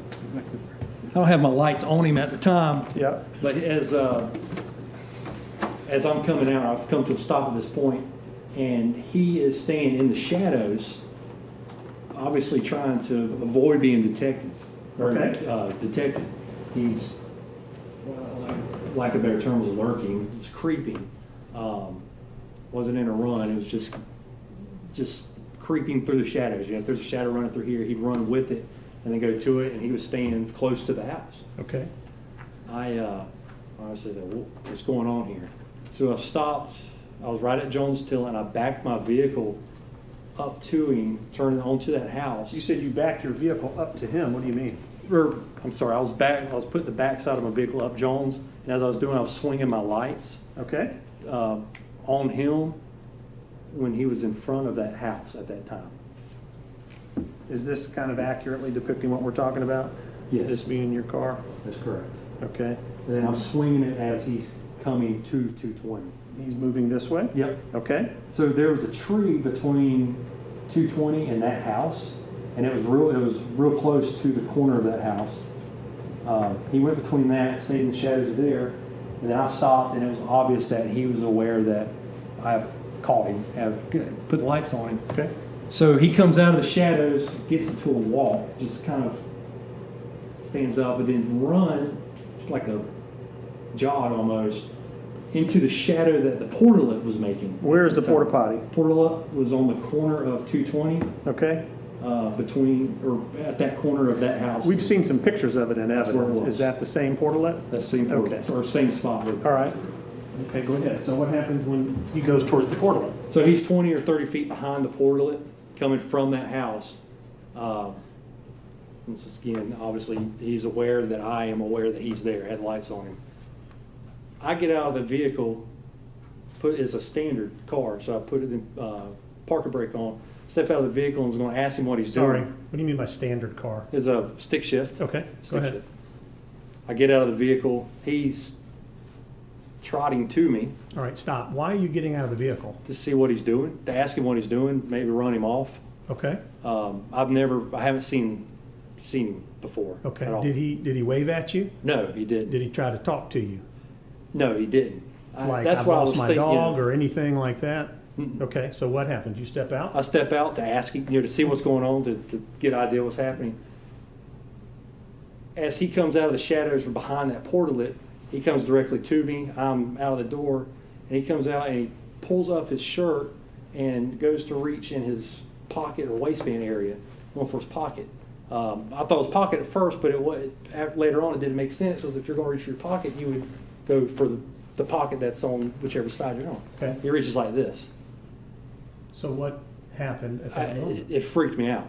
So once I realized what's going on, that he is doing this, and I'm under assumption that he's armed, I jump back in the vehicle. He turns around and runs into the house. Okay. Into the 220, the house at 220. All right, so from the porta potty, Mhm. coming forward, then he goes into the house. Yeah, he stopped, and once I jump back into my vehicle, he just turns and goes into the house. All right. Runs. It wasn't like a full sprint. It was, he's gone, let me continue what I'm doing. Okay. Kind What- of, What did you do at that moment? Well, it startled me. It freaked me out. So I don't know if I had my phone in the vehicle or not. It wasn't there. I didn't have a gun on me. He's gone. I'm just getting the hell out of there. I just wanted to leave, make sure, because I don't know where he's at this point. I go to jump in the car to take off to the house. I forget that the parking brake's on. I stall the vehicle out, crank the car back up, and get to turn and go back to my home. Okay. What did you do once you got to your home? So once I got home, I believe my dad was in the garage, or the garage door was open. Okay. Or may have been in the kitchen. I told him what just happened, and I had two phones, had my regular phone and my work phone, and best I could remember what I was doing was going to grab a phone. Well, I told Dad, I said, hey, there's somebody, I just caught somebody lurking at the neighbor house and just went into 220. So he comes out and I'm assuming his arm and goes down the road. Okay, hold on, let me stop you there. When, did you call the police? I did. All right. Yeah. Where are you when your dad starts to walk down the street? I was at my vehicle. I was at the driveway. Okay. Did you say anything to your dad? Yeah, I told him to wait. I said, Why? hold on a second. I don't know what's happening. I'm assuming this guy's armed. And Dad, he had a stroke a couple months earlier, 2-3 months earlier, and which everything's fine, but you're concerned about him. If somebody, Does he have any other health issues? Yeah, he's got a busted hip, or he's actually had a total hip replacement, and he's had a couple heart attacks. And Okay.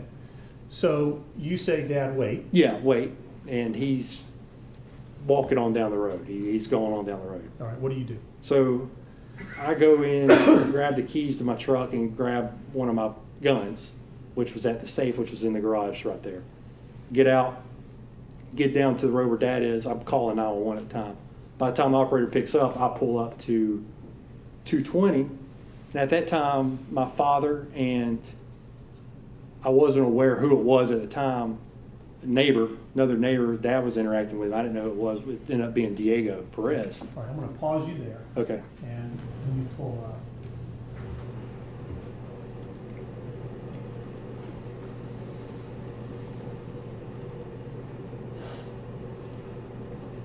Exhibit 163.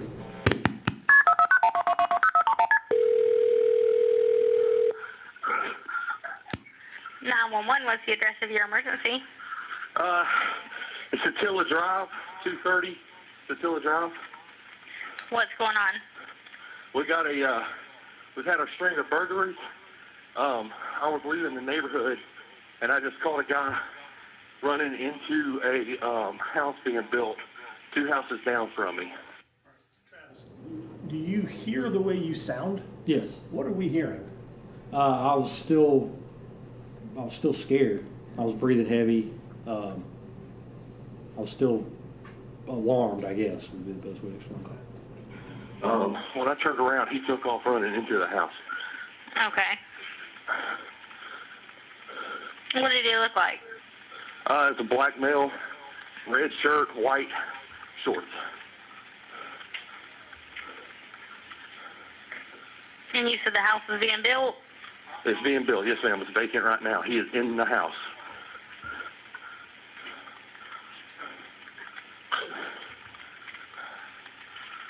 Why did you tell the 911 operator that you had a string of burglaries happening in the neighborhood? Well, that was apparent. And then I guess going into it that him going into that house, then knowing that that house has been the one that's been breaking in and everything's been stolen, or stuff's been stolen in there, that there's a connection to this. And I think that's why. What did you think he might be doing in the house that night?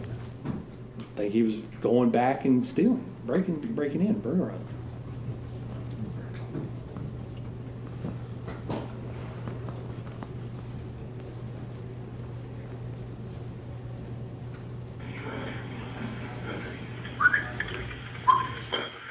What's your name and phone number, sir? Travis McMichael, 912-423-1374. All right. Where are you at now? And that's you breathing? That was me breathing, yes. Right across the street. In my truck, watching the house. Watching the house with it right now. Right here at the Okay. So you say you're sitting in your truck and you're watching the house. What does that mean? So like I said, my dad was on down there by the time I got my phone and called 911. It was just a second to get there. You heard me whistle right there. I saw the police coming, and I was trying to get attention to my father and it turned out to be Diego that say, hey, the police are right here. You know, I don't want anything to happen, them think that they're the ones breaking in. All right, stop. Did you go in the house? I did not. Why not? Because I didn't know, I lost sight of the individual that just went in there, and he acted like he may have been armed. I'm not going to follow him in there. I'm not going to chase or investigate somebody that may be armed, and I don't have any reason to go into that house. Well, what about your dad and this other fella that's out there? I don't know why they were armed, but I don't know why that they decided to do that. Were you concerned? I was. About what? About them going in there and running across someone that intends to do harm or would try to harm them. All right, so you're outside the house, sitting there on the phone, lights on the house? Yes. Okay. What kind of truck are you in? Red Ford F-150. Okay. Are you okay? Yeah. It just startled me. When I turned around and saw him and backed up, he reached into his pocket and ran into the house. So I don't know if he's armed or not, but he looked like he was acting like he was. So, be mindful of that. Okay. Which pocket did he reach into? Left, I believe. All right, so be mindful of that. Again, may be obvious, but what is it that you're trying to communicate? That the person that I just had this interaction with possibility is armed and is obviously willing to use it if that was the case. Well, why are you telling the 911 call center operator to be mindful of that? So the police that show up on scene would come in knowing what they're possibly walking into. Okay.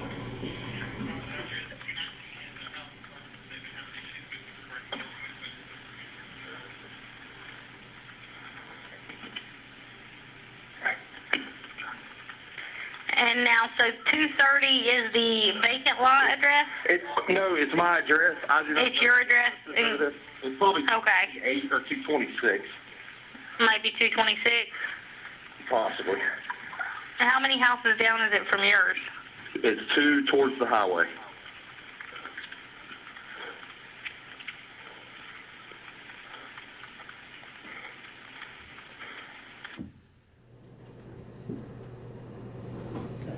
Continue.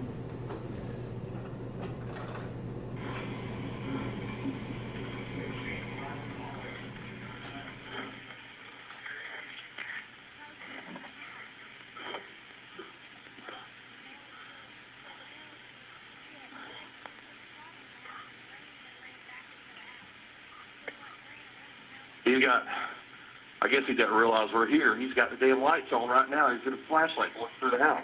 Does he? Okay.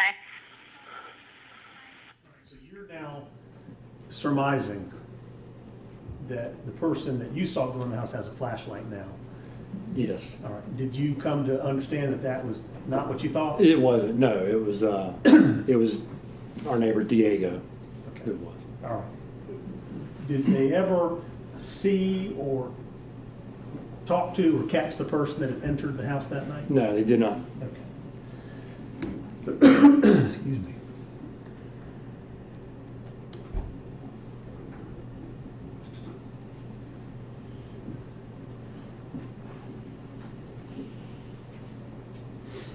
All right, on that night, did you meet with the police ultimately? Yes, I stayed where we were, and then when they arrived on scene, I stayed with. All right, do you remember the name of the officer you met with? One was Officer Rash. Okay. And who else was out there? I think you said your dad. Yes, my dad was out there. The neighbor Diego was out there. Diego. All right, did anybody else show up that night? That I spoke to, you see in the video, obviously, Ronnie Olson came out there. I think I spoke to him, but then I spoke to Matt Albenzi. All right, but were you aware that Ronnie was there? Yes. Okay. And you said Matt Albenzi. Anybody else that you were aware was there? And I mean that night, not after watching the video, the body cam video. I spoke to another neighbor, Brandon Gregory. right after it happened when I was leaving. All right, and who is Brandon Gregory? He's a neighbor, I think he lives on Zellwood. He's also a, at the time, I'm not sure if he is or not anymore, but a police officer, works with Clinton County Police Officer. With what? Clinton County Police Department. Oh, okay. And he just was coming home, he wasn't involved with it. Okay. All right. You said that you talked to Officer Rash? Yes, All right. Did Officer Rash show you anything? yes, after everything was done, he showed me the video of what occurred, just what I witnessed and called 911 on. The video of what? Of the individual going into the house. So from running from the portalette into the house? Yes, He's now showing you the video of this person inside the house? inside the house, yep. Okay. And did you watch the video? I did. Was there anything about the video that made you feel anything whatsoever? Yeah, so having that experience, what I just said, that, you know, with him drawing or acting like he was drawing the weapon and then running into the house, and then seeing the video that he's walking around so nonchalant in that house, kind of, it startled me a little bit that having that just happen, just catching him creeping through that front yard and obviously trying to avoid detection, and then doing what he did there, and then going into the house, and then walking around in there like it's no big deal was alarming. Alarming why?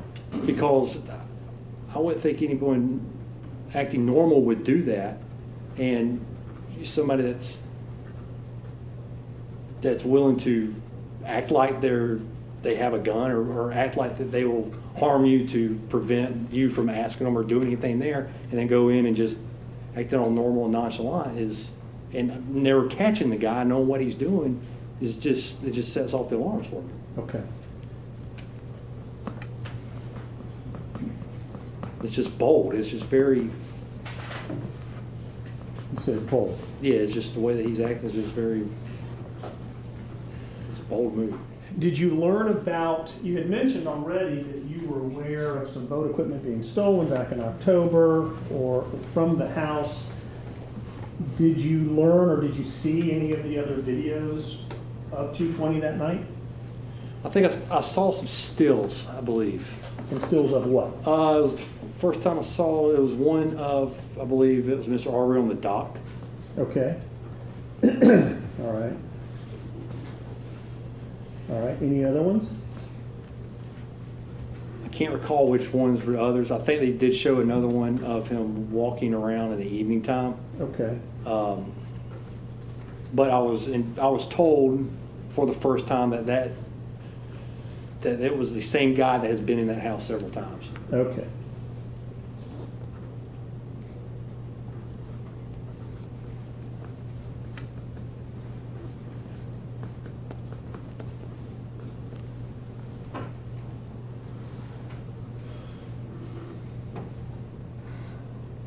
Again, the question I asked you about January 1st, now moving to February 11th. In your mind, the idea of crime happening in the neighborhood, things being stolen, had you at all funneled that even further into trying to determine who may be responsible for some of the crime in the neighborhood? At that point, yes, it did. Or who was responsible for stealing the boat equipment from 220? Yes, All right. Did you draw any conclusions about who that might be?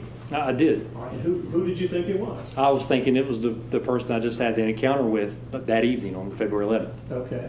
And what is it that you think he was doing in 220? I thought that he was breaking back in and was going to steal some more stuff. After that night, did you talk with anybody else in the neighborhood just about crime? A couple of days later, I'm sure that I know that me and Matt Albenzi talked about that evening, if you heard anything like that.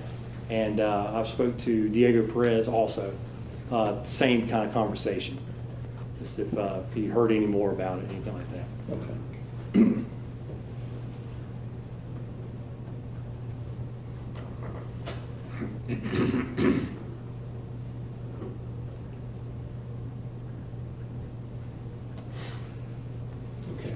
want to move into February 23rd. We- Short recess then. Ladies and gentlemen, we're going to go ahead and take a 15-minute recess, and we'll bring you back for a continuation of the evidence. So that's for jury, please.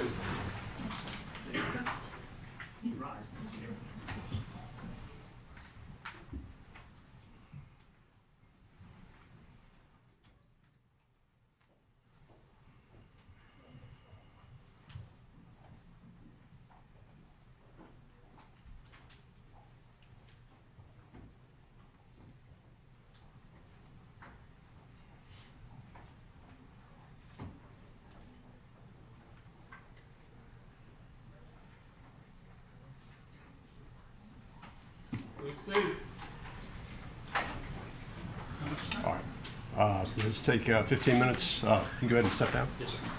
Okay.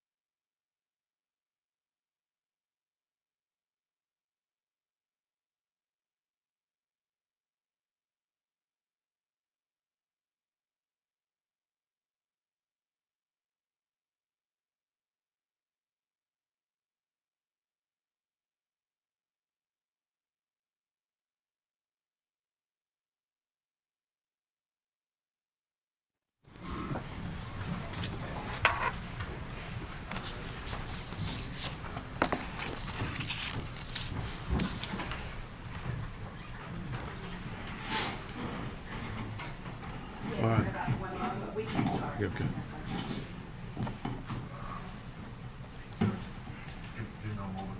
Yeah. All right, we got the defendants present, represented by counsel. Kept an eye on juror number 12 during the examination. I'm going to move her closer to the bailiff so that if she is struggling at all, she can stand up and do whatever she needs to do to ensure that she is not struggling. I made eye contact with her a number of times and did note that she was struggling. I will note, though, she didn't fall asleep. But that was not the issue, but it did look like she was having problems. And hopefully, by moving her this afternoon, we'll remedy that, and it will not be an issue for the parties or for the court.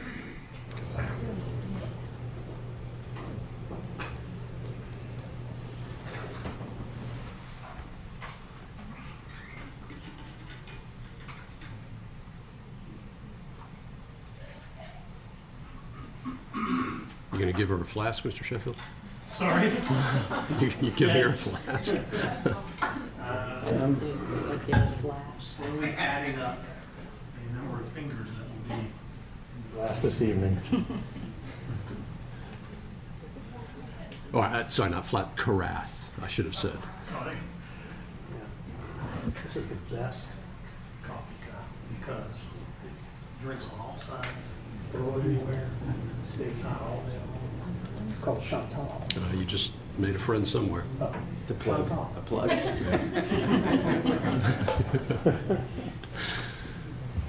Apparently somebody's earning royalties. I wish it was us. It's not. Not sponsored.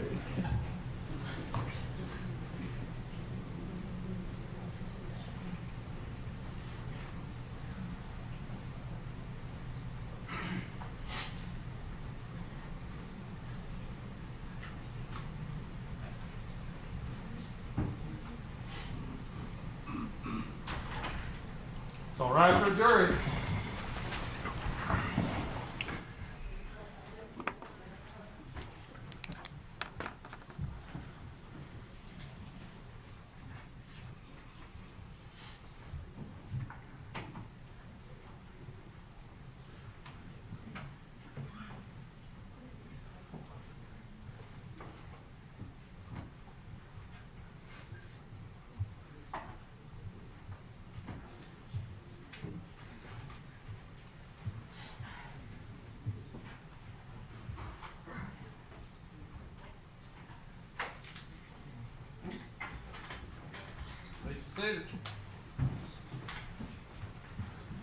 All right. Welcome back, ladies and gentlemen. We are ready to proceed, I believe, once we have a little meeting over here.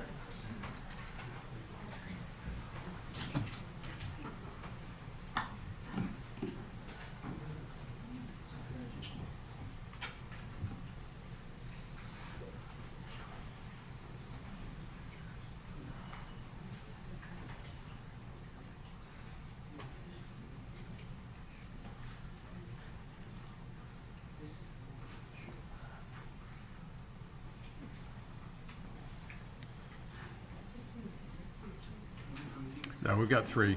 We're good. We're good. Yep, I got numbers. We're all set. All right, Mr. Sheffield. There's been a little. All right. We're back. We're back. Okay, great. Thank you, Mel. Okay, Travis, I want to move to February 23rd. Okay.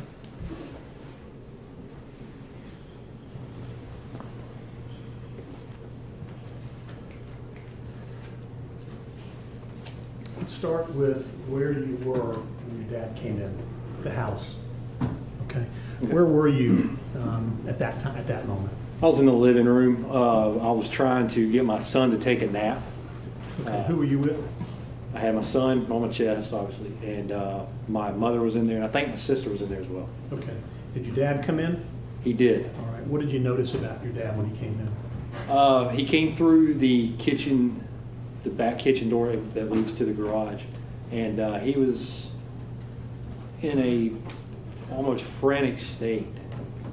He came in, like I said earlier, he's had hip surgery, he's had a stroke, so him going at a fast pace is kind of a rare thing, and he was moving pretty quick. coming in. Did he say anything to you? Yeah, he said, Travis, the guy that has been breaking in down the road just ran by the house. Something's happened. The guy. The guy. Did you know who he meant by the guy? I was under assumption that it was the same individual that I saw on the 11th Okay. because he was down there as well. Saw the same video. Because who was down there as well? My father was down there as well on the 11th and saw the same video and talked to Mr. Officer Rash with me as well. So I was under assumption that it was the same guy from the 11th as who he's speaking of that just ran by. All right, so he comes in, the guy who's been breaking in down the street is back. Yes. Okay, then what? Yes. So he ran off. I think he told me to grab my gun. Okay. He said something's happening. Grab your gun.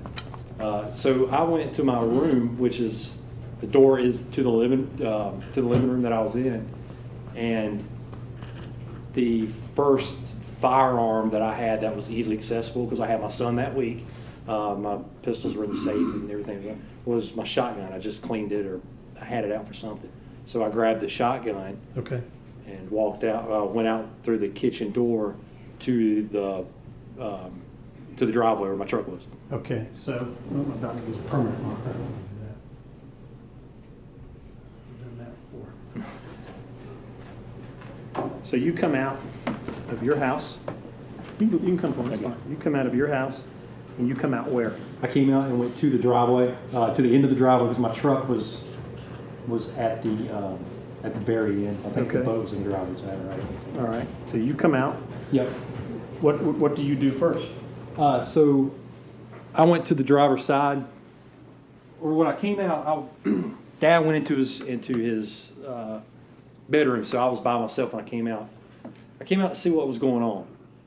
I looked, obviously, out of the driveway or out of the garage, didn't see anything, and then went to the end of the road to where my truck was. Okay. What'd you do? I looked down to the right Down back in which direction? into the neighborhood towards Burford and Holmes. Okay, so you First. look this way. Yes. All right. And then I looked back down Satilla where Okay. 220, where the house that has been having stuff stolen and All right. I saw the guy run into was down there. I looked down there and I saw my neighbor, Matt Albenzi, in the Okay. road. All right, where was Matt? Matt was on Satilla Drive. I thought he was adjacent to the property there. What property? To the 220. Okay. So Matt Albenzi was up this way. Okay, Yeah. and what did you see or say or do? So I came out when I saw Matt. I was right at the truck. So when I saw Matt down the road, he saw me and he pointed down the road, pointed down towards Burford and Satilla and Holmes towards me. Did you see him point? I did. Where were you standing when you saw it? I was right at the corner of the driveway and Satilla Drive. We have a group of mailboxes right there, and I was just on the inside of those mailboxes. Okay, and he pointed in what direction? Towards me, down Satilla Drive. Okay, pointing this way towards Burford? Yes, sir. Okay. What did you think when you saw that? At that moment, having Dad saying the guy that just ran by the house, the guy that been breaking into the house down the road, just ran by the house. I came out, didn't see him, and then saw Matt Albenzi, who was on scene on February 11th, who also saw the video and has seen videos that we've talked about, Sure. pointing down the road. I thought it was reasonable that, okay, there's something to this. This guy may have just ran by. Matt may have just seen him, either caught him breaking in, stealing something, or the guy that owns the property that stays in the camper might be on property and just startled him, or God forbid, maybe there may have been an altercation or something happened. Okay. They have broken in. Okay. So what did you do? So at that time, my dad came out of the house through the garage as well, and he told me he ran down the road. He pointed towards Burford. Told you who ran down? My father told me the guy from the other night, which turned out to be Mr. Arbery, but he said the guy that just ran down Satilla. Go ahead. So he said, get in the truck, let's go down there. Okay. So, okay. Your dad is communicating to you. He says, get in the truck. Yes, Okay. You said you had a shotgun. I did. Where did you put your shotgun? I put it right between, there's a brand new truck, so it had vinyl seats. It's a 46, it's a bench seat, it's a work truck. And what I would usually do if I'm out in the woods or if I have a long gun with me is I'd put it between the seats. There's a crease between the two seat splits. So It's the bench seat, it is. but there's a crease. Yeah, so there's 3 different seats, but they're all across, and I just put my shotgun or rifle or whatever Okay. right there. All right. Where's the muzzle? The muzzle is down to the floorboard, touching the floorboard by the gas pedal. All right. And where's the butt of the gun? The butt of the gun, being that was a shorter shotgun, if y'all can see where I'm at here, if I'm sitting in the seat, the butt would be about right here. Right Where did your dad get in the car? So Dad, I had a car seat in the truck at the time. It was a regular cab pickup. And, All right, stop there. okay, I've shown the statement I've marked as Travis McMichael Exhibit 14 for identification.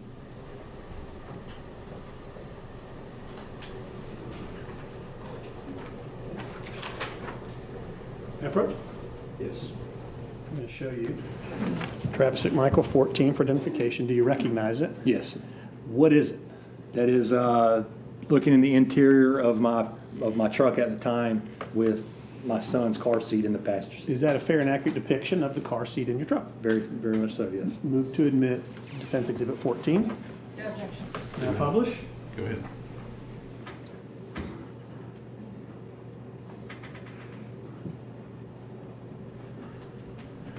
All right, so I'm showing you Defense Exhibit 14. We're taking a look here. Obviously, this is the car seat we're talking about? Yeah, same car seat. Okay. All right, so where is your dad He sitting? He is stuffed in the car seat. He's kind of got half of him in the car seat, and this the car seat. He's kind of angled in it like this. He's stuffed. The best term to say he's stuffed in that car seat right there on the passenger side. And what is he saying to you, if anything? I think he was cussing about the car seat, trying to get in the car seat. And I just started driving. At that point, Which way are you driving? I turn out and head towards Burford. Okay. And what are you doing driving in that direction? I'm trying to find out what's going on. I'm trying to analyze the whole situation, but looking for whoever it was that ran by. I haven't made any eye contact at the time. But Have you personally determined who it was that ran by? no, I did not. Have you accepted what your dad has said, that this is in fact the guy? I assumed that he was correct, but I wanted to verify. Okay, so you said you start heading towards Burford, Yes. all right? Now we're towards Burford. What do you do, or what do you see? Sometime before Burford, or as we're going, I asked my father, I said, did you call the cops, or the cops on the way? I'm not sure exactly what I said. I think I said, did you call the cops? Okay. And so at this moment, you're asking him if he called the police, Yes. all right? And? He said, I know that he didn't catch what I was saying. I don't think he was paying attention completely. He said, yes. I assume that he has called the police. Okay. You're saying, I know that he didn't. You mean as you sit here today, you know he didn't? As minutes later, I realized that he did Okay. not. At this moment, what was your impression at this moment? That the police have been called. Okay. Where do you go now? I continue about that time, right around there. We were at the corner of Satilla Homes, and then Burford's a couple yards past that. We were about right there. There's a group of bushes and kind of a jog onto Burford. Okay. So you can see straight down the road, but where we were at, you can't really, you can miss something. All right. So there's bushes here at the corner of Burford? Yes. Okay. Yes. So it's hard to see. All right. What do you do? Continue on Burford. I look down Satilla, look down Holmes. There's nobody All right. on either side. You're looking. Okay. Then you go this way. Yep. Now what?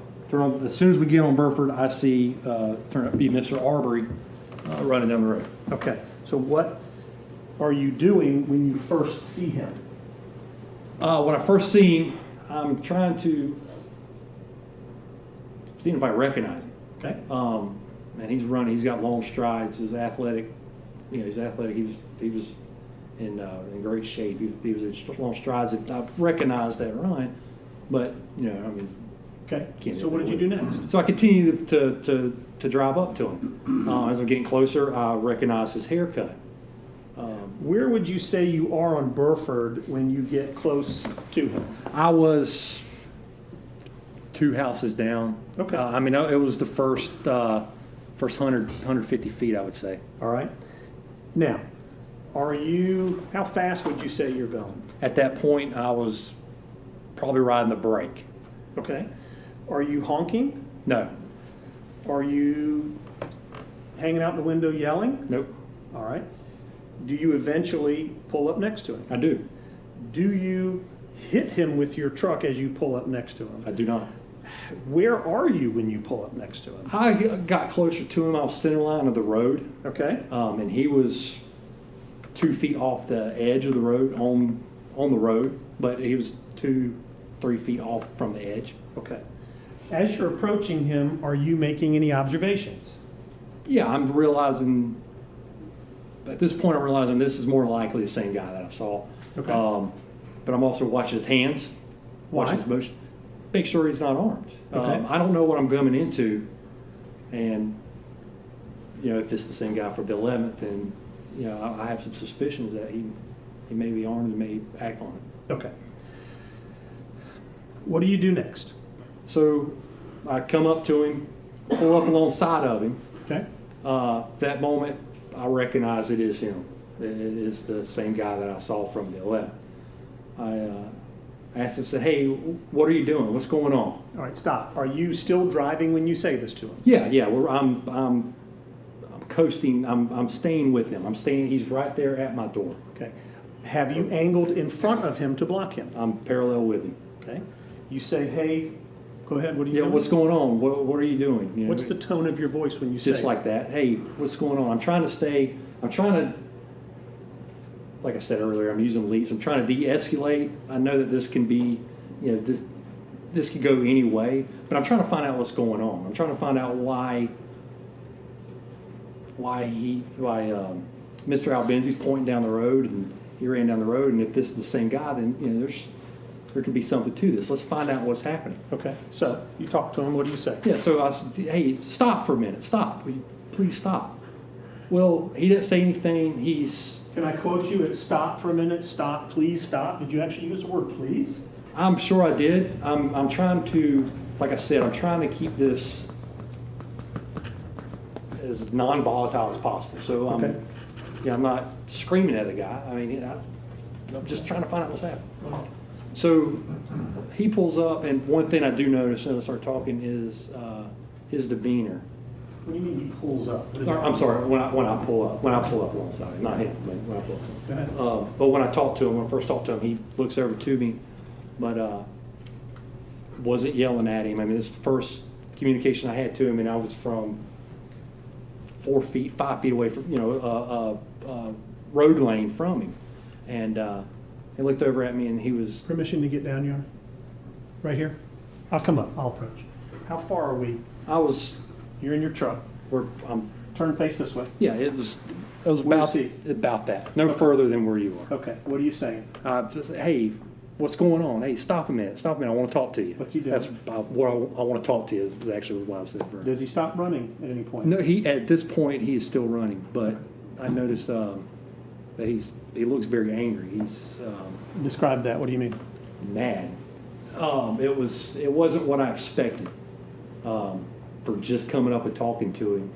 It was clenched teeth, closed brow. He was mad, which made me think that something's happened. Why would?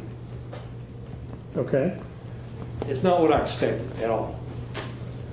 All right. So it's unexpected. So now what do you do?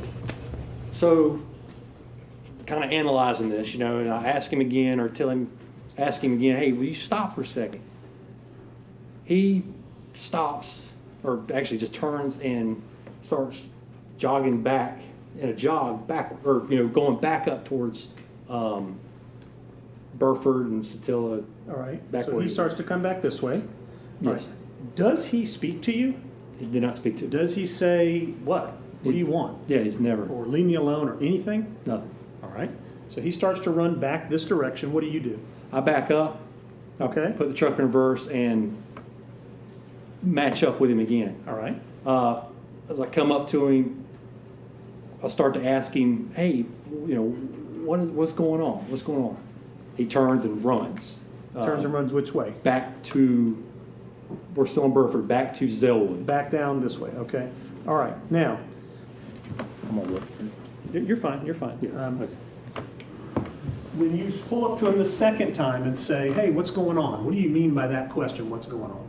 I wanted to know, main thing, why is the neighbor pointing down the road from the direction where he's at? I mean, it could be nothing but with Dad saying that the guy that ran by, and then coming out, like, what's he talking about, and seeing someone pointing down the road from 220 from where I encountered him a week and a half prior, going into the house that has been burglarized. I have had stuff stolen that he's been in on several times. That, all right, yeah, we need to figure out what's happening. Okay. Have you now seen the video? You've been sitting here for the whole trial. Have you seen the video from Roddy Bryant's driveway? Yes. Were you aware of Mr. Bryan in that moment? No, I didn't. Did you see him on his porch? I didn't. I never met him before. I didn't. All right, remember that. all right. So did you know him before this moment? No. All right. Or did you ever have any kind of Facebook connection with him whatsoever? No. Ever call him on the phone? No. Okay. And at this moment, are you aware that he's on his porch and can see you and Mr. Arbery there together? Did not. All right. Stupid question time. Did you look at him and go, let's go, get in your truck, help us out? No. Okay. So he starts to run back up the road Mhm. after the second attempt at a conversation. Before he ran up the road, at that second attempt of conversation, did he speak to you and say, hey, what is it?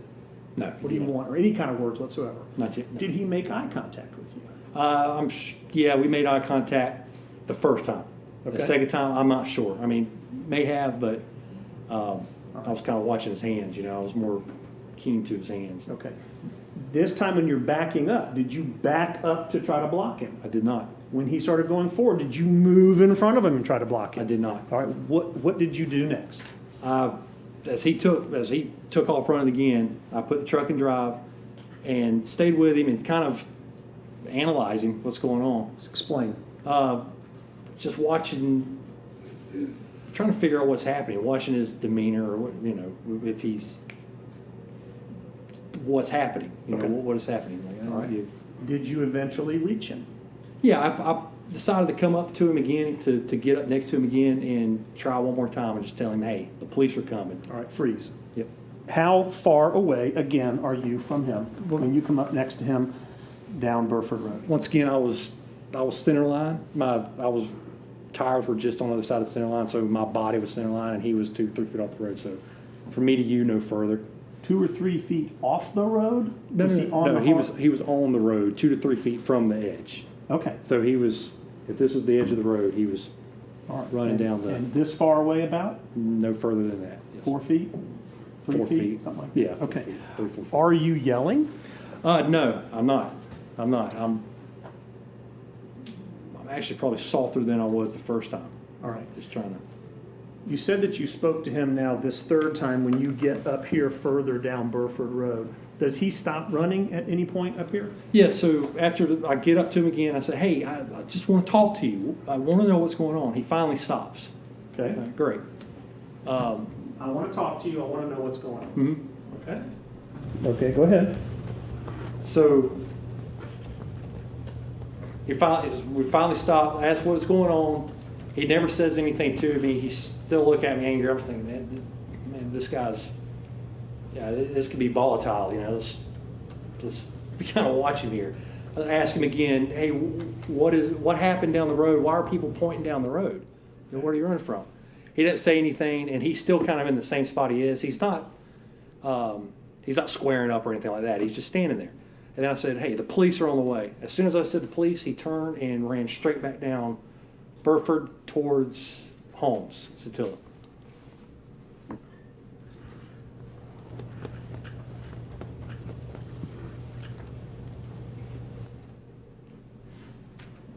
He turns back and comes back down Burford, is that correct? Yes, sir. Okay. The police are on the way, and then you say he turns and runs. As soon as I said the police are on the way, he turned and sprinted down Burford. Did that mean anything to you, the way he acted when you said that? It did. Like what? Well, why would you, if nothing happened down there, totality of circumstance, if nothing happened down there, if the neighbor wasn't pointing down the road, if I haven't seen him on video and the possibility that he is down there again, all that might be in play. If not, that's fine. If I say the police are on the way and you take off and run, getting away, then it's, all right, there is, he may have been caught in that house again, and he's up to probably been caught on that property and is trying to evade, trying to avoid from being stopped by the police. Well, obviously, because he's running. Trying to avoid being stopped by police. Mm-hmm. Did you, at any point in time, when you first approached him and made the first statement to him, hey, stop please, or when you reversed and said, hey, we just want to talk to you, or when you met him up the road for the third time, at any point, did that gun come off the seat, come out the window? Was it shown, brandished in any way whatsoever? It was not. And matter of fact, as I'm going down, like I said, it's a brand new truck. I just bought this truck, this vinyl seats, and the seats weren't used to having stuff wedged between it. The shotgun slid out from my seat and ended up in the floorboard. I couldn't grab it if I wanted to. Okay. Did you tell him you were going to shoot him? No. Okay. When he ran back, what did you do at that moment after he ran back down the road? At that moment when I told him the police were on the way, during that time, like I said, this time he stopped. I thought that we're about to have we're about to communicate, see what's going on. About this time, my dad was getting out of the vehicle. I wasn't speaking to Dad. He was probably talking to me. I wasn't paying attention to him. Okay. So when Mr. Arbery turned and started running down the road, about that time, Dad was getting out of the vehicle, obviously to get out of the car seat, and started climbing into the back of the pickup truck. Okay. What did you do? Watching Dad. And then I realized... What do you mean watching Dad? Watching him try to get in the back of the truck. Oh, okay. And then I realized that my shotgun was down on the floorboard. Mr. Arbery is running away. I take the gun out and put it back into my seat. Put it wedged back on the seat. Okay. Only time I grabbed the firearm at that moment. All right. And that was just to put it back in the seat there. Then what happened? Dad's climbing the truck. I look down from all that, look up, and then there is a black Chevy pickup, or black pickup at the time when I saw it. And it was on the left side of Satilla. If I'm looking down, the left side of Burford, if I'm looking down Burford towards Satilla and... Okay, so this is the road. Yes, sir. You're looking down the road. That's correct. Not accurate distance here, but there's a Chevy truck. Mm-hmm. All right. The driveway is like this. Where is the Chevy truck? The road is like this. In the truck. Where's your truck? The truck was like that. Okay. On the left side. Look at the way I'm looking at it, on the left side of the road. Okay. So, And like you were. All right. And what are you watching happen? So, I didn't know where the truck came from. I didn't know that it was, I was assuming that it came from the front of the neighborhood because I didn't see the vehicle come out anywhere. Okay. It was appeared. It was just there. When I got done watching Dad and getting that gun secured and look up, that truck was there, and Mr. Arbery was at the truck, and he was at the left side of the truck, and where I'm a couple hundred feet away from this, so I knew that he was on the truck. He was at the vehicle. I couldn't see what he was doing, but he went to the other side of the vehicle and then turned and then continued again. Okay. Is there anything about his movement with the vehicle that was of interest to you. Yeah, I didn't know if maybe if this guy was picking Mr. Arbery up, or if he was involved with whatever happened down there, and he was trying to stop him, or I was scared that thought it was Mr. Arbery. One of my thoughts was I might hear a gunshot here. What's happening? I was kind of just watching, just like what's happening on alert. Okay. And I watched that happen, and then from where I was, what it looked like is Arbery got in front of the vehicle and continued down the road. Down towards Satilla and Holmes? Yeah. Okay, all right. What did you do? Got back in my truck. At that time, my dad is obviously seeing this as well. And he is telling me to go down there, go down there, go down there. As in drive the truck down to Okay. this vehicle to where Mr. Arbery Do and the you? vehicle was. I do not. Why? I don't want to, I don't know what is going on with this guy, and I don't want to escalate the situation. My thought at this point now is, whatever happened up there, there's a likelihood that something has happened, because when I tell him that the police are coming, he takes off running and then interacts with his vehicle, either trying to get in it or trying to avoid it, or whatever happened, something's not right. I don't know what's going on. The cops are coming. From my thought at this point, I'm not going to escalate this any further. So what's your goal at this point? My goal is to let the police know, now is to let the police know where he's at, and just kind of watch what's going on to see where he's at, to see where he's going. All right. Well, you say you don't want to go back down this way because of what you see. So how much time do you think it's been, if it's even possible to estimate, from the time that you first tried to talk to him to the last time you tried to talk to him to the time that he runs back and engages with this black Chevy? This is an estimate, maybe 2 minutes. Okay. If that. 2 minutes might be a long time. Okay. I can't put a time on it. All right. I really don't know. What do you do if you don't go that way? So I continue. I decided to continue down Burford to Zellwood, take this time to kind of get my bearings, to figure out what to do, what's going on here. Okay, so where do you go? So I turn, so on the map, you can see where Burford turns to Zellwood. All right. I turn onto Zellwood to the left and start going down that road. I'm Okay. maybe 10 miles an hour. My dad's in the back of the truck, so I can't, with a new hip and stroke and all that, so I'm not going to go fast. I don't want to hurt him, so I'm making my way towards the front of the neighborhood. All right. I get to Holmes. I decide I'm going to turn on Holmes to see, more than likely, this guy's running back out of the neighborhood. I'm going to go to Holmes because I know that he is not behind me. I know that he's not where I could see down Holmes, and I know where he's been. I can kind of figure out where he's at, and then the police are going to be here at any second.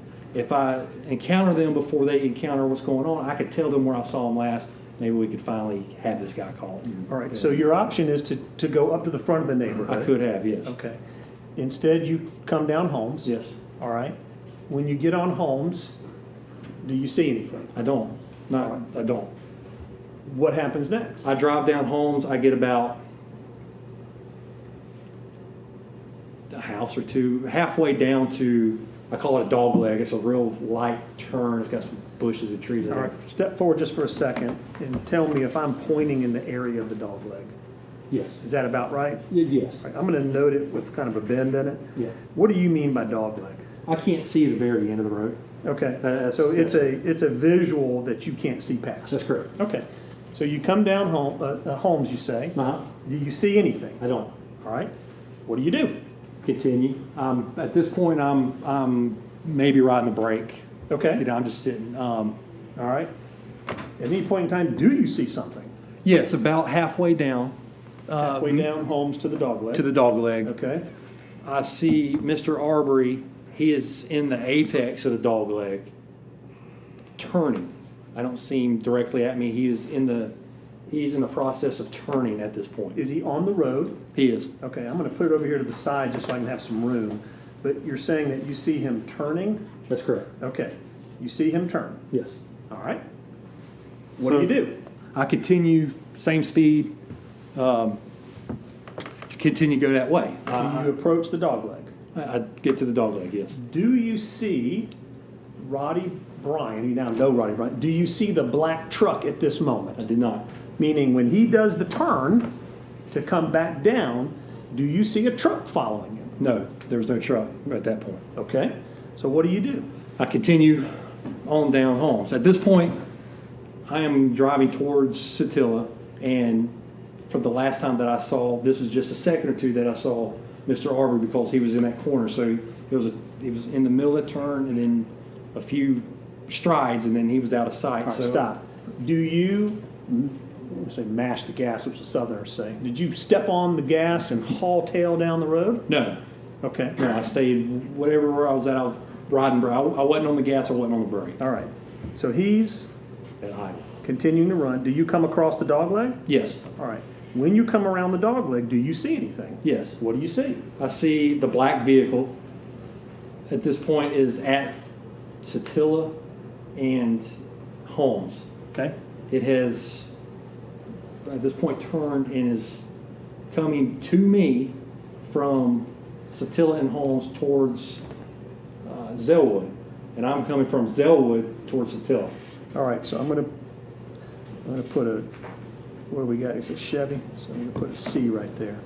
So you see a vehicle down where? At the end of Holmes on Satilla side. Okay. And where is Mr. Arbery? Mr. Arbery is with the vehicle, front quarter panel, What side? driver's side. Driver's side. So over on this side. Yes. Okay. Doing what? He is running with the truck. And then as we're getting closer, he looks like he's grabbing the truck at that point. What are you thinking? I'm thinking it looked like he was trying to get in the door. If he wasn't, the vehicle wasn't behind him. He wasn't behind the vehicle. He was with the vehicle and he was on the vehicle. There was an open yard right there. This was about where the scene happened. Okay. And so everything was open, but he was with the vehicle as it's coming. And they were on the right side, which would be his right side when they're coming. On the right side of the road? Yes. On the correct car right, side of the yes. road? Okay. And slowly, and it wasn't a run, it was an idle pace, I guess, for a vehicle, he was at a jog. But he was with the vehicle and they were coming into my lane. All right. Are you at all wondering why Mr. Arbery is not going somewhere other than this vehicle? That was my first thought. I don't know why he was. Okay. It was. My thought was, why is he attacking a truck? Why is he hitting a truck? All right. Now, you're coming toward this truck now. I was coming to. Yeah, I was coming to the truck, coming to a stop. All right.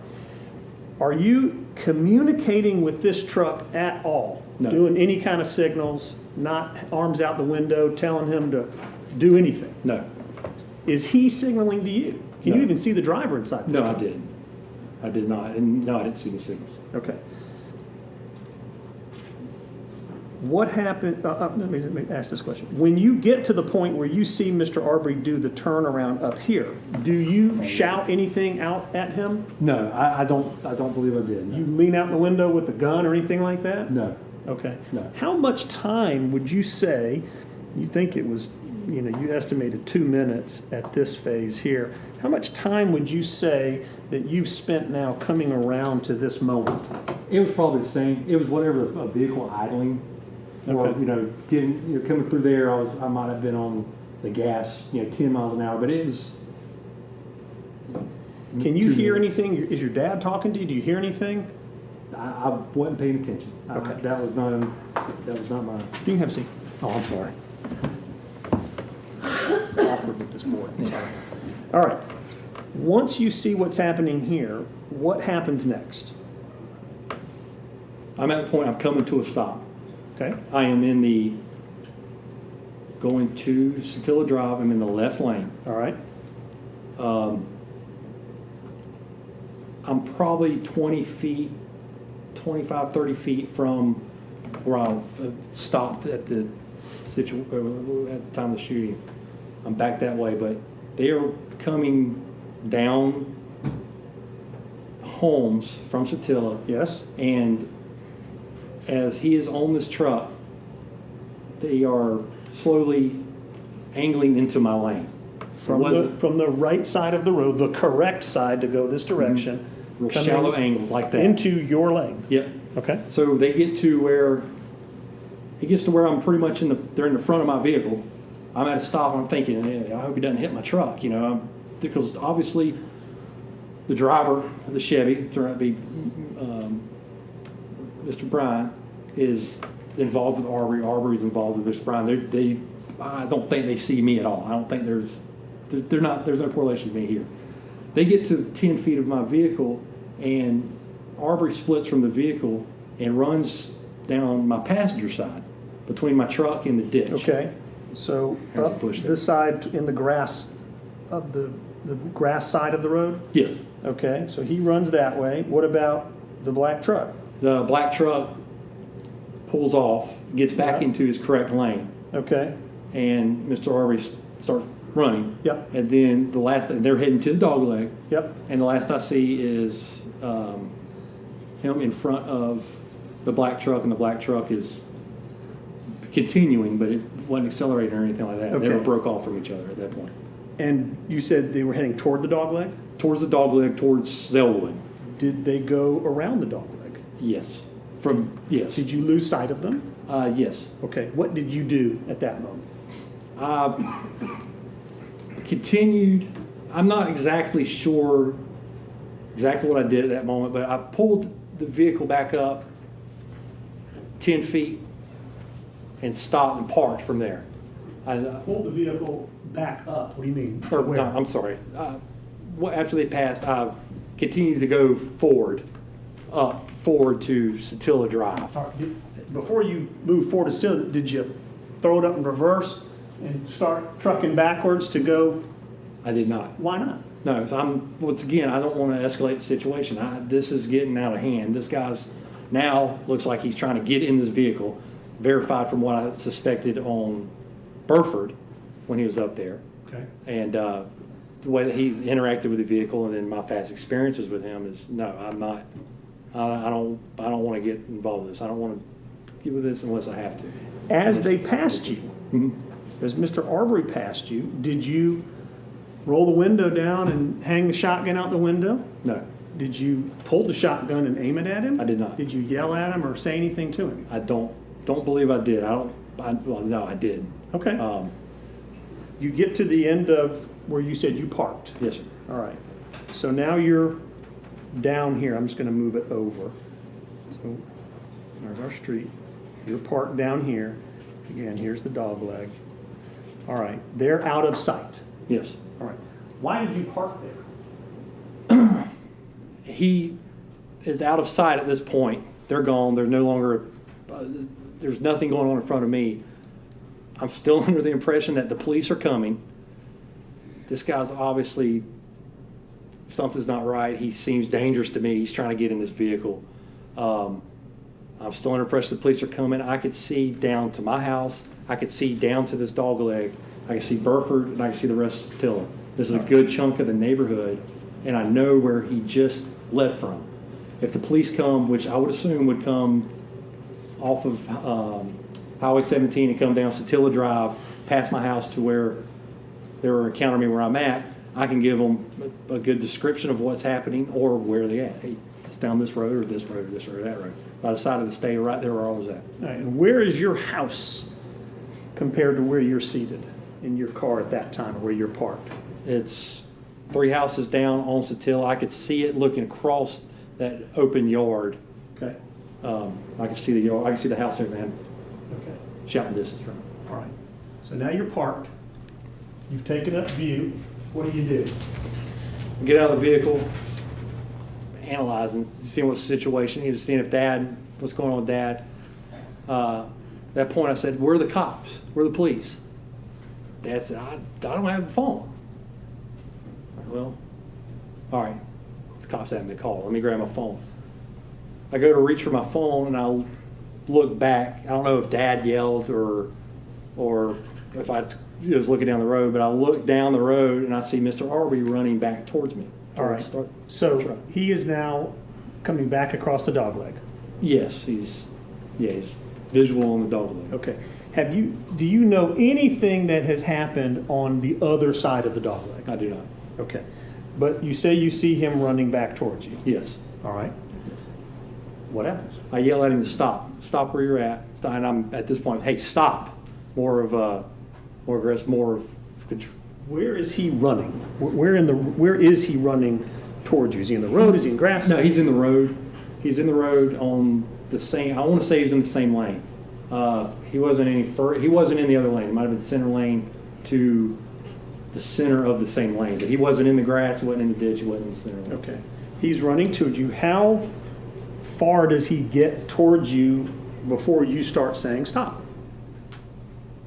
And the straightaway, so it was probably 30 yards. Okay. And you, again, tell us what you do, show us how you do it. Yeah, so I yell at him, stop. Stop right there, stop right there. He's continuing, we were in eye contact. He's getting closer, I'm thinking, he's not looking left, he's not looking right. It's not and the way he's running, it's not a full sprint, it's not a jog.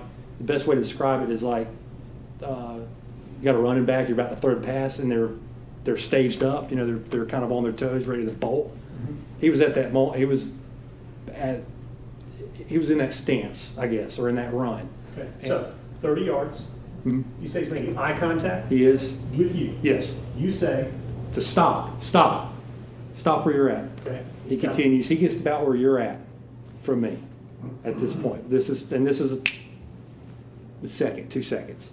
What do you mean this is 2 seconds? How long it took from me yelling at him to stop to realizing that he is coming to me, that Okay.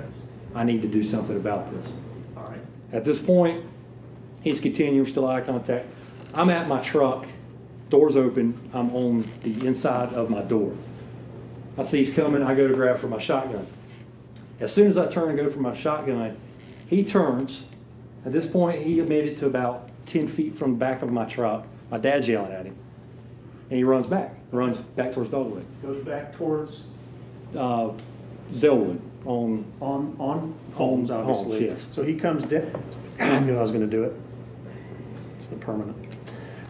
He runs down here to a point, you're saying stop, and then you say he turns around and goes back. Yes. Okay? Yes. All right. What do you think, when did he turn? At what point did he turn? He was about, like I said, about 10 feet from the back of my truck, but my action of going into my truck is what made him turn, I believe. Okay. He turns, then what happens? Starts running back down till I pull the shotgun out and I start going down there to see what's happening. And I said, no, I need to stay where I'm at. My dad's up here in the back of the truck. I know what's going on here. I don't know what's going on down there. And this guy is still irrational. It's still not, something's still not right about this. I'm gonna stay right where I'm at. Okay. So I put the shotgun right back on the door, pick up the phone, call 911. Okay. As soon as I call 911, I dial, I pick it up to the ear, and I see Mr. Arbery turn and come back. I don't know how long it took. I mean, it was seconds. It was less than. Okay. So he's gone back. When you told him to stop the first time on Holmes, now he's gone back across the dog leg, Ran which is out of up sight. here. Back across. Now he's coming back. Okay. This is now the second time he's coming back down Holmes. Yes. Okay. You said you just given the cell phone to your dad. Yes. How is it that you decided to call 911 at that moment? It was prior to the second encounter, or prior to the encounter I just had with him. Yeah. I asked my dad, I said, where are the police? And he said that he didn't have his phone. And I realized that he has not called 911.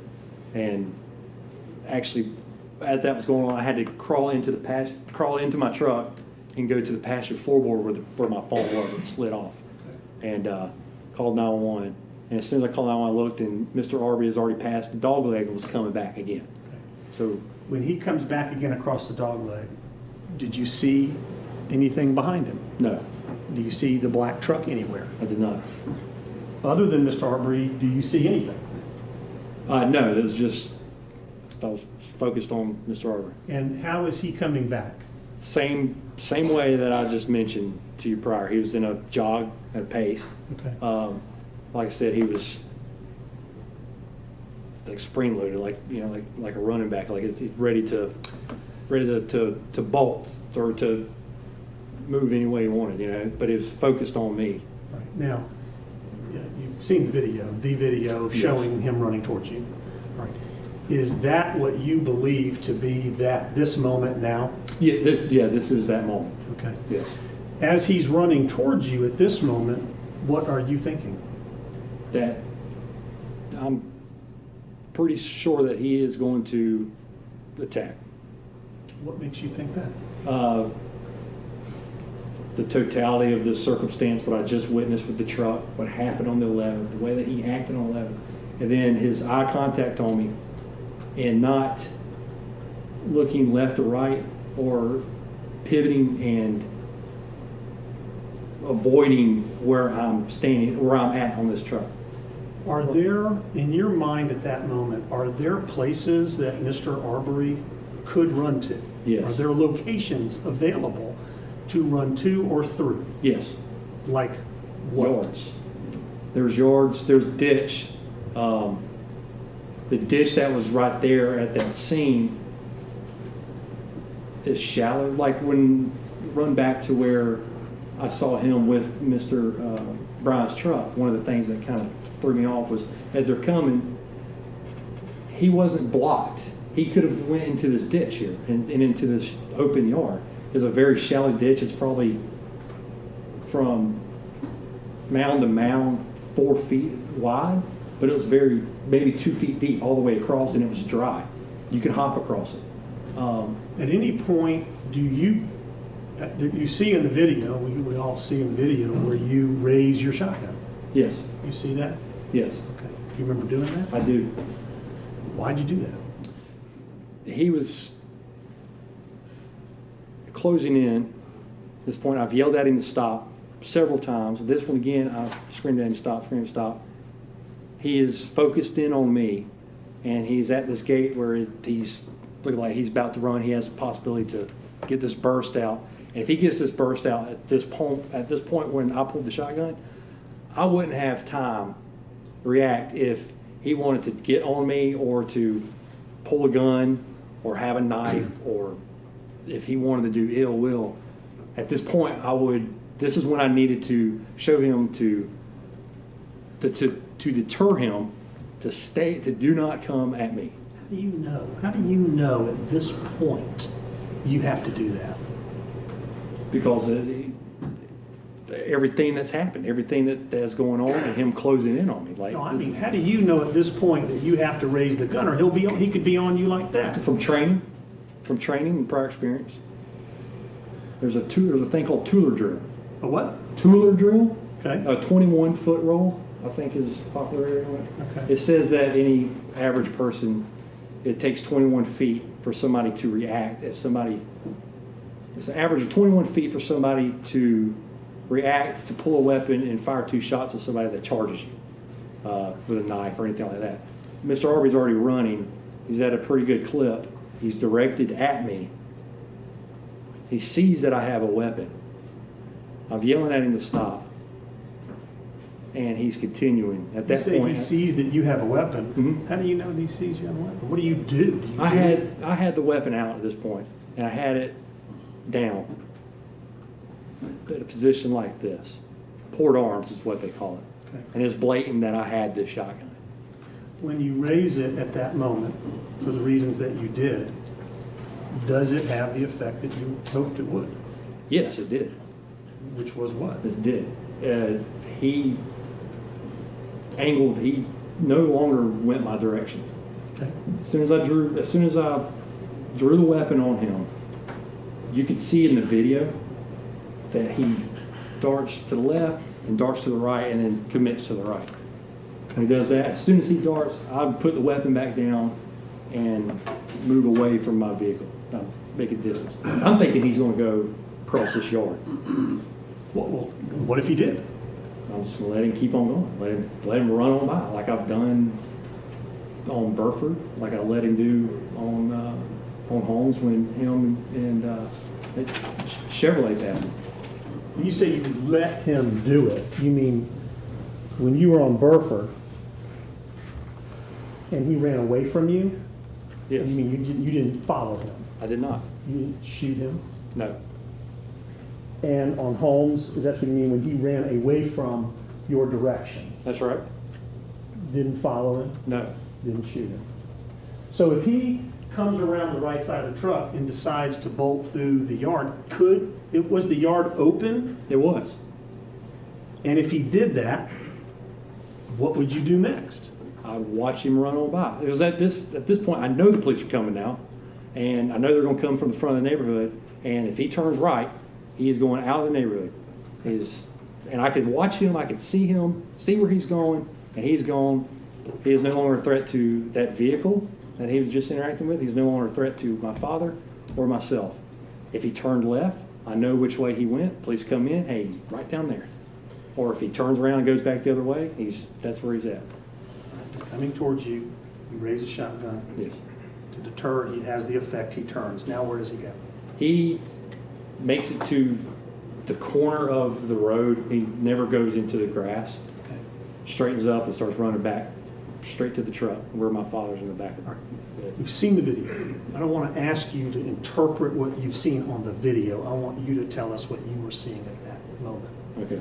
When he runs up the right side of the truck, what are you thinking? That he is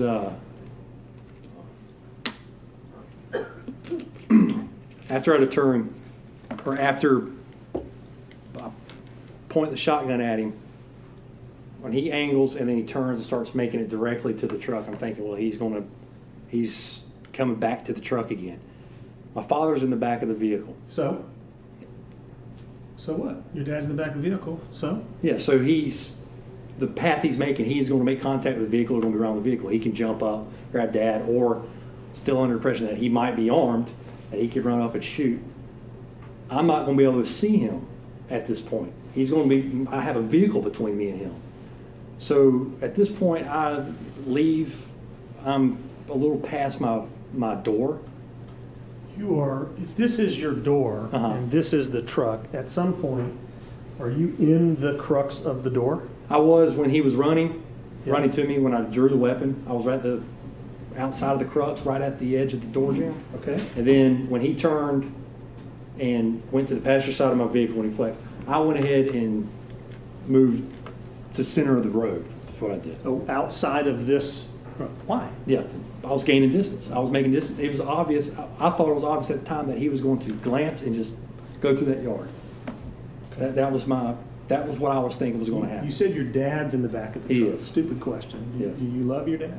Yeah. Are you worried about him? Yes, I was. So you come here, and now what? So, yeah, I'm on that side of the vehicle. He's running back. I'm losing. I'm not going to see what he's doing, what he's capable of, what he's going to do. I don't know what he's going to do. What do you mean you're losing? I'm losing visual, losing sight of him, losing where his hands are. Because of what? Because of my vehicle. Okay. Because of my truck. All right, so where do you move to? I moved to the front of my truck, and at this point, I'm thinking either he's on my dad at this point, or he is going to run by, or he's going to see that I have gone to the front of my truck, and he's going to finally turn and glance, or glance to go across that yard. I don't know, he can try to jump in my truck from the passenger side. He can lay down. He can draw a weapon if he's at this point. This is the point that's critical that I think.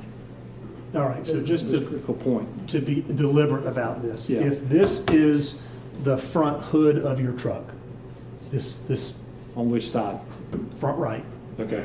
so the steering wheel's right here. Okay, yes, sir. This Gotcha. is the passenger side, and you're back over here. That's correct.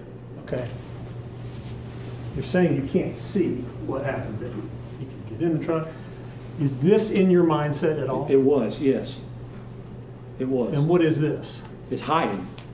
It's hiding or being away from me, cover, concealment.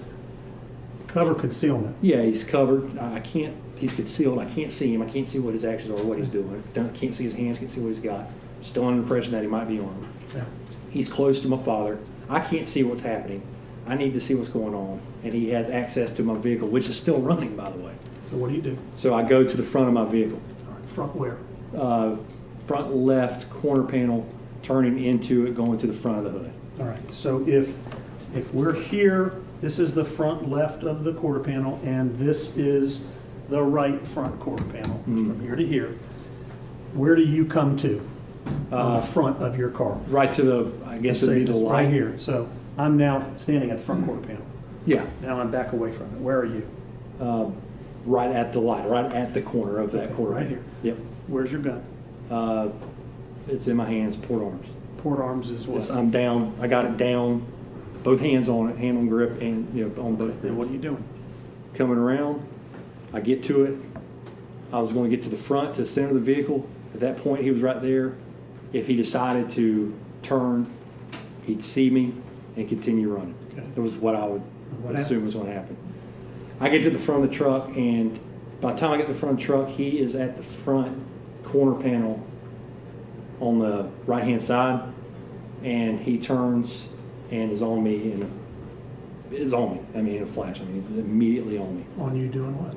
He grabs the shotgun, and I believe I was struck on that first instance that we made contact. What were you thinking at that moment? I was thinking of my son. It sounds weird, but that was the first thing that hit me. What did you do? I shot. Why? He had my gun. He struck me. It was obvious that he was. It was obvious that he was attacking me. That if he would have got the shotgun from me, then it was this is a life or death situation, and I'm going to have to stop him from doing this. So I shot. Did he stop when you shot? He did not.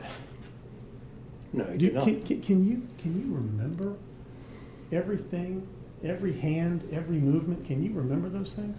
No, I know that I was. I know that I got hit, and I know that I was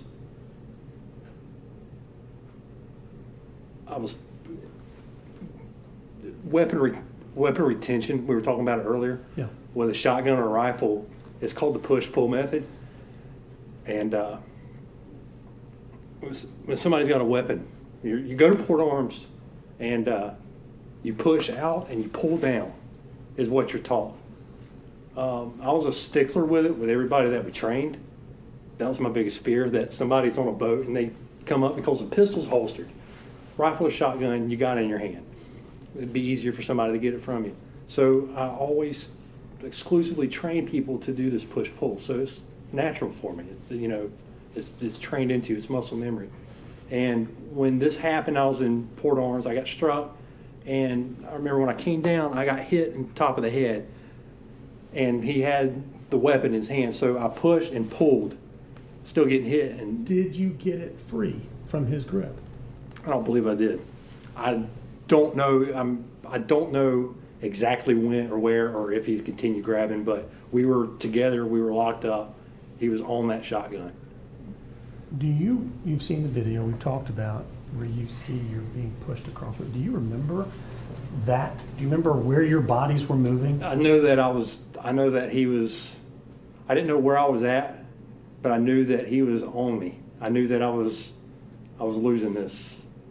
I knew that if I was getting tripped, if I would have tripped, or if he would have got a lucky strike on my head, or if I would have lost that grip on that shotgun, that I would have been shot, or I'd have been in serious trouble at that point. I knew that he was overpowering me, but I didn't know which direction or what mechanics he was doing to overpower me. Do you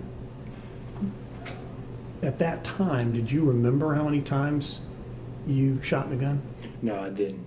I Did you- thought I shot twice, and But you shot it. You I did shot shoot. it. Yes, yes. Do you know, like I said, do you remember how many times you did? I thought it was twice until later on speaking with the investigator that I realized that it was 3 shots. But I shot the first shot. I knew I shot, and then the second shot, I shot again because I was still fighting.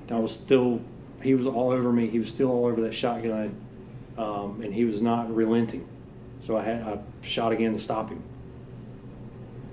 That third shot, which I thought was second, that final shot, he disengaged, and at that point, he let go. He turned and continued to run down Satilla. And at that point, I was in shock. I turned around. I don't know where I was going. My dad came out, and he was yelling that he's got his hand under him. I turned around. We got over there and pulled his hand out from under him and realized that he was deceased. And I looked up, and the police were right there. I stood up, realized that, that I got a gun here, and that he's passed away. The police were on scene, so I walked over to the side and put my shotgun down. After that, it was a blur. It was shocking. It was a blur.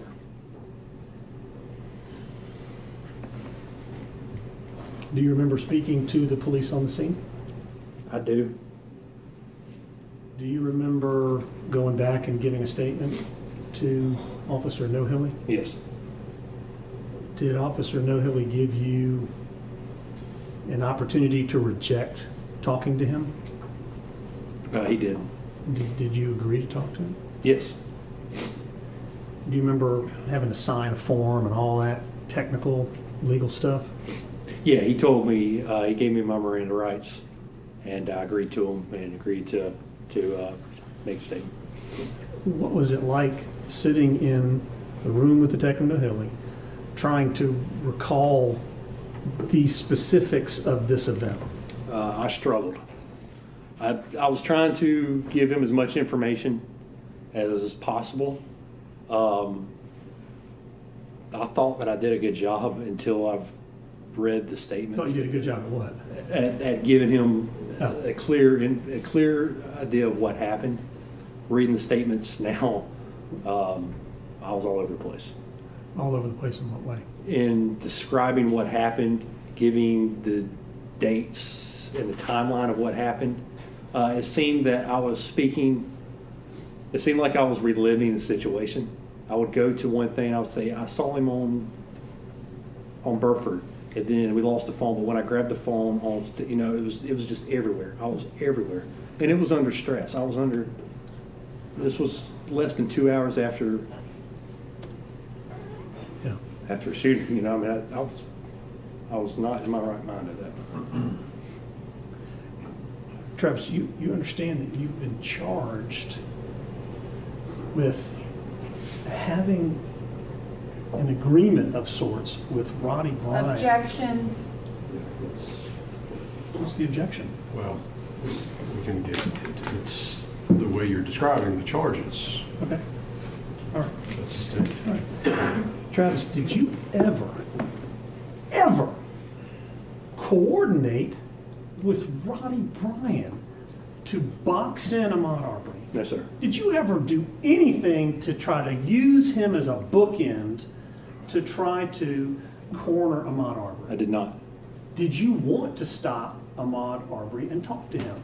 I did. Did you want to stop him and hold him so the police could come and arrest him? That was my plan. Yes, sir. And by hold him, I mean, detain him, not let him go anywhere, at least keep an eye on him. Leading. Sustained. Yes. Okay, no, don't answer, it's been sustained. Sorry. Been sustained. Other than the time that you put your shotgun on your shoulder and the time that you had it in your hands when Mr. Arbery grabbed it, did you ever pull out your gun? No, I did not.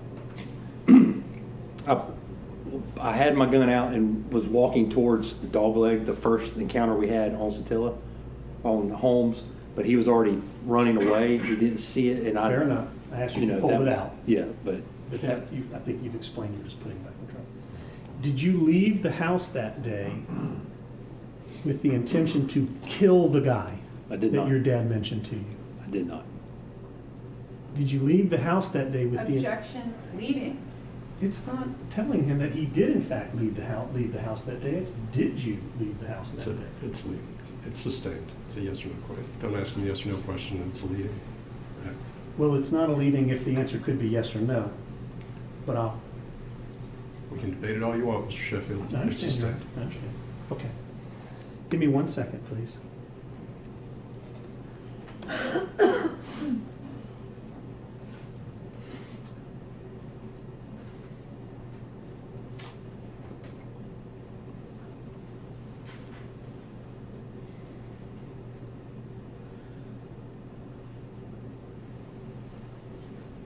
All right.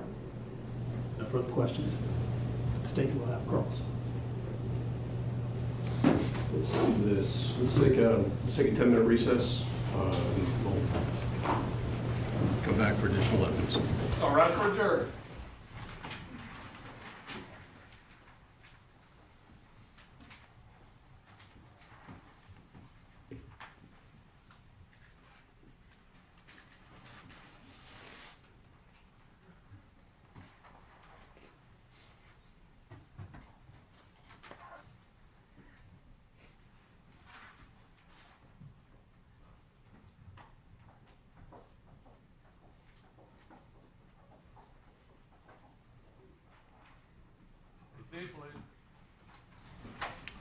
All right, let's go ahead and take 10 minutes. We're in recess. Sir, you can go ahead and step down.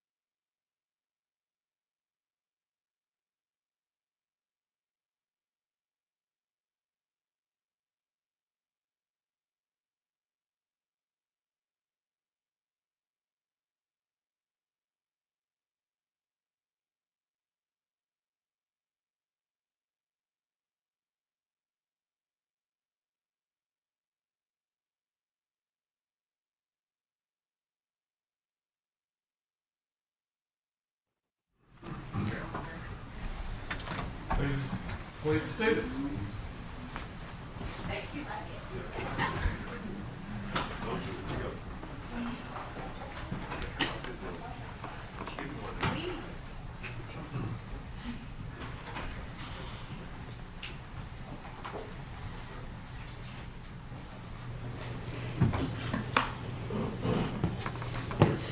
All right, we are back on. Defendant's present, represented by counsel. Yes, Your Honor.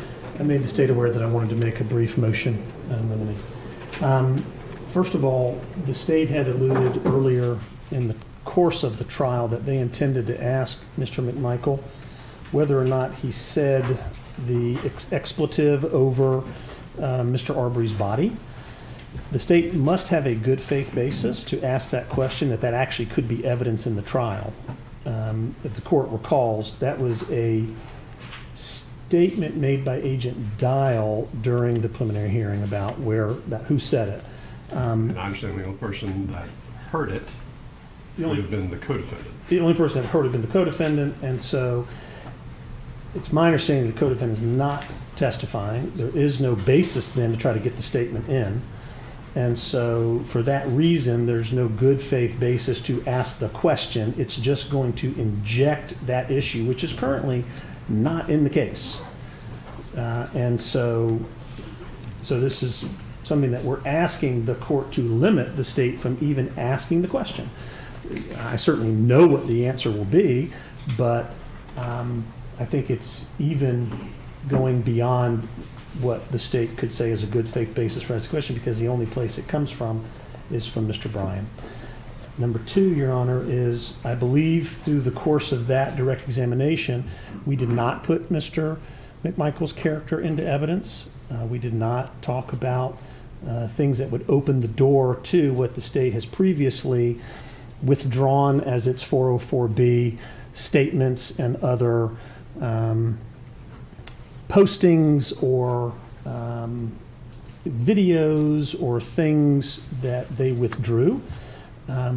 Similarly, to ask the court to have a candid conversation about that now, the state indicated that if it was going to do something like that, it would certainly make the court and the defense aware, and we could hear that outside the presence of the jury. I bring it to the court's attention because I think that we have not opened the door. We did not put his character into issue. Now, we're asking the court to hear from the state and kind of see where we are. From the state. Judge, he just finished his direct examination. I have about a half an hour's worth of cross, and then we're probably going to break for the evening. If I may, I'd like to be able to think and review my probably 40 pages of notes before I go ahead and let the court know what my plan is for the continuation of cross tomorrow. I will not go into it today. Okay. We'll address it in the morning then. Thank you, Judge. All right. We're going to release our other witnesses then, since it sounds like we're going to stop on Mr. McMichael today. It sounds like Sounds like it. Good. probably be more than enough for the day. Very good. That's really for the day, correct? Not permanently. What? Yeah. For the day? Yeah. Okay. Thank you. All right. All right, witnesses on the stand. I understand we are ready to go. Yes, Judge.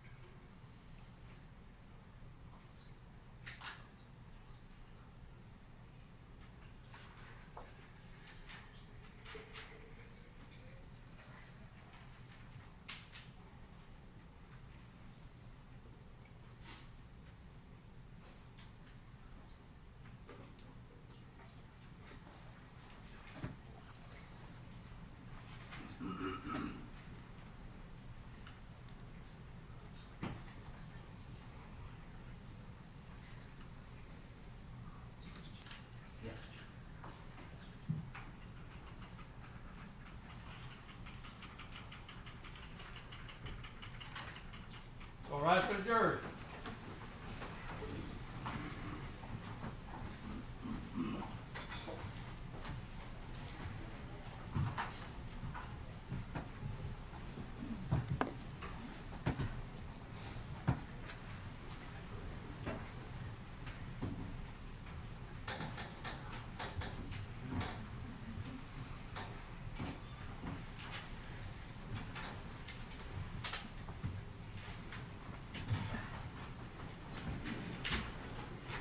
All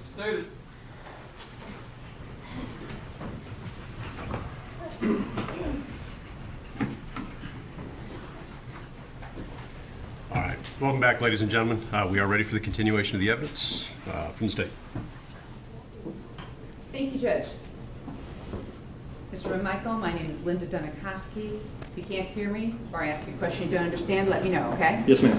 All right, you just testified under oath that you're not going to chase or investigate someone who is armed. That's correct, right? Yes. All right.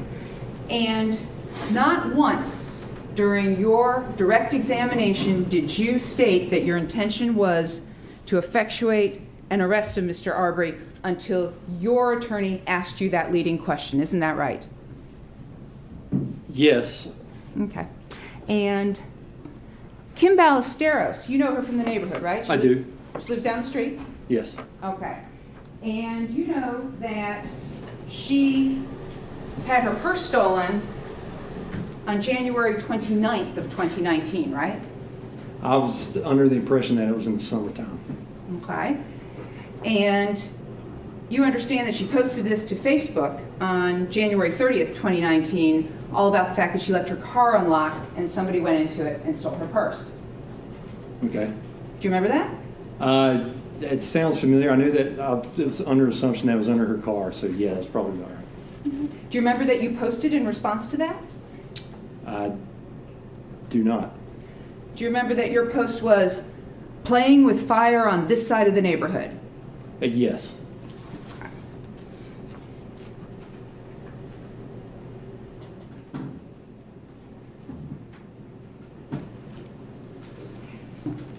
Now, you talked about crime in Satilla Shores, but isn't it true that Satilla Shores only had one burglary call in all of 2019 and it was a false alarm? I heard that there were several burglaries from my mother and then from hearing from the other neighbors, and then seeing a burglary on the Facebook page. That was what that I was heard about the neighborhood.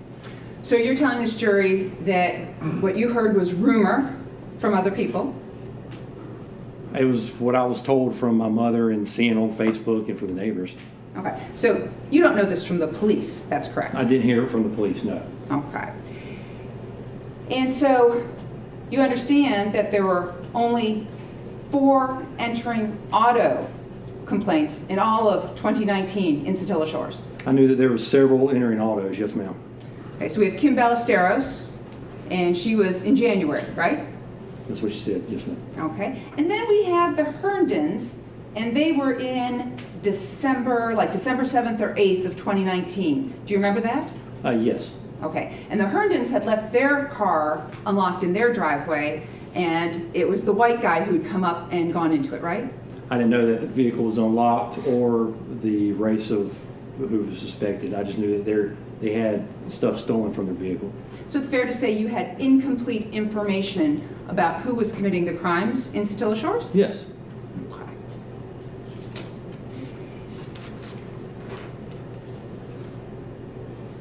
So the information you had being incomplete, you started making assumptions about who must be doing this, right? I didn't make assumptions at that point until February 11th, when I saw what I saw on that evening. And then you assumed this must be the person responsible for all the crime within Satilla Shores.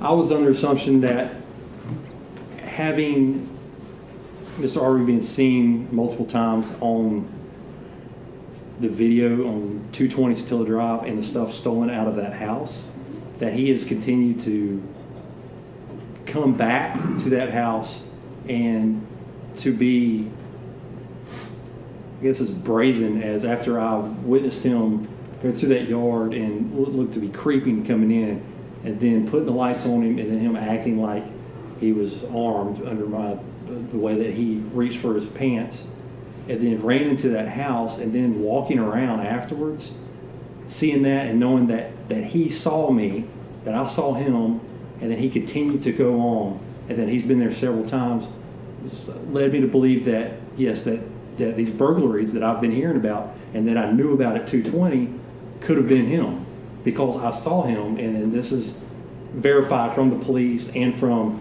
the videos from that evening and from talking to Officer Rash and Mr. Al Benzie that they've seen him as well, that, yeah, this is a probability that this is the guy. So let's go ahead and break that down, okay? Your mom and dad, well, your father especially, told you that Officer Rash had stopped by, correct? On the 11th? No, I'm sorry, bad question. You understand that Officer Rash in December met with your father and told him about the fact that Mr. English had items stolen off of his boat and Mr. English suspected his subcontractors. I didn't know where my dad got that information. I did not know that it came from Rash. And I believe it was my mother that told me that. And then my dad started repeating it afterwards. But it was my mother that was the first one. Okay, so your mom told you that Larry English had items stolen off of his boat and suspected his subcontractors, correct? No, there was stuff stolen off the boat. And then when she said that, there has been people in this house. I didn't know who stole, but I just know that they have been people in that house, verified that people have been in the house, and then there's been stuff been stolen. And that's multiple people in the house, correct? Yes. Okay, so not just Mr. Arbery. That's correct. Okay. So you knew about the white couple who had gone in. I knew that there was several people. I didn't know race. I didn't know couple. I just knew that there's been several people seen at that house at that time. So several different people in your mind had been going into that open, unsecured construction site during this period of time. That's correct. So any one of these people could be the people who had taken the items off of Larry English's boat. Absolutely.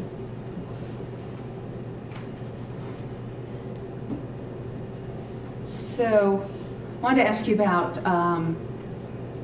July 13th and the man who's homeless under the bridge? Yes.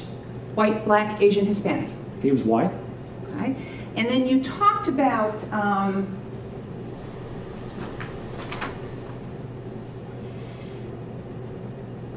the ATM situation. That was when, in 2008? 2008. Okay. City of Pascagoula? It was. Pascagoula? Pascagoula. Thank you, Pascagoula. City of Pascagoula. Did you report that at that time? I did not. And the two people who had come up to you, black, white, Asian, Hispanic? They were black. And now in 2011, you said some guy attempted to get into your car. Mm-hmm. Was this person black, white, Asian, Hispanic? He was white. Did he appear to be homeless? No. Okay. No, he did not. Did he appear to be a worker? He seemed to be strung out, I would say. It was quick. It was night. And you did not report it to the police or the city of Pascagoula? Jackson County Sheriff's Department. I contacted a coworker and let him know what was going on, what happened, where I was at, and he said, yeah, we'll go take a stand on it. I didn't call emergency line, or I called deputy sheriff, a friend of mine. Okay, so you had a friend who then went and checked it out, so no police believe he report? did. I thought he made a report.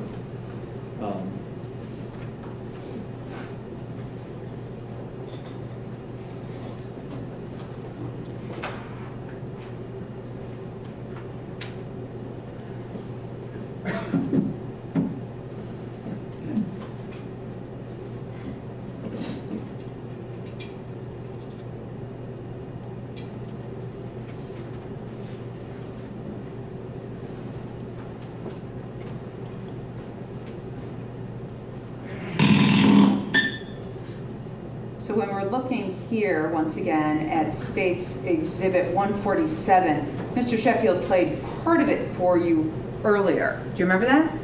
Which one was it? This is your father's July 13th, 2019 911 call. Yes, sir. Okay. And so I think we got about 1 minute into it. And my son and I just discovered a guy. We think he may be living on the Bluff Creek Bridge on 17. We just went up there and made contact with him. Real shady-looking fella. And he, possibility he may be the one that's been breaking into all these automobiles right there tonight. Just wanted to make somebody aware there was somebody living under there.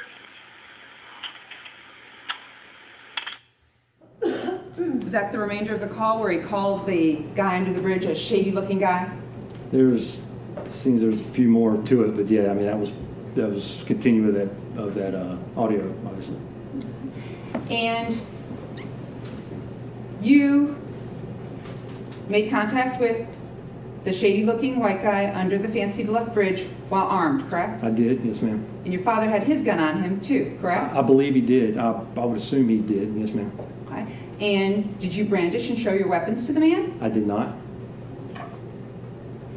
This was just some sort of pleasant conversation with the homeless guy under the bridge, is what you're telling this jury. Yeah, it came pleasant once I split between him and the machete that he had there, and asked him what's going, how's he doing, what's going on. He stayed right where he was and continued to fish, and I didn't see a threat. Okay. But your dad still decided afterwards to call 911. Yes, Not before.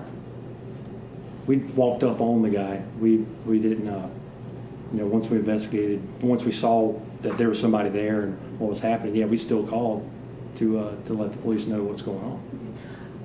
You took it upon yourselves to go ahead and investigate it, correct? Yeah, well, yes, we did. All right, so let's go ahead and talk about your time in the Coast Guard.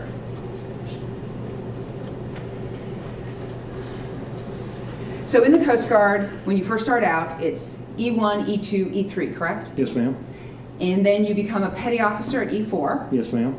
Now within the petty officer category, it goes all the way up to like E9. E9. And then you can go all the way up to warrant officer, correct? Can't. All right. And you had been in for about 9 years? Yeah, 9 and some change. Yes, ma'am. Right. So you had to do standard recruit training in 2007. Yes. And then machinery technician training from April 14th of 2008 to July 3rd of 2008. That sounds right. And then July 13th through August 13th of 2009, basic boarding officer, correct? Yes. And the basic boarding officer, do you take that when you become an E4 or No. before that? No, you take it after you become an E4. If the commanding officer decides that you would be a good candidate to go to it, it's not mandatory.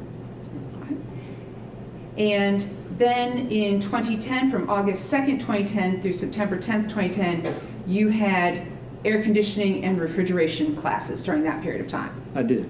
All right, so when you left the Coast Guard, your rank was still E4, right? Yes, ma'am.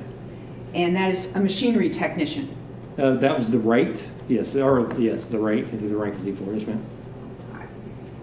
So back in 2009, when you taken your basic boarding officer classes, you understood what the Fifth Amendment was, right?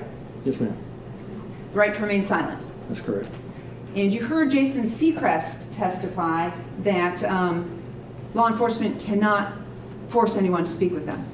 That's right. Okay, so you learned as part of your time in the military that you can't force people to speak with you. That's correct.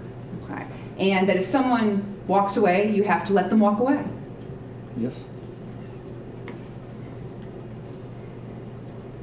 In fact, you were trained that displaying a weapon may be considered psychological coercion, which is prohibited by the courts, and as a law enforcement officer may be grounds for suppressing evidence. Isn't that what you were taught? Under certain situations, yes, ma'am.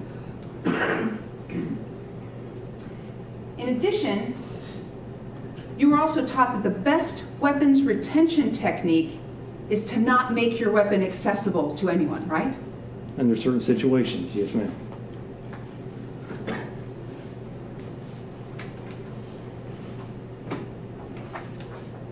And you were also taught about the deadly force triangle, correct? Yes.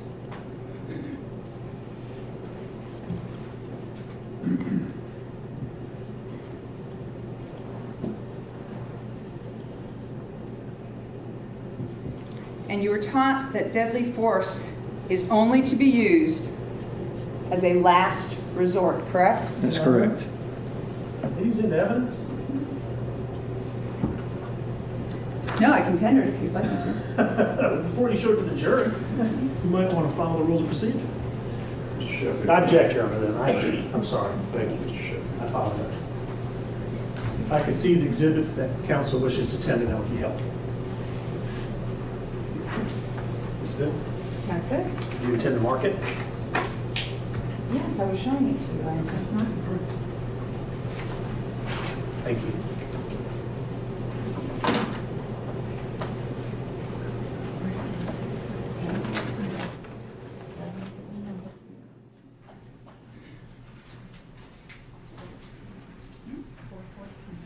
I'm going to mark this as 414. May I approach the witness? Yes. Mr. McMichael, I'm going to show you what has been marked as 414. You recognize that? I do, yes, ma'am. All right, this time the state would tender into evidence. State's Exhibit 414. Objection, thank you. No. No objection. Submitted. All right. So this was one of the PowerPoint slides you were shown as part of the deadly force triangle, and deadly force is only to be used as a last resort, correct? That's correct. You were also trained never to point a firearm at someone unless you intended to use it. Is that correct? Under certain yes, and then under certain situations, it could be used as a deterrent.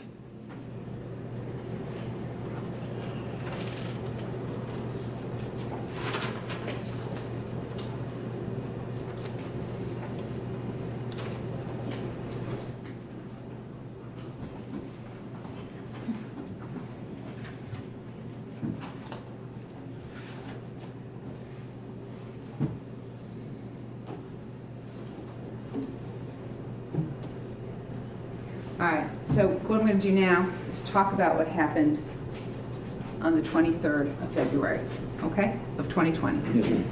All right. So let's go ahead and start at the moment your dad kind of came running into the house. He was yelling for you, correct? Yes, ma'am. All right, he yelled that the guy from the other night was running down the road. Yes. And you understood that he was talking about the black van that you had seen go into the open unsecured construction site 12 days beforehand on February 11th. He said the guy that had been breaking into the house just ran by. So yes, that was what I was thinking at the time. Okay. And your father ran into his bedroom to get his .357 Magnum revolver. Yes, where it was, yes, ma'am. Right. And I want to be real clear. He didn't say he'd seen the man breaking into the house. No, Just that he'd seen the man running down the street. that has been breaking in the house, is what he said, yes, ma'am. And you hadn't seen the black man in the 12 days between February 11th and February 23rd, had you? I did not. And at this time, you were working at Metz & Marine, I was. and your hours were really early in the morning to about 5 at night? It depended on what was going on. It was usually 5 to 1 or 2 in the evening, but it could change so much. All right, so I just want to be clear. 5 o'clock in the morning to 1 or 2 in the afternoon, or are you talking 5 p.m. to 1 or 2 at 5 midnight? a.m. to 1 p.m. sometimes. All right, so on February 23rd, 2020, when your dad came in and yelled for you, you didn't know where the black man was coming from. I had an idea because he said running down the road, the guy that's been breaking in. I've never seen him before. I've kind of had an idea that maybe he's coming from 220. But we're just going to go out and check out and see what's going on. But your dad just said he's running down the road, correct? Yes, And you didn't know where he was going when he was running down the road. I did not. All right. And you had no idea what he'd actually been doing that day. Not at that time, no.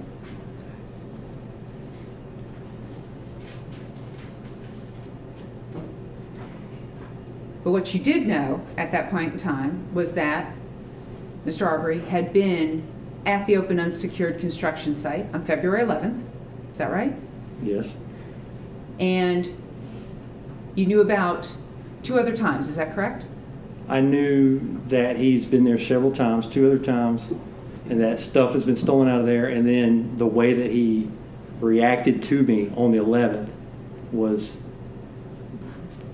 the thought that was in my mind. Now, you didn't suspect him of having stolen your handgun out of your car 54 days earlier, did you? No, I have no idea who did that. Did you tell Diego Perez that you knew who did it? No, I didn't. Did you indicate to Diego Perez you had a good idea who was a good suspect in the neighborhood who had done it? To Diego? No, I did not. Did Diego Perez actually show you the videos from his house to see if anyone was going up and down, cars or people? On the 1st? When When my you- pistol yes. was stolen? So I walked around, I started noticing that everybody had these things, so I saw that Diego's house had cameras while I was waiting on the police to come to make the report.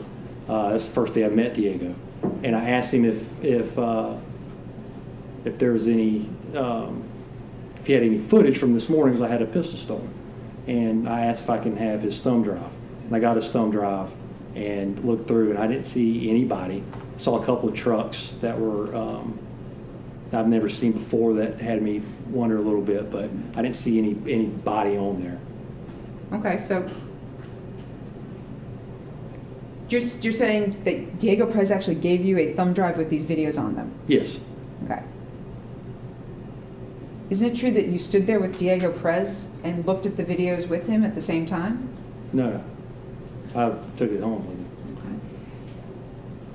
So while watching, you weren't with Diego Perez watching the videos when you said to Diego Perez, I think I know who did this.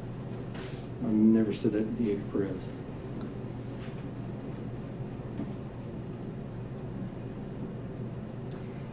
All right, so let's go ahead and go back to February 23rd, 2020, okay?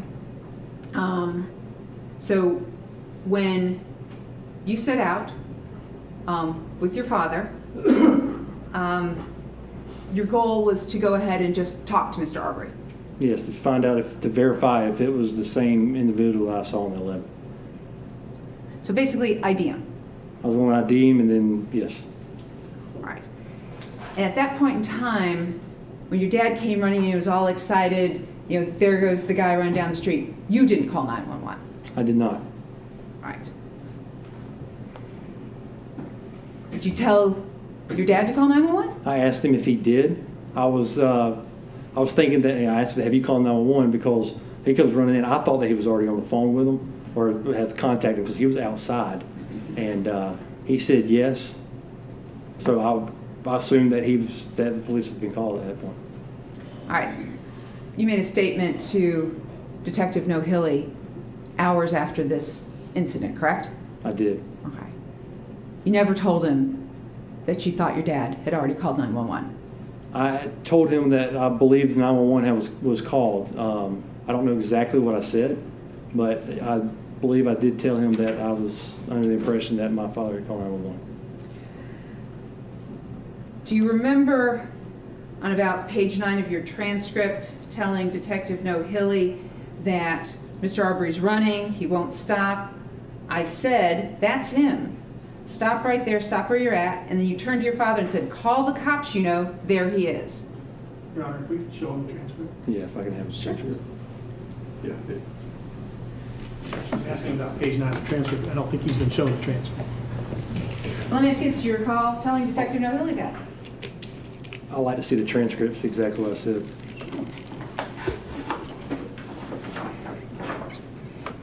She asked him whether he recalled it, said no, so she's getting the transcript. Yes, sir.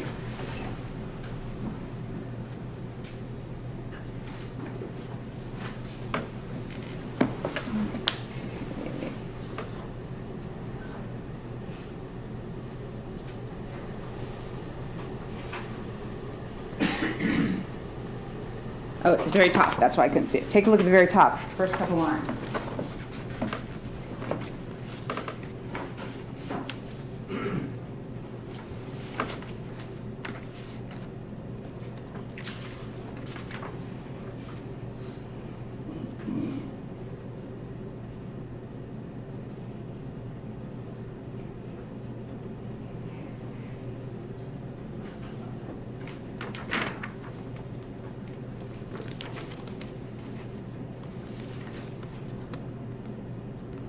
Yes, I did say that. So at this point in time, it's fair to say that you're in the car on Burford with your dad, and you're instructing him at this point in time to call the cops, because there he is. Like I said earlier on the first, I was all over the place in this statement. I said that to Officer Nohealy, but at the time, I was still, what's the best way? I was still under the influence of what happened. This was only 2 hours after the most traumatic experience of my life. I'm trying to give him as much information as I can. So from reading these transcripts, I realized that I was scatterbrained everywhere. When I said the whole paragraph, so pull up to him and say, hey, you know what's going on, he's running, he won't stop. I said that's him, stop right there, stop right, call the cops, you know, there he is, starts acting funny, takes off running. I'm all over the place. I'm trying to explain what's going on, but yes, I said it, but I don't think I was intending to say, there he is, hey, you call the cops. It was the same timing of the situation, kind of muddled together.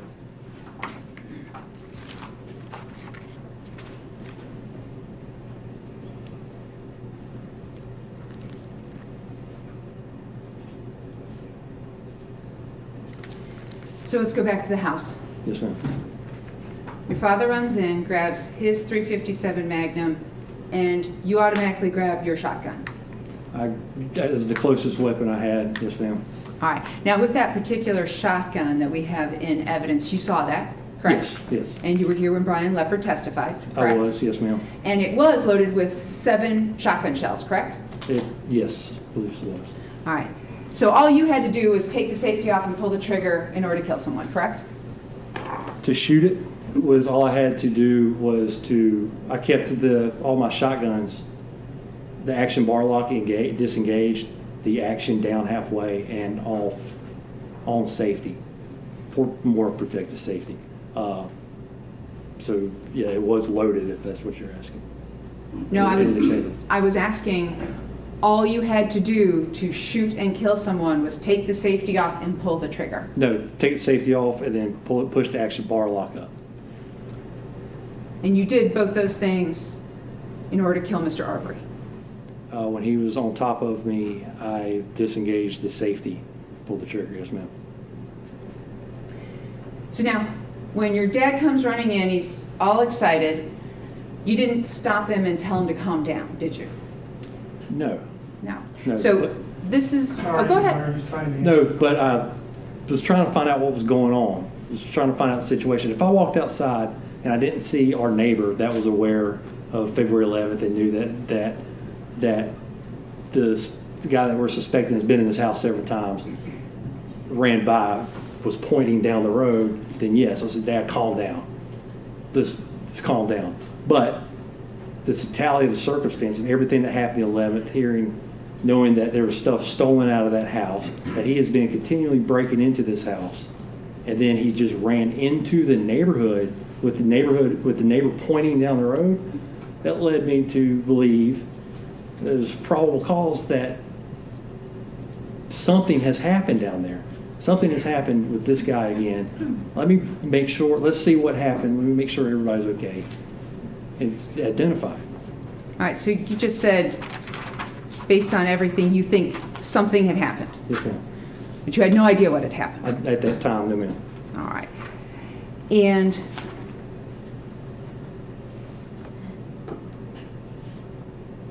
at this point in time, you tell this jury that your father had suffered a couple heart attacks, a stroke, and a hip replacement. Yes, ma'am. And you grabbed your shotgun and walked outside with it, and that's when you saw Mr. Albenzi. Yes, ma'am. So you'd already made the decision inside the house to go with your father to go track down Mr. Arbery. Made a decision to find out why he was so excited, what was going on at the time. I walked outside to analyze the situation to see why my father, who's had 2 heart attacks, a stroke, and a complete hip replacement, why he's so excited, what caused him to be in this state of mind? What happened? What has happened? It's not something that happens every day. So yeah, I was alarmed. I'm gonna go out there and see what happened, investigate what's going on. You took your shotgun with you out there, I did. and you didn't tell your dad to go back in the house. I didn't see him at that point. He ran off into the back of his room. So when you got out there and you saw Mr. Albenze, you didn't say, Dad, go back in the house, we're not gonna do this, we're gonna call 911. I've told him, when he jumped in the truck, when I asked him to call 911, I wanted to make sure that everything was okay, to see what was happening, to verify, to see if it's the same guy. If it was going down the road and if it was not the same one, then yes, I would, all right, this is not the same guy. This is a misidentification. This isn't the guy that police have been looking for and has been breaking in this house. This stuff has been stolen in it. We'll just continue on, but as we went down and identified him, that yes, this is him. Let's try to hold him for the police, talk to him. Didn't you tell this jury that you assumed your father was correct, and that's why you got your shotgun? Yes. All right. And Defendant's Exhibit 14.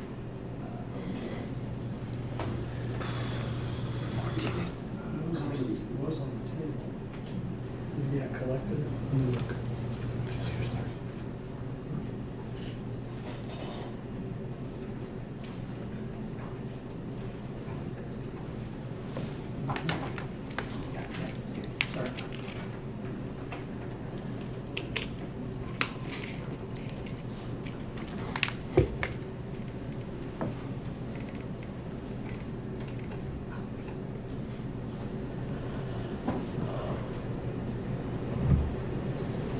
Your son was inside the house, correct? He was.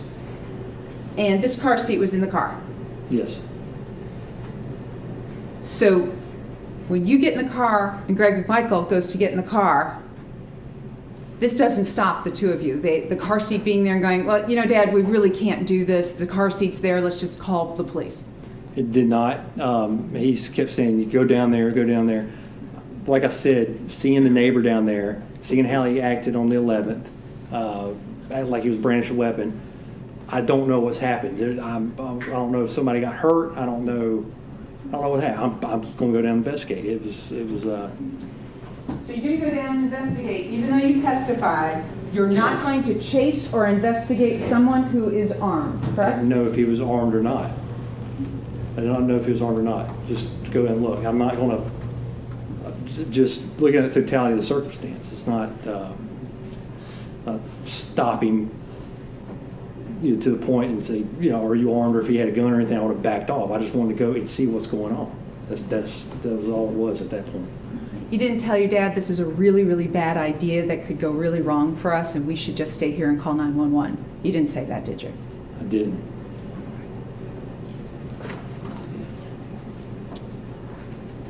Now, when you got inside the truck, you had your phone with you.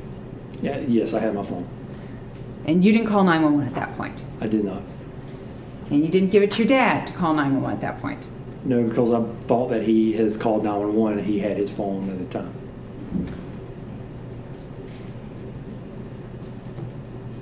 Would this be a good stopping point, Judge? Yeah, well, we can stop here. I'm just looking for a natural break in the Okay, office. if it's a natural break in the testimony, if you're going to move to another area then? All right. All right, ladies and gentlemen, why don't we go ahead and break for the day then? Again, during the recess, hold on a sec. Don't get away yet. All right, again, during the recess, please do not discuss this case amongst yourselves or with anybody else. Don't go looking for any information about the case. Don't go picking up any newspapers or social media. If anybody is around you or approaches you about the case, please notify the court. Don't let anybody discuss the case in your presence of hearing. And if any of that happens, please let us know first thing in the morning so that we can go ahead and get that addressed. So with those instructions and all the other instructions I've given you, have a good evening. We'll see you back here at 9 o'clock for the continuation of evidence. Thank you. So rise to the jury.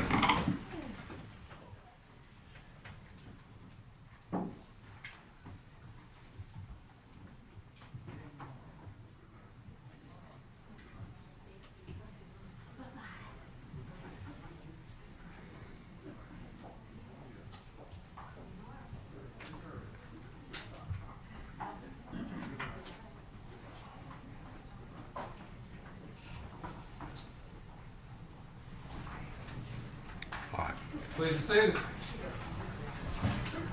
All right, sir, you can go ahead and step down. Yes, sir. Thank you.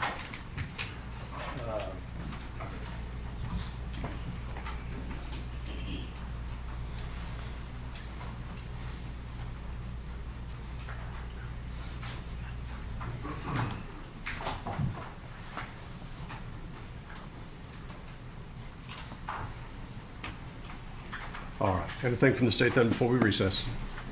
No, Your Honor. From Travis McMichael, No, Your Honor. from Greg McMichael, No, Your Honor. from Mr. Brown. No, Your Honor. We'll be in recess then until 9 o'clock tomorrow morning. Thank you, everybody. Thank you, Judge.